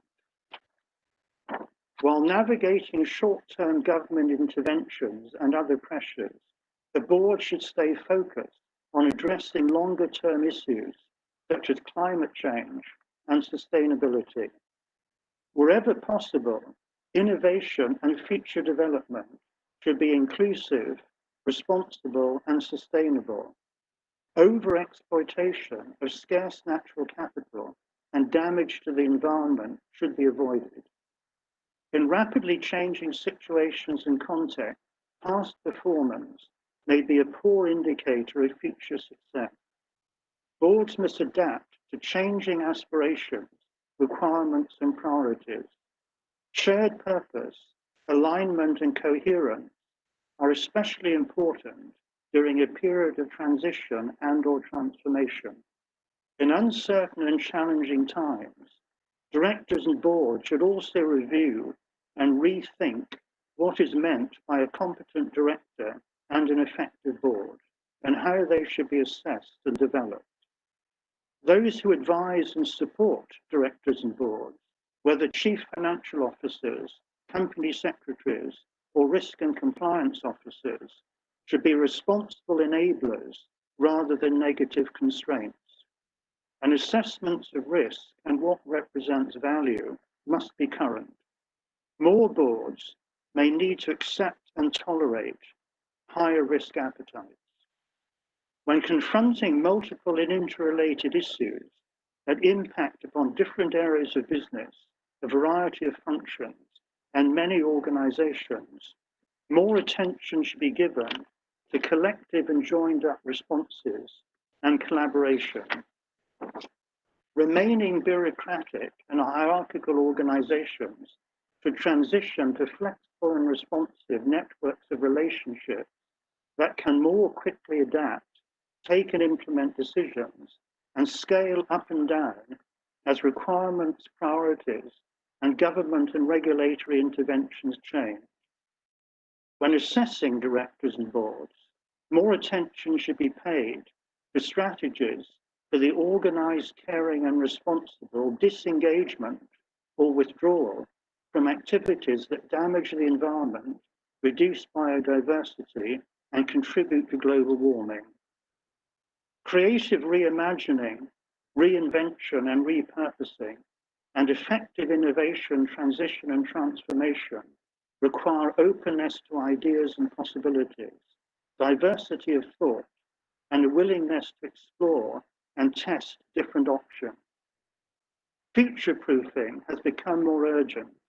Particular attention should be given to agility, flexibility, resilience, and capacity to anticipate and initiate and/or react to change, and to adjust, adapt, and evolve in order to survive, remain engaged, and stay current and relevant. While more accessible digital technologies, less capital-intensive business models, and quicker positive cash generation, in recent years, the listed company has no longer been the preferred vehicle of many entrepreneurs. Excessive regulation and onerous and inflexible requirements should not become a barrier to enterprise.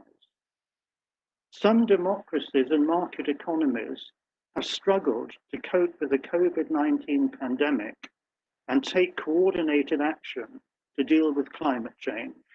The support of future generations should not be taken for granted. Directors and boards should also reimagine the future of caring and responsible business, enterprise, entrepreneurship, and capitalism. Boards should engage with changing stakeholder expectations. Thought should be given to the form of organization and additional mechanisms that would best enable desired relationships with them to be built and how they should be governed. When reimagining these governance arrangements, repurposing, and undertaking other reviews, directors should give careful thought to the role of independent directors and steps that could be taken to provide them with more support and increase their contribution. When reporting, thought should be given to what recipients of corporate information would like to receive and how the process could be more flexible and responsive. What is provided should be purpose-driven and business-specific. If issues are raised, an indication should be given of how they have been or will be addressed. Thought should be given to how digital technology could be used to improve access, accountability, and transparency, increase understanding and dialogue, and also ensure content provided during a period of transition between business models or contexts is current. Directors and boards should champion and embed flexibility and resilience. They should encourage others to question, challenge, and co-create. While inspiring them to explore and investigate, they should remember that what is possible may not always be desirable or an appropriate priority for a particular company. Directors should not allow their own limitations and lack of imagination, energy, and/or vision to hold back or stunt the growth of companies to which they're responsible. They should be willing to cooperate and sufficiently self-aware to recognize the complementary qualities and capabilities needed in their own ranks and an executive team. When reimagining, reinventing, or repositioning, directors and boards should also not be overly constrained or limited by what they and the companies which they're responsible do not own or do not have the scale to achieve. Directors and boards should be open to the possibilities to collaborate with others. Opportunities and purpose can be shared. The future is for directors and boards and those for whom they're responsible to create as well as encounter and navigate. Increasingly, corporate employers and entrepreneurs require innovative and enterprising business partners rather than dependent employees. In many companies and communities, people are anxious and insecure. Directors and the boards should alert them to arenas of opportunity and encourage them to take the initiative rather than passively hope for the best. And board leadership and corporate communications should foster creativity, encourage innovation, and champion entrepreneurship.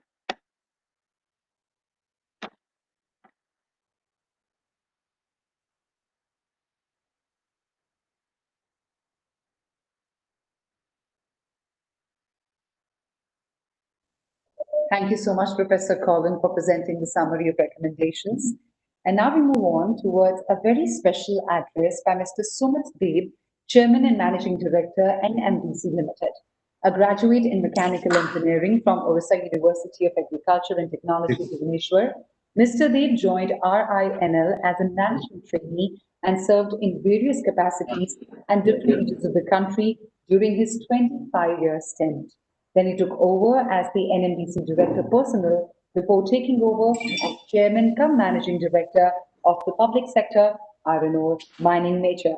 And we are extremely grateful to him for accepting this invitation last minute and adjusting his schedule accordingly. Thank you so much, Mr. Deb. Over to you. Thank you. And good evening, everyone. It's a pleasure to be here. I'd like to thank the IOD and Mr. Ashok Kapoor for having me here.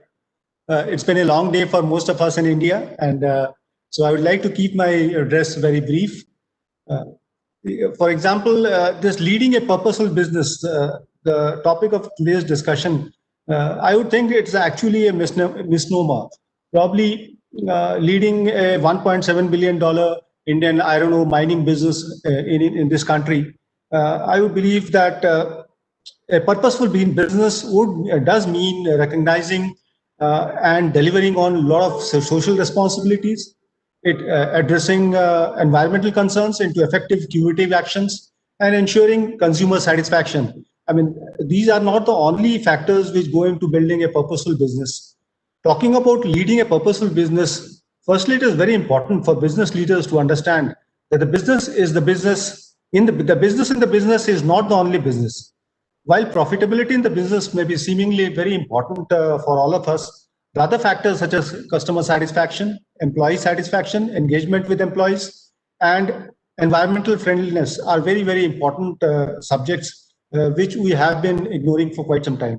These are the basic prerequisites in order to establish a sustainable and eventually a growth-driven business.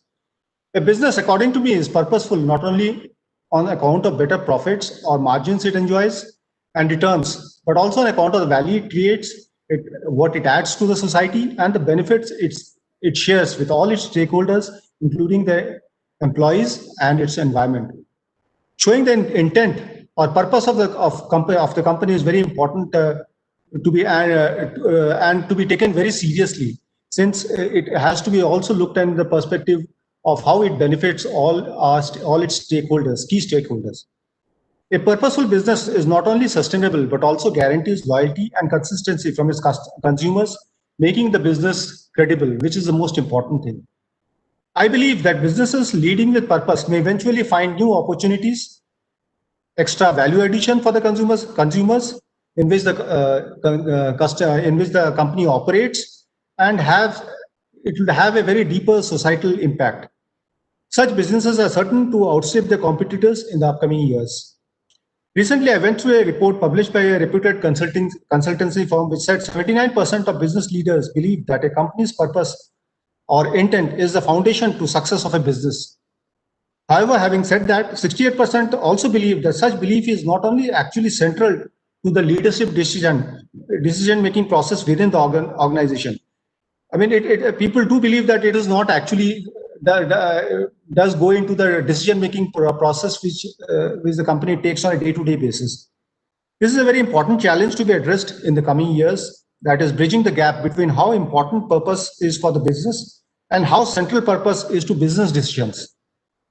This gap needs to be addressed to actively implant the purpose into the foundational fundamentals of the company.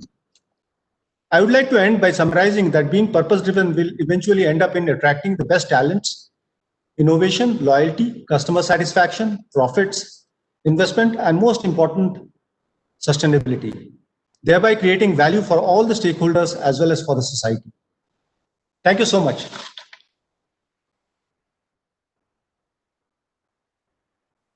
Thank you so much, Mr. Sumadev, for once again addressing the participants in this conclave, and also for adjusting your schedule after our last minute invitation. Thank you so much for joining us today.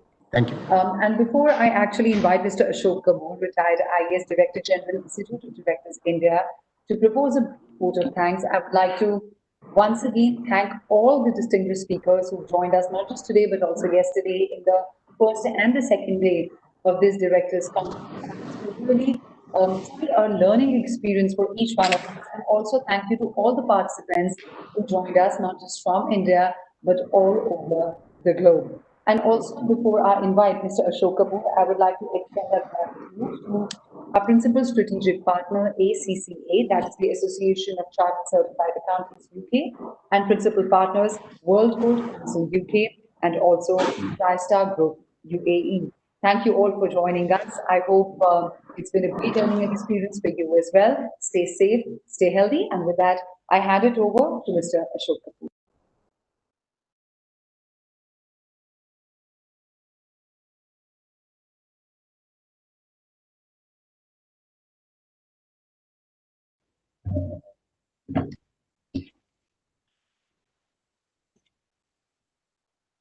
Thank you, Ritika. It does IOD a great disfavor by asking me to deliver a brief vote of thanks.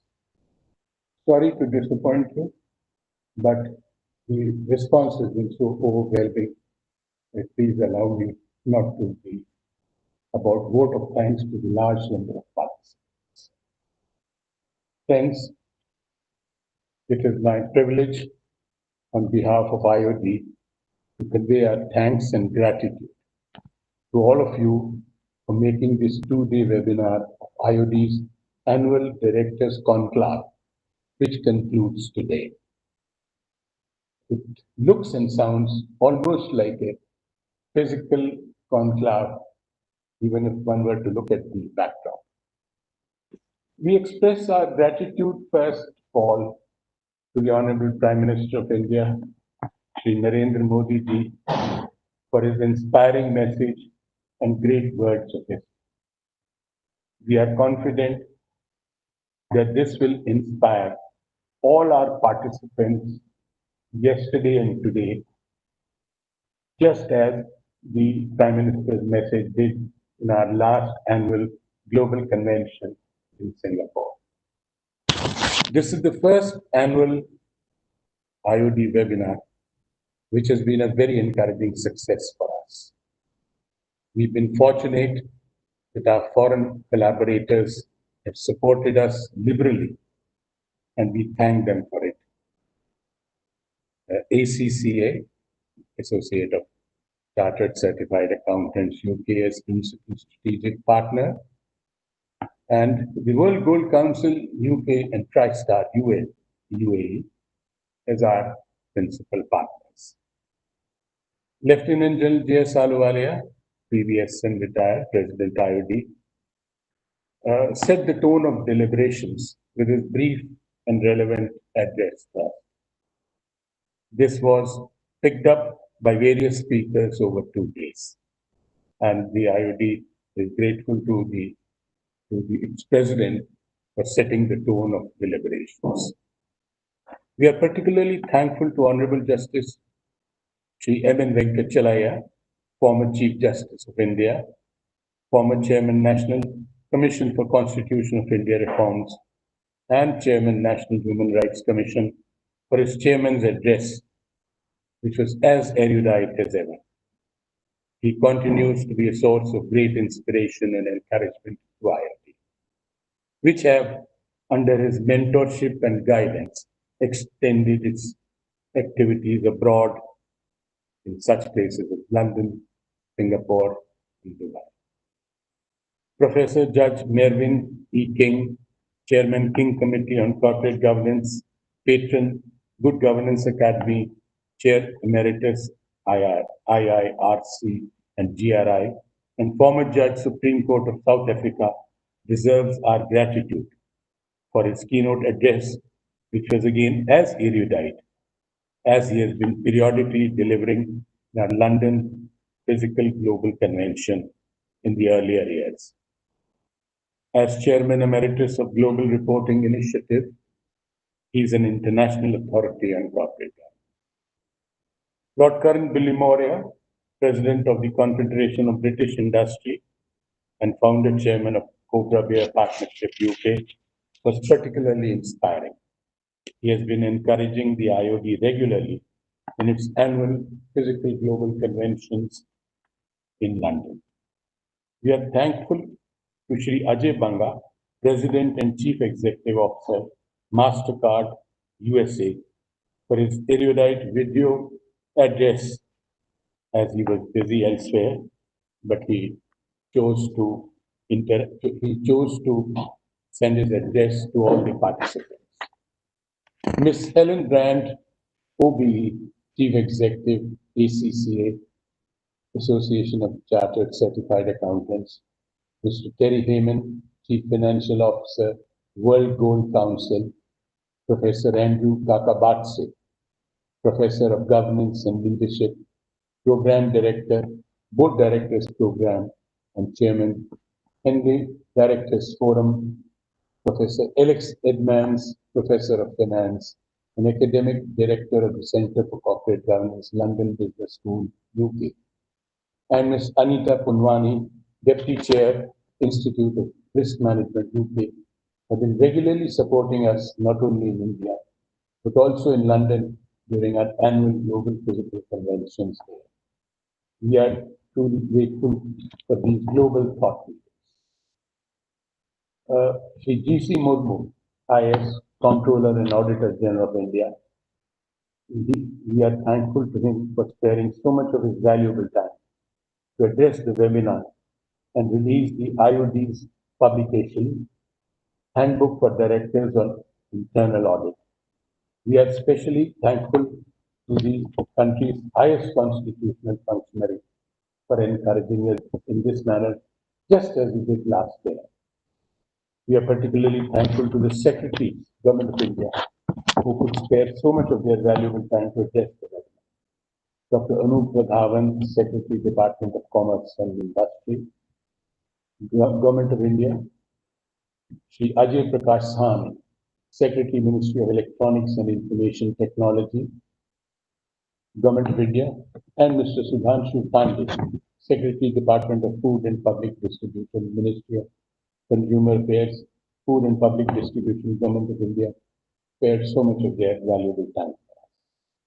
We are thankful to Shri Anurag Goyal, IAS retired, former Secretary, Ministry of Corporate Affairs, Government of India, for his particularly erudite address explaining the entire concept of governance with modern charts and figures. We are thankful to the numerous CMDs of well-performing public sector undertakings in India who joined us. Dr. Manish Kumar, IAS, Chairman, National Skill Development Corporation, Mrs. H.K. Joshi, Chairperson, Shipping Corporation of India, Mr. S.K. Chaudhary, CEO and CMD, IRCON, and Mr. Sudeep Dev, NMDC, Chairman, National Mineral Development Corporation, Mr. Kual Kalavatia of the National Payments Corporation of India also spared his valuable time. We are thankful to the Ministry of Defence Production, Government of India, for nomination of such well-performing star PSUs of the ministry. PEL, Bharat Electronics, and PEML, Bharat Earth Movers Limited. Shri S.K. Munjal, Chairman, Hero Enterprises, has been a consistent source of encouragement to our IoT, and we are grateful. He traveled all the way with us to London in one such last annual physical convention of the IoT.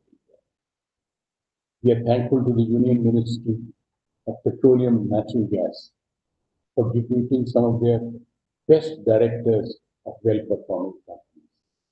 Dr. Alka Mithil, Director, ONGC, and Shri A.K. Tiwari of GAIL, Gas Authority of India. We are particularly encouraged by this time with the presence of some leading private sector industries in India, their CEOs who are all star performers. Mr. Samir Garde, President Cisco, and Mr. Rohan Verma, CEO, MapMy India. And of course, Mr. Shailesh Haribhakti, Board Chairman, Blue Star, and numerous multiple other assignments that he has. Shri Ashish Garg, President, Institute of Company Secretaries of India, was also with us. We are thankful to the State Government of Karnataka for deputing their brand ambassador, Shri Gaurav Gupta, Principal Secretary, Commerce and Industry, Government of Karnataka, and one of the founding fathers of Bangalore as an IT hub, in his stint as Secretary IT, Government of Karnataka.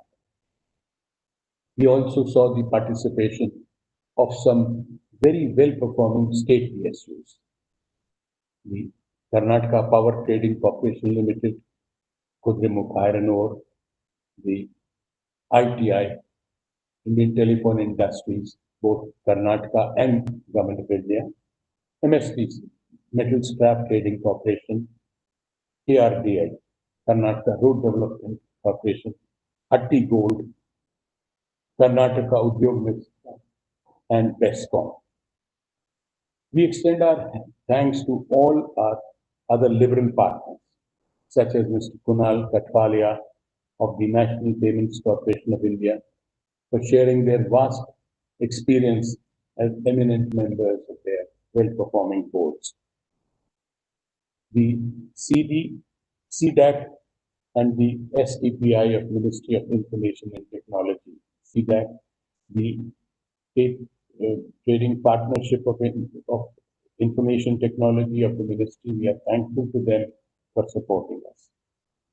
We are also thankful to Shri Deepak Bagla, CEO, Invest India, and Mr. R. Gopalakrishnan, board member formerly of Tata Sons, for enriching the deliberations.